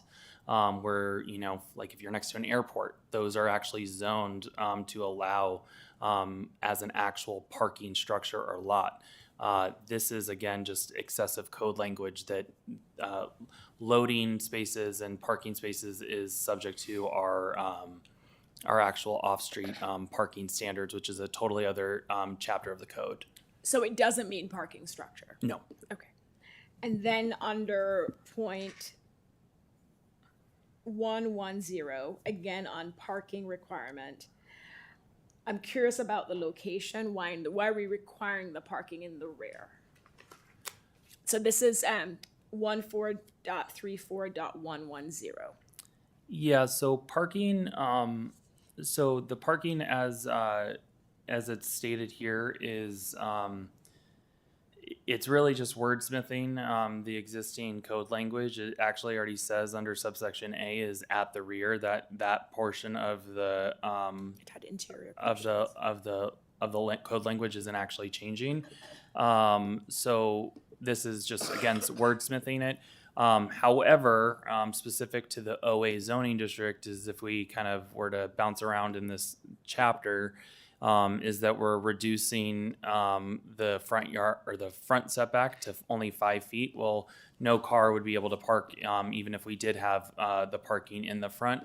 This is also a design characteristic where we're essentially saying not only is the function of the development standards to have the front yard setback only at 5 feet, but then obviously if you're going to have a 5-foot setback, you can't park anything, so it's just natural that it's going to have to park in the rear anyways. However, it's essentially a multi-pronged component that would then further require that to happen. Also, if we're going to try to create somewhat of a buffer between an R110 zoning district, you want to have the parking in the rear to be able to, create actual spatial distance between the uses. So just fundamentally, I mean, it's kind of just a best practice when it comes to space planning and the site layout and configuration for parking. If it was to be surface parking, I also don't fundamentally think we're really going to see that many surface parking spaces in the OA district in future development. So can I clarify that on the rear setback that you shared earlier, and it's in the revisions? Would the rear setback then be in addition to whatever space that the developer has for the parking lot? No, Or they would would. the- It would be 2 and 1. However, a typical stall in if we were talking about a surface parking space, it's 9 by 18. So if we were to discuss the rear yard setback, it's 15 or 30 feet. Well, ideally, if we're talking about wanting to even require more rear yard space and setback and buffer, if you have a 9 by 18, you're going to have at least that as a 2-to-1. So you're actually going to end up having to have at least 36 feet because you need to have that same amount as your rear or the backup space for the vehicle. So the turning radius pursuant to engineering standards. So the rear yard setback could end up being 36 feet if it ended up being surface parking. But again, I don't fundamentally think that we're going to see surface parking in the new OA developments. Thank you. That's it, Mayor. Just really quick. So would the 30 feet accommodate rear parking if it's diagonal?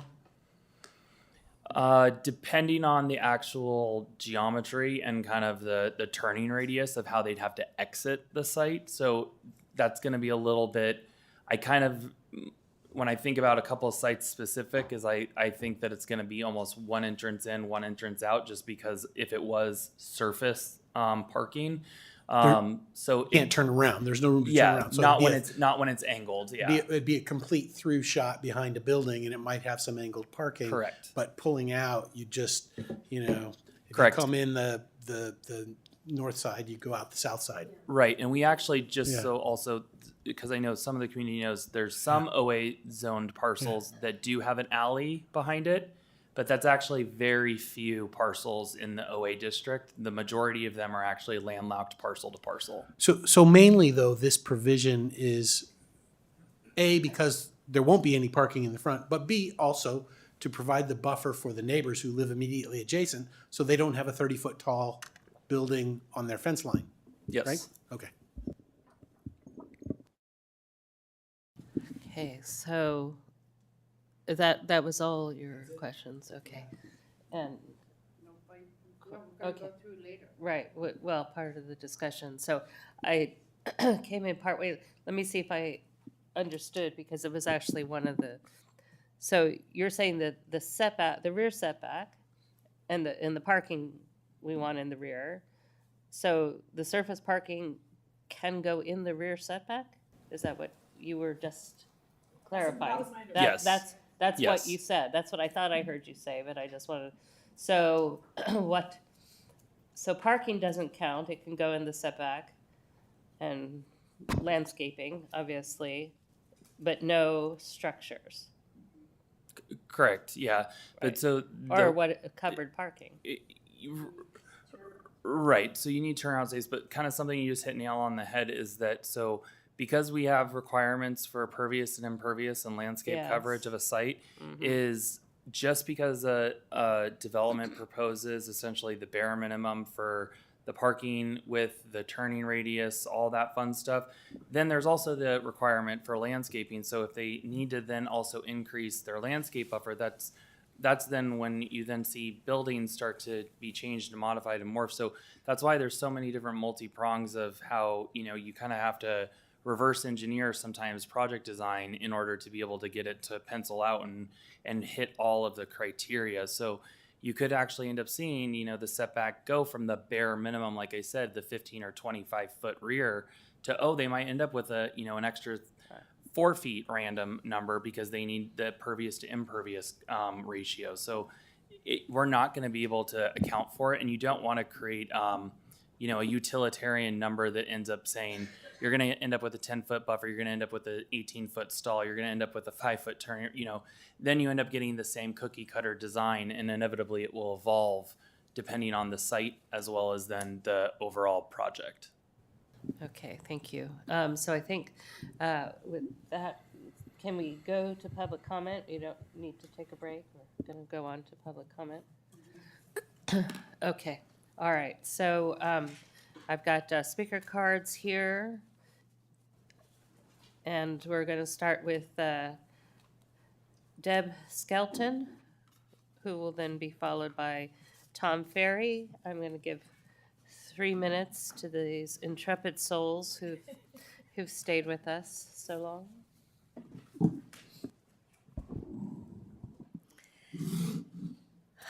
Hello. Thanks everybody for staying so late, and thanks Nick for explaining it all again. So I really do appreciate everything that Nick has done to help us all understand the requirements of the housing element and how to successfully navigate this thing. So I, like many of my neighbors, believe that we can meet the mandates and still utilize some objective standards to maintain a sense of community within our specific neighborhoods.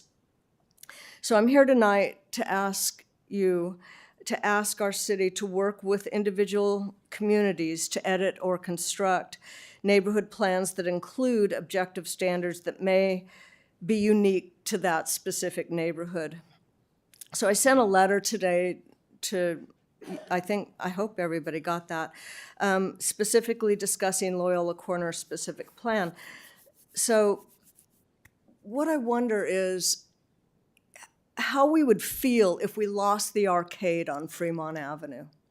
That is the identifying factor for Loyola Corners, right? There's an arcade, a covered arcade, and a shopping district underneath it. And the Loyola Corners specific plan was designed to revitalize that area, among other things, of course. So my feeling is that if we lose that arcade, that Loyola Corners is no longer recognizable as Loyola Corners. And the reality is, at first, that arcade would become uneven when one builder goes with a tiny little sidewalk. And then, so there'd be a kind of a zigzag thing, and within, 10, 20 years, it's going to be gone. So I kind of have a problem with that. I really feel that is what Loyola Corners, it identifies it, okay? So I think that if we don't act now, our neighborhoods run the risk of becoming sort of homogenized. So we're the stewards of our communities now, because we are the grown-ups in charge. And I think that we really do need to work together for the benefit of generations to come. Thanks. Thank you, Ms. Skelton. Tom Ferry is next, going to be followed by Jerry Rice. Thank you. Am I following that clock? Am I following that timer? Yes. Okay, thank you. Yes, you are.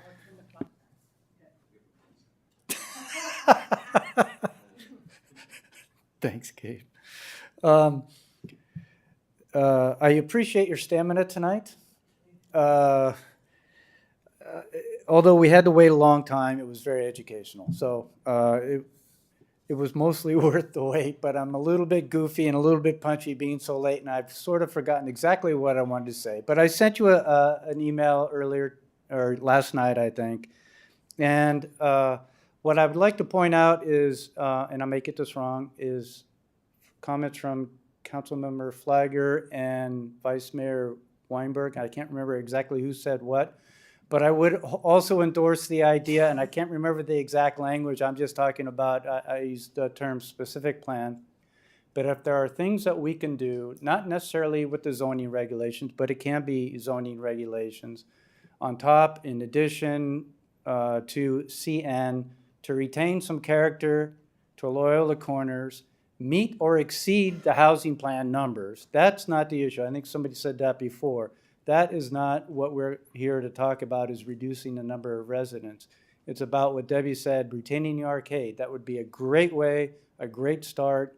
If you can somehow codify that in a way that fits the state laws, is a great way to maintain the character. I won't go through any other suggestions. I'm not a builder. I'm not a planning expert. All I can tell you is what the previous speakers have spoken about with respect to the character, avoiding having homogenized, uniform, no character neighborhoods would be a great loss for this city. And I think the only thing I do want to point out is the CEO of the company I used to work for was very big on something called yes if. Yes if means, instead of saying we can't do this because, no because of CN zoning, state laws, we get that. The question is yes if. I heard one yes if, I think from OA, some changes were made with setbacks and so on. I think there's a lot of potential yes ifs in Loyola Corners. I'd be happy to meet with Director Zorns. Maybe not tomorrow. He sounds like he's had a long day. If we can describe some things, maybe we can get some help from him on some of the yes ifs. And so in the interest of time, I won't read what I have prepared. Thank you. Thank you, Mr. Ferry. Excuse me, what is service parking? Is that for Surface. It's the asphalt that is all over town. Now I get it. Okay.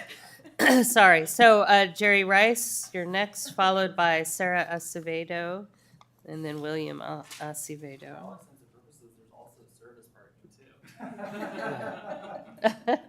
Usually on the surface. There's a surface. Okay. Actually, Don't worry. Yeah, I'm not worried. Yeah. Actually, I do have a quick question. Well, on the surface parking or whatever, is there any possibility of having underground parking? Okay, that's good. And really, I want to keep this very short. You guys are great. This has been a long night. I just wanted to say that I think the letter from the Friends of Los Altos City Council, it was in your packet online. I think you've all seen it.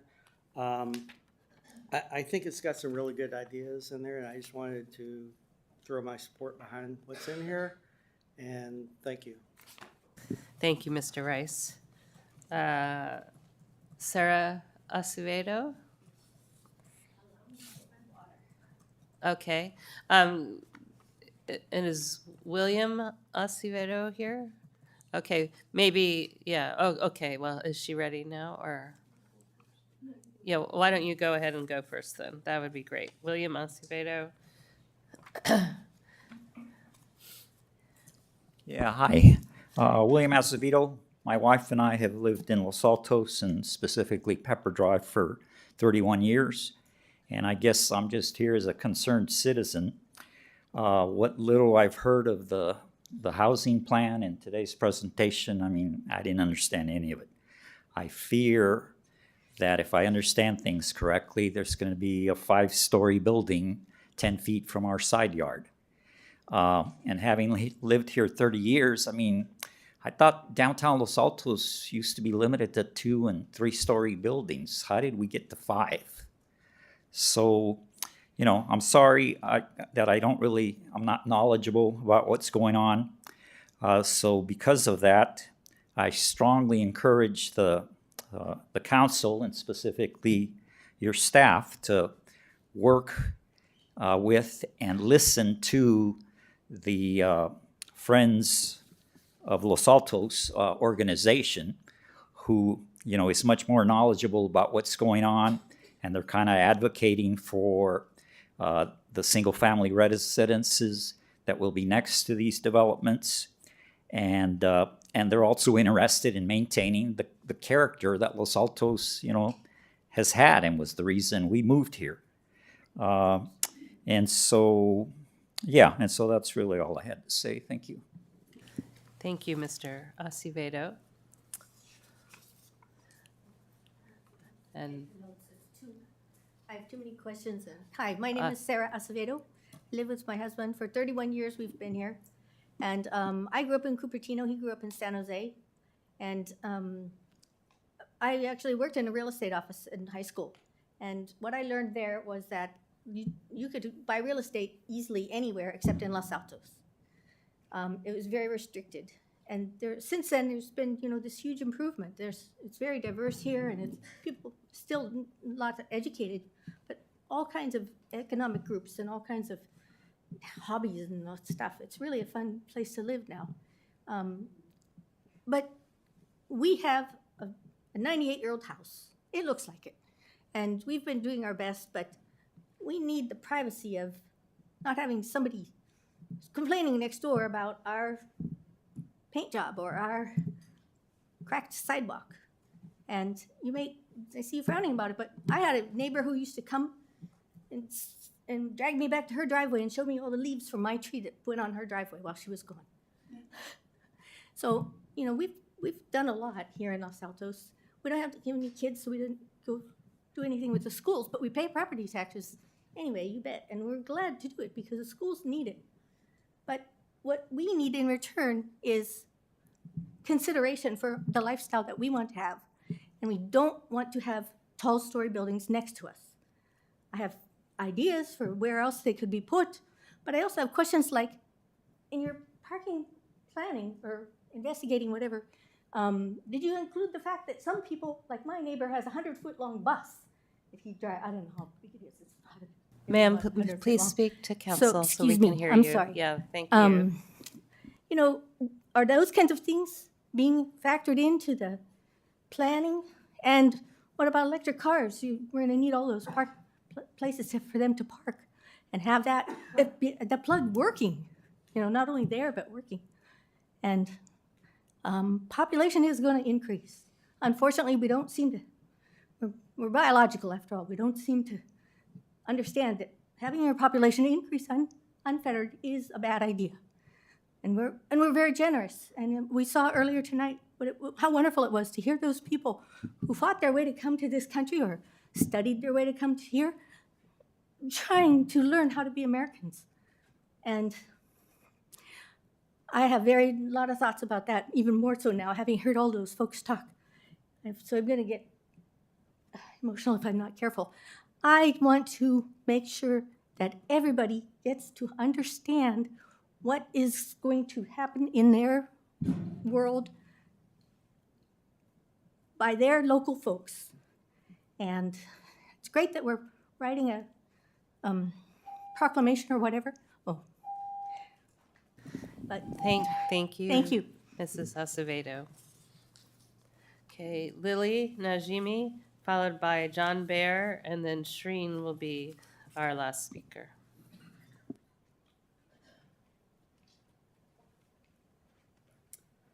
Hello, council members, city officials. Thank you for all the work that you're doing. I know it's a balancing act, trying to meet the housing element as well as meeting the residents' needs. So I congratulate you on being able to balance both.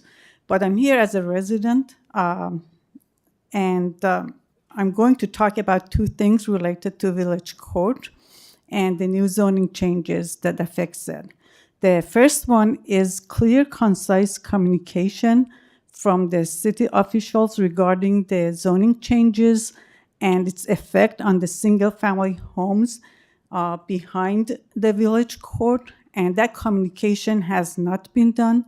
What I'm asking for is a diagram showing the new city changes, the new city zone changes for village code, including the heights, the setbacks, the density bonus, and landscaping, showing those one-story homes behind it to see what the effect is.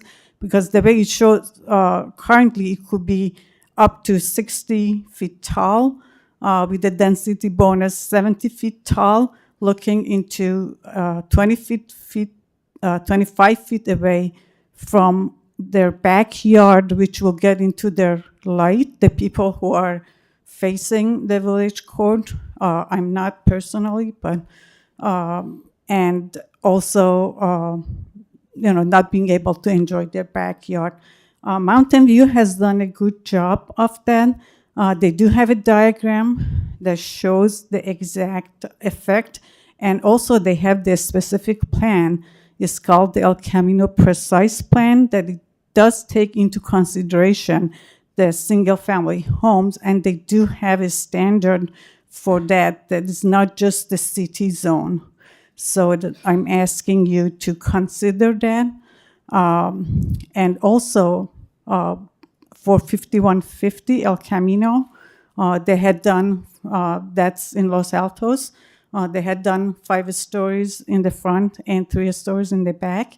Why can't we do something like that for Village Court, so that we will have a specific plan for CT that is upholding the single-family homes? Because right now we are taking the PUD out that was protecting the single-family home. We have the city zone on Village Court in the front, but we have the PUD back, which was protecting the single-family homes. Now we are taking that out, but we're not replacing it with anything. We are going up to 70 feet tall. We are taking all the extra setbacks. So those are the 2 things I'm asking. Thank you, Ms. Najimi. John Baer, followed by Shreen.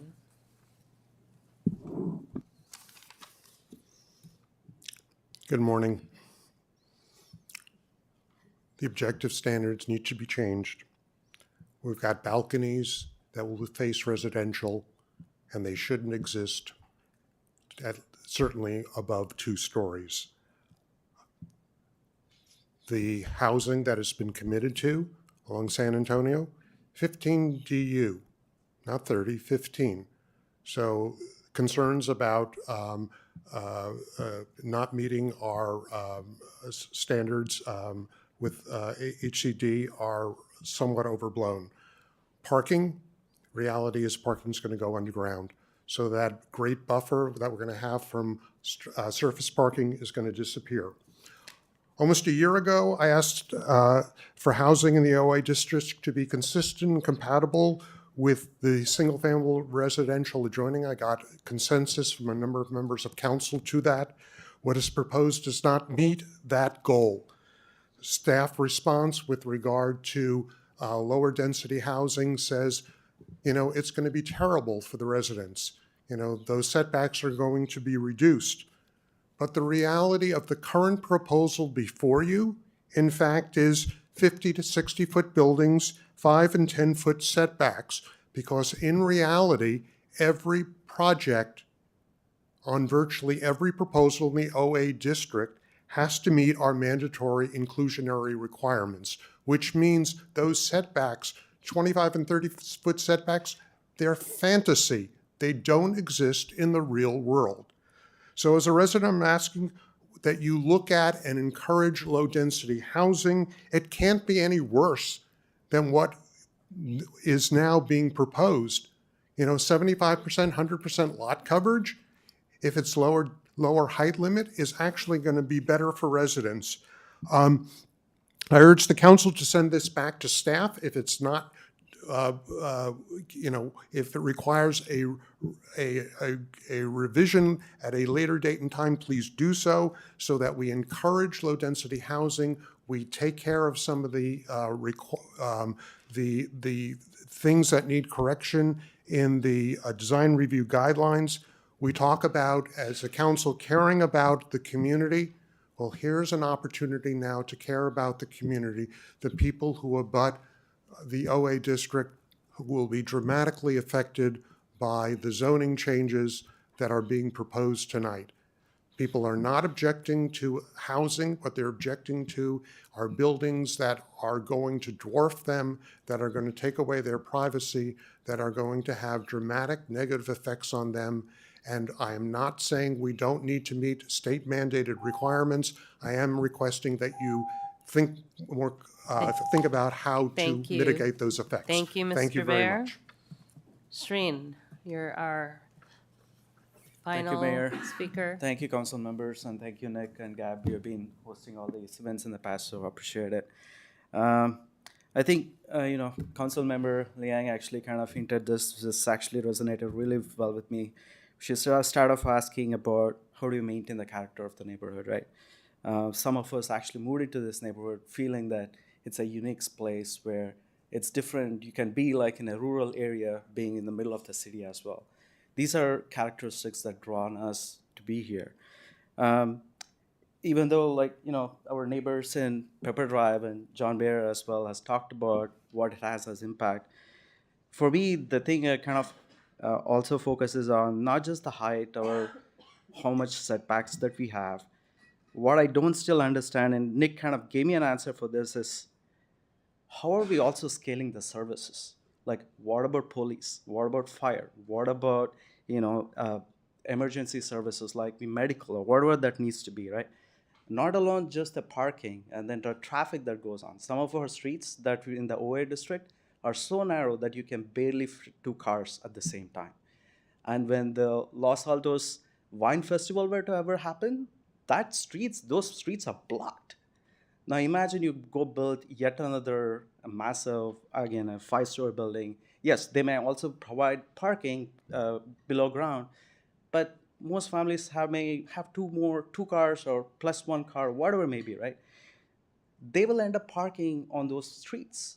So where do the existing neighbors go? Like, do we have a sense of privacy, as John and or other neighbors mentioned?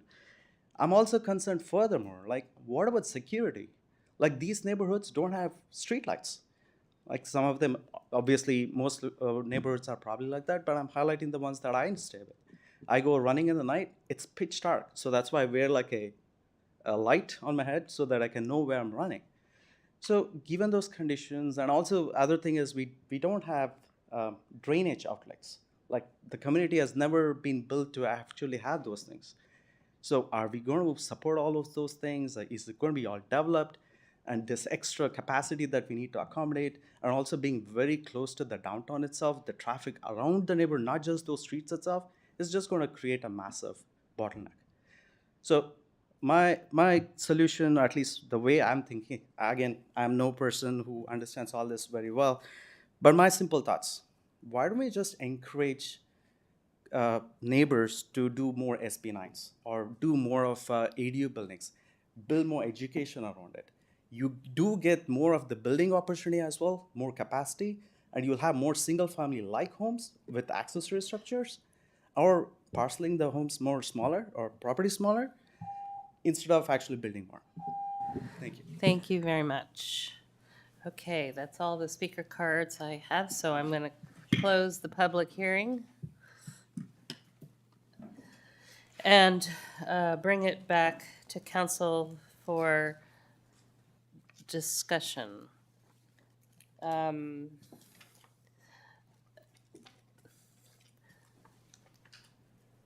If the council doesn't want to jump in, I'll give you a couple of minutes because I'd like to kind of just touch on something Okay, really all quick. right. Give us So some time. information sharing. So in regards to things such as sidewalks, which has been mentioned with the Little Corners, the OA district, things such as drainage and things such as specific improvements that go beyond the confines of the parcel line, is by virtue of a subdivision, is we are able to require those things as a part of the project. So for all extensive purposes, in the last several years, there's only one project that will be pulling building permits in early 2024 that is a rental product development, which we are not allowed to require certain things from when it's a rental project. Everything else has been something that requires a subdivision under the Subdivision Map Act, which we're allowed through the mapping process to require certain public improvements such as drainage, as well as the sidewalk improvements, so on and so forth. So there is somewhat of a protection, and there is actually still some great discretionary review and approval for those components of the process, not the actual structure of the housing in and of itself, but essentially the infrastructure that has to exist in order for the housing to be produced. For example, 5150 has been mentioned tonight. They are actually making a large storm drain improvement to the actual entire system immediately adjacent to their parcel. It will be larger than actually what is required of them pursuant or based upon best engineering practices. And that is because they know the cumulative impact of what's associated and what will also in turn protect their product and their property and investment as well. On-street parking is something that I do want to really address. That is not something that's falling on death's door with the city.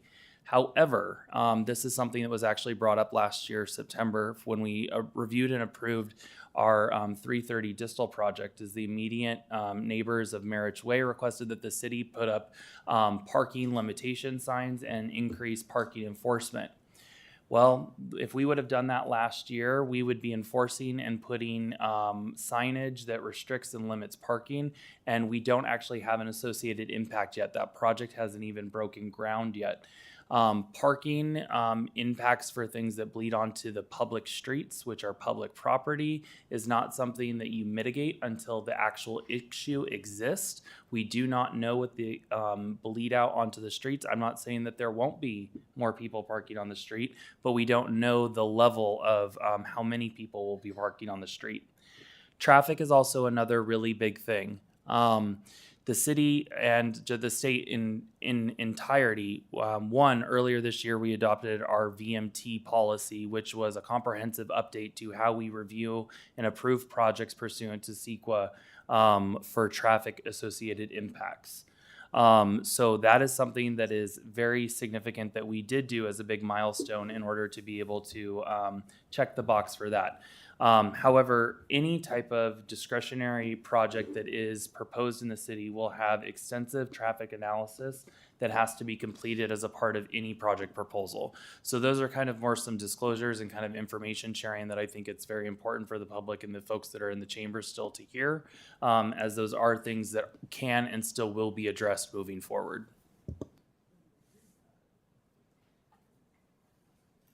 Sorry, I spaced out. Yes, go right ahead. Thank you, Mayor. I didn't fall asleep. I just spaced out. We're all in that. We're all in the same boat. Right, not sleeping. She's resting her eyes. So, Mr. Zorns, can you also explain, because we've heard it from members of the public tonight, and we've also heard it from other residents, this whole idea of requiring that we have lower density homes closer to the R1 or R110 districts. And the example of 5150, I remember, and of course state laws have changed since 5150. But I remember one of the main reasons the developer ended up doing the townhomes in the back. It's because of pushback from the neighbors pushing for that, and then they basically agreed to it. But it wasn't something we required.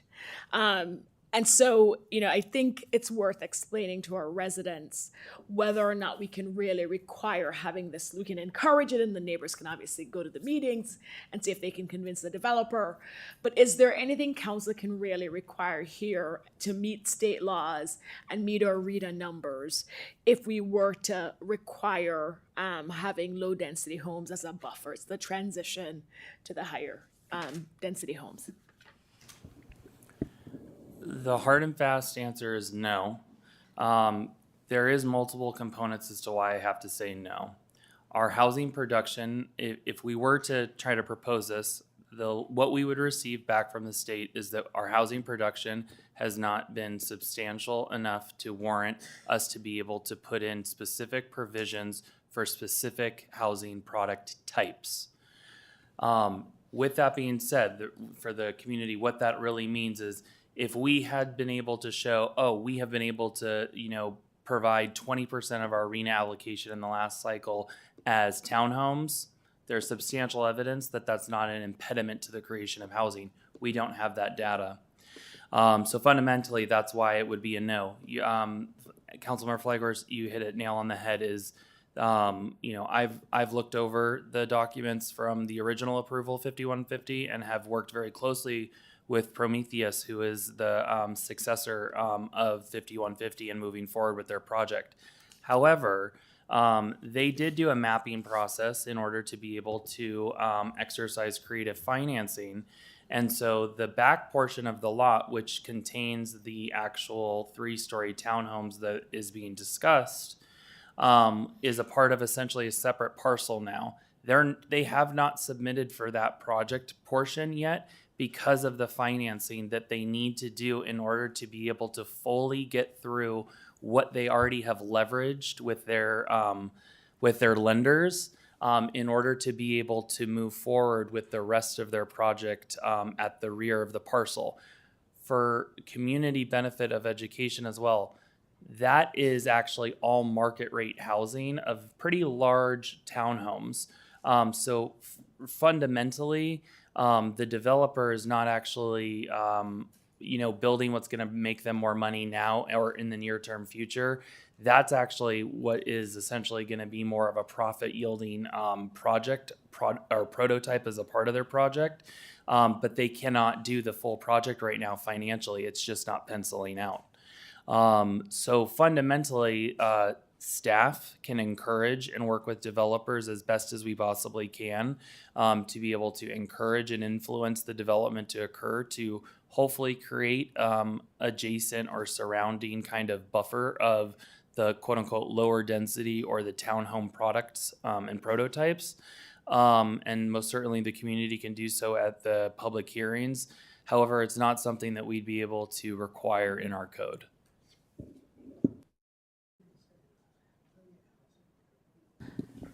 Okay, so again, I just want to make sure there's a conversation that's going on across. If you sit next to each other, we probably wouldn't hear, but. We cannot require it in our code, but we can do things that may incentivize, correct? That's correct. I would need to have someone provide an example, as staff's not going to be a proponent of what the incentives were to be. That's something that needs to be something that's essentially visioned by the community. I can say we would not legally be able to essentially provide lower permitting fees for a specific product prototype for market rate housing. And we can't then require that product and prototype to be the affordable housing component. So I would have to have then the robust discussion of what incentives are we actually looking at for that specific example that's being discussed. I couldn't do that tonight because I think we're late, and otherwise we're be working on this a lot longer, but I would encourage members of the community to work with you. So. Well, we can't put it into the zoning, what we want to encourage. We can't put that in the zoning. We could encourage developers to maybe do some sort of lower density, but we would not be able to force the lower density or deny the project, because then we'd be afoul of the Housing Accountability Act. So then, since we can't do it in the zoning, then we don't need to be talking about it right now, is what I would say. Since we seem to be a little low energy for good reason up here, I'm going to summarize where I stand. And again, big thanks for all the work that you've been doing on this with us, with the community. and everything. I know it's a huge amount of work. So the one thing that I think particularly, and maybe this applies to OA, but I think it particularly applies to Loyola Corners, is whether it's streetscape, traffic comfort, because we own the parcel, the triangle in the middle that's going to be a police substation or whatever we're calling it at the moment. We need to think about that space before it becomes just what it already is. So again, traffic, streetscape, and so maybe that's a topic that we discuss during priorities and infrastructure and all that. So I think it's, so that's one thing I would say that we would take away from this, but other than that, I didn't see where there was specific trade-offs unless we talked about smushing like a pancake versus the setbacks, and I just as soon leave it where it is, because then the developers can, if they're availing themselves of the density bonus, they're gonna do things. And then they'll smush it and yeah. So anyway, so with the addition I made about wanting to look at what we can do in terms of the infrastructure, traffic, etc., on Loyola Corners, I think I'm fine on the rest of it. So yes, Councilmember Liang. Well, I think for OA, we can eliminate C. I think if our goal is to try to have respectful development that's not as high, I think eliminating C of the mixed use would allow for at least more buildings that would be at least 10 to 20 feet low, 20 to 30 feet lower. And I think that would help. So I think we would still be able to achieve what we need to achieve, but yet we should take C out. What are you, where are you, Councilmember? Under Mixed use, if you take out mixed use, 14.3440. that's not going to make it lower. No. Yeah, because mixed-use developments are like 10 to 20 feet higher. Do you know where? Not necessarily. So in chapter 14.3408, Councilmember Liang is articulating that in the permitted use section in subsection C, it allows for mixed-use developments, which then would also be what I know the council members correlating to the height that would be called out for mixed-use developments would be 45 feet. So there was an additional 5 feet of height that was provided for mixed-use zoning. Again, this is something that the council could eliminate. This is similar to the discussion that we had in the CN district. I will say is that staff takes its cues from the council. This is something that the council essentially talked about very kind of in similar tandem with the CN district. One of the things though that I am going to caution the council, and this is something that I've already talked about, and it's what we talked about really robustly, is what most jurisdictions are doing and seeing success in, and we talked about at the state planning conference, is by creating the regulatory environment and framework that allows for the market-based development to occur. Some developers are not going to do mixed use because it puts you, as I've stated before, the first floor is a different construction type than the rest of the floors. So for all extents and purposes, the first floor is going to be concrete construction, and then the construction method on the top 3 floors would be wood frame construction. They have to do that because of the California Building Code.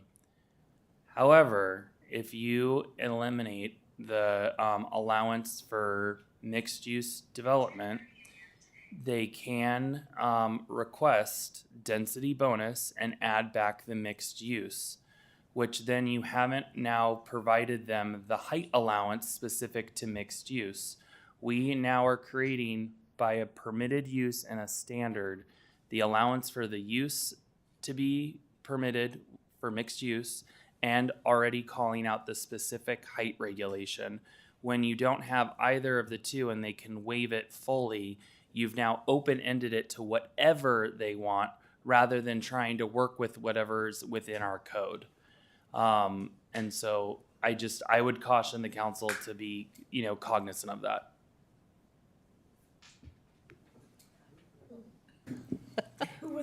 Who was first? Yes. Okay, Vice Mayor. Thank you, Mayor. On the question of subsection C in front of us, I think the director makes a compelling point. And quite frankly, I don't think most people can really tell the difference between a 40-foot building and a 45-foot building. So my preference is to leave C in there.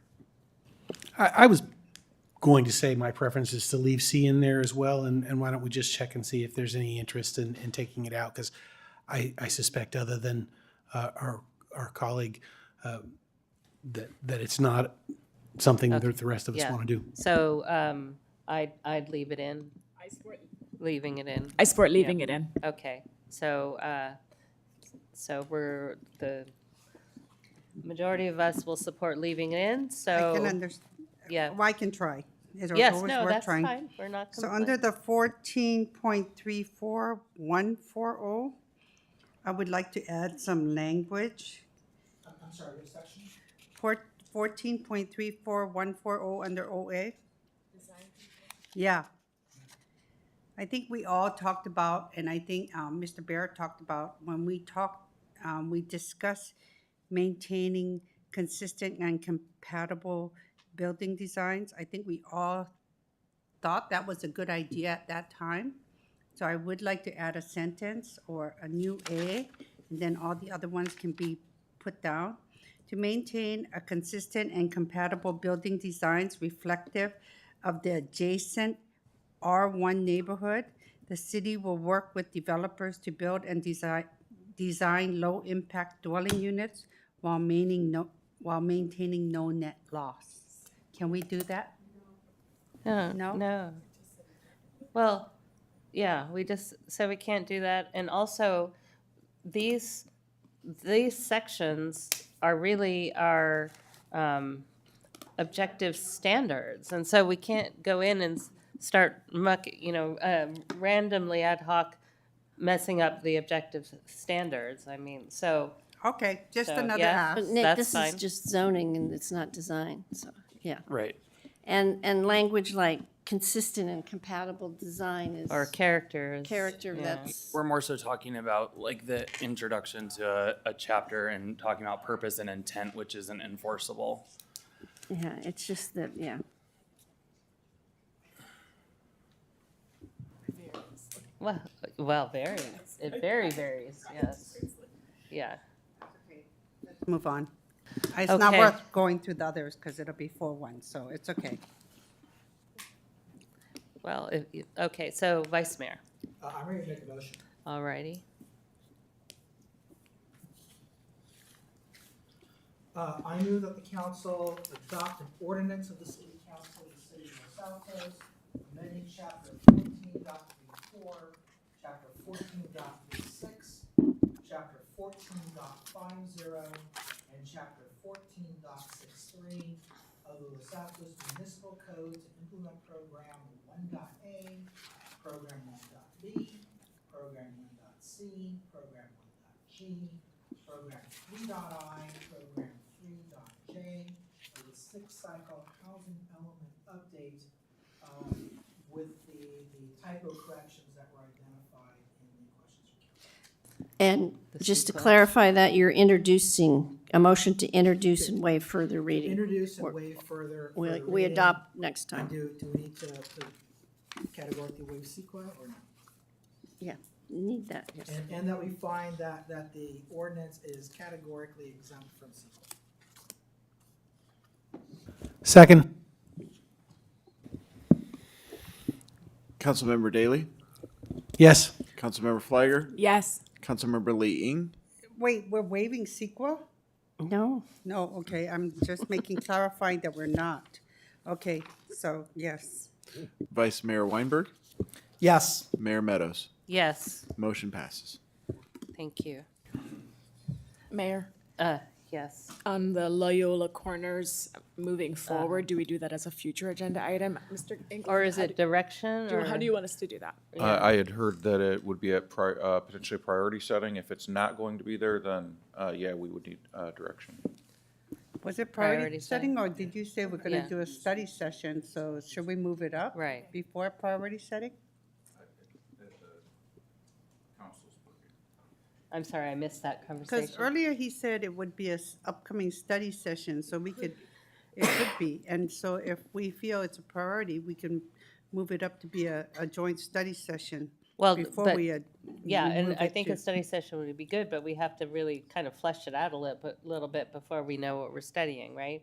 I mean, I don't know, chicken or egg, but Yeah, first we'd have to identify that we want it to be a priority, but Yes. in the meantime, we're obligated to repeal the specific plan, right?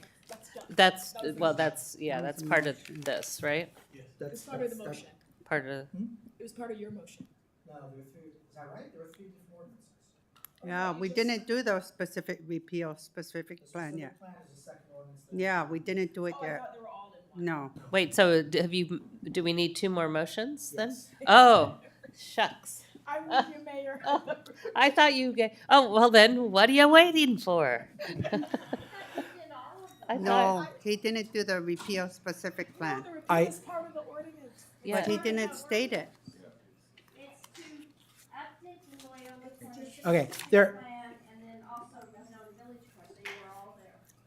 No. so that's why do not we how- have three different ordinances in our Yeah, he packet? didn't read it that way. Because, yeah, It's a different code section. It's chapter 14.42. yeah, and he didn't read it that way. Yeah. I'm looking at page 97 of the packet that was out on Thursday.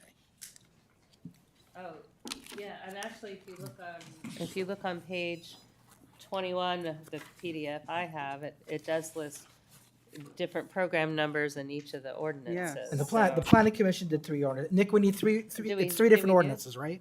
It is 3 different. Okay. It's still three So different I move that the city council adopt and waive first reading of an ordinance of the city council of the city of Los Altos, repealing in its entirety the Loyola Corner specific plan, chapter 14.42 of the Los Altos Municipal Code, and the city council resolution number 2017-41, and reinstating the underlining zoning districts to all affected parcels to implement program 1.e of the sixth cycle housing element update, including the typo identified in the questions to staff, and that the council find that this ordinance is categorically exempt from CEQA. Second. Councilmember Daley? Yes. Councilmember Flagger? Yes. Councilmember Lee Ing? No, Vice Mayor Weinberg? Yes.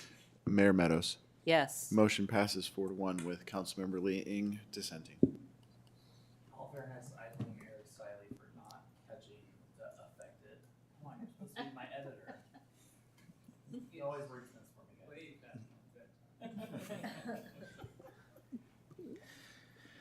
I move that the council waive first reading and adopt an ordinance of the city council of the city of Los Altos, amending chapter 14.88 of the Los Altos Municipal Code pertaining to rezoning of a parcel located at 4546 El Camino Real, APN 167-12042, from R1-10 to commercial thoroughfare, CT, and repealing in its entirety Plan Unit Development 62-PUD/C7 to implement Program 1.F Rezone Village Court Parcel of the sixth cycle housing element update, including any typos identified in the questions to staff, and finding that this ordinance is categorically exempt from CEQA. Second. And I know it's late, but I think I heard you say waive and introduce the ordinance. Waive first reading and introduce. You did indeed. Okay, thank you. He's testing it, John. Councilmember Daley? Yes. Councilmember Flagger? Yes. Councilmember Lee Ing? no, Vice Mayor Weinberg? Yes. Mayor Meadows? Yes. Motion passes 4-1 with Councilmember Lee Ing dissenting. All right, so we covered all the ordinances then, I believe. Thank you, Vice Mayor. Right, City Attorney? We don't have any outstanding? Director Zorns? Okay, so we will close out that item. We are continuing the police services study to the next agenda. I think we did that earlier, yes. I know, it was yesterday. Yeah.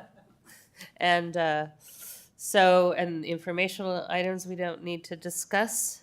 And if my colleagues have any reports or directions on future agenda items, or if staff does, oh, do you have one, Councilmember Liang, or some? Yeah. Go right ahead. We don't have anything.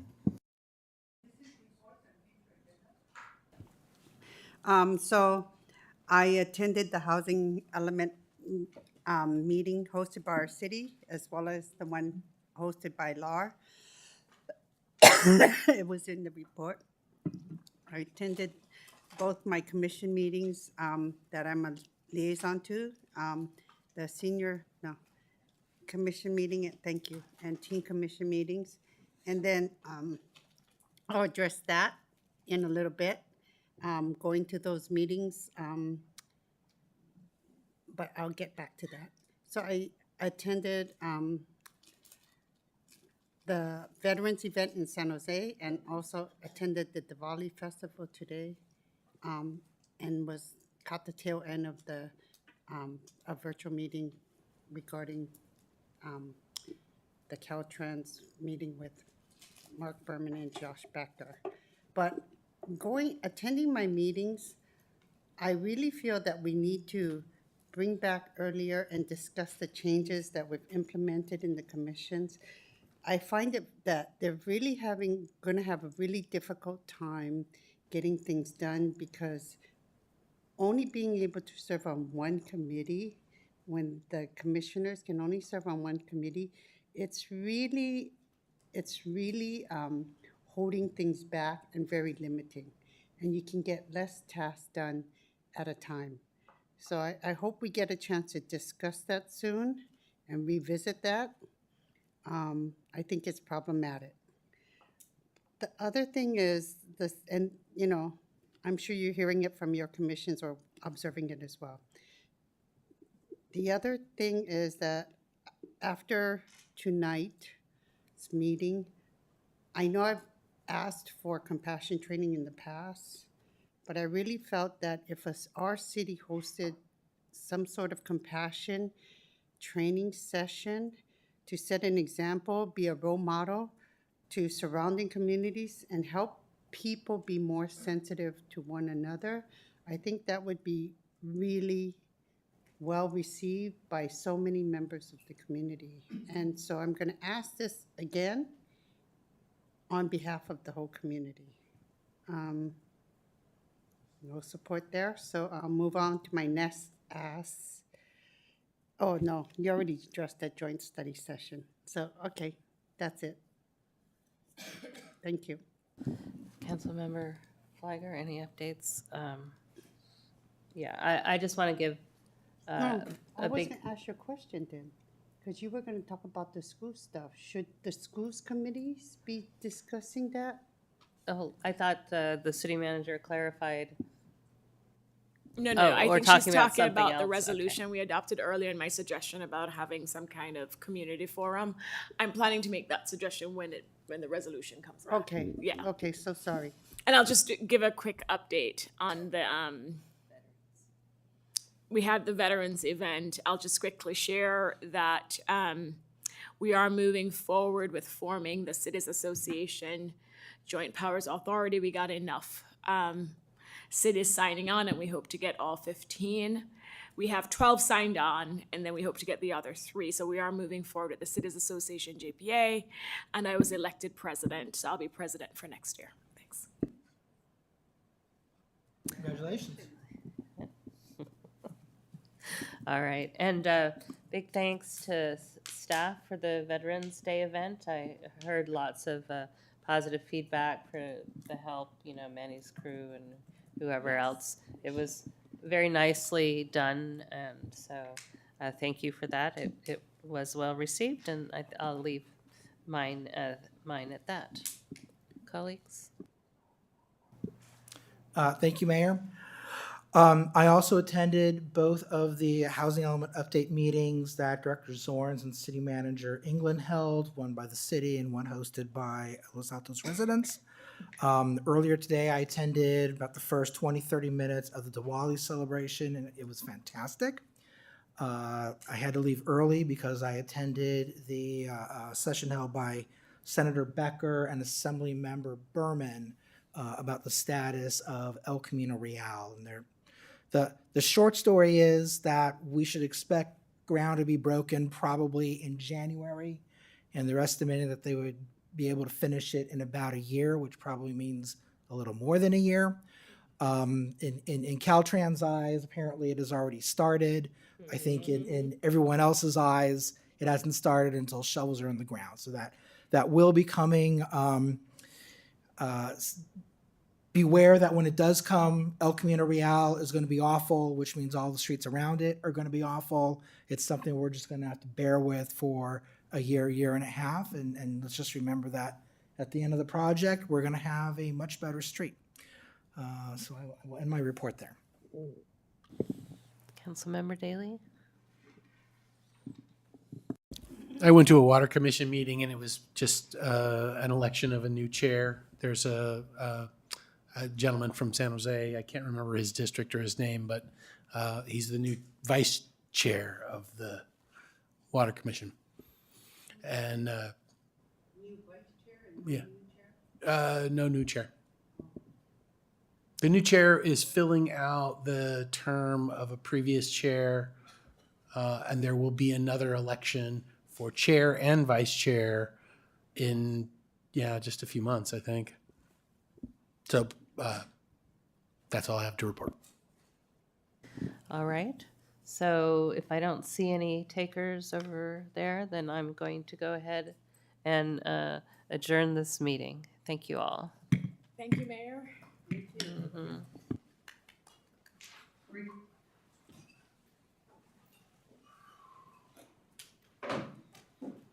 Who had 117?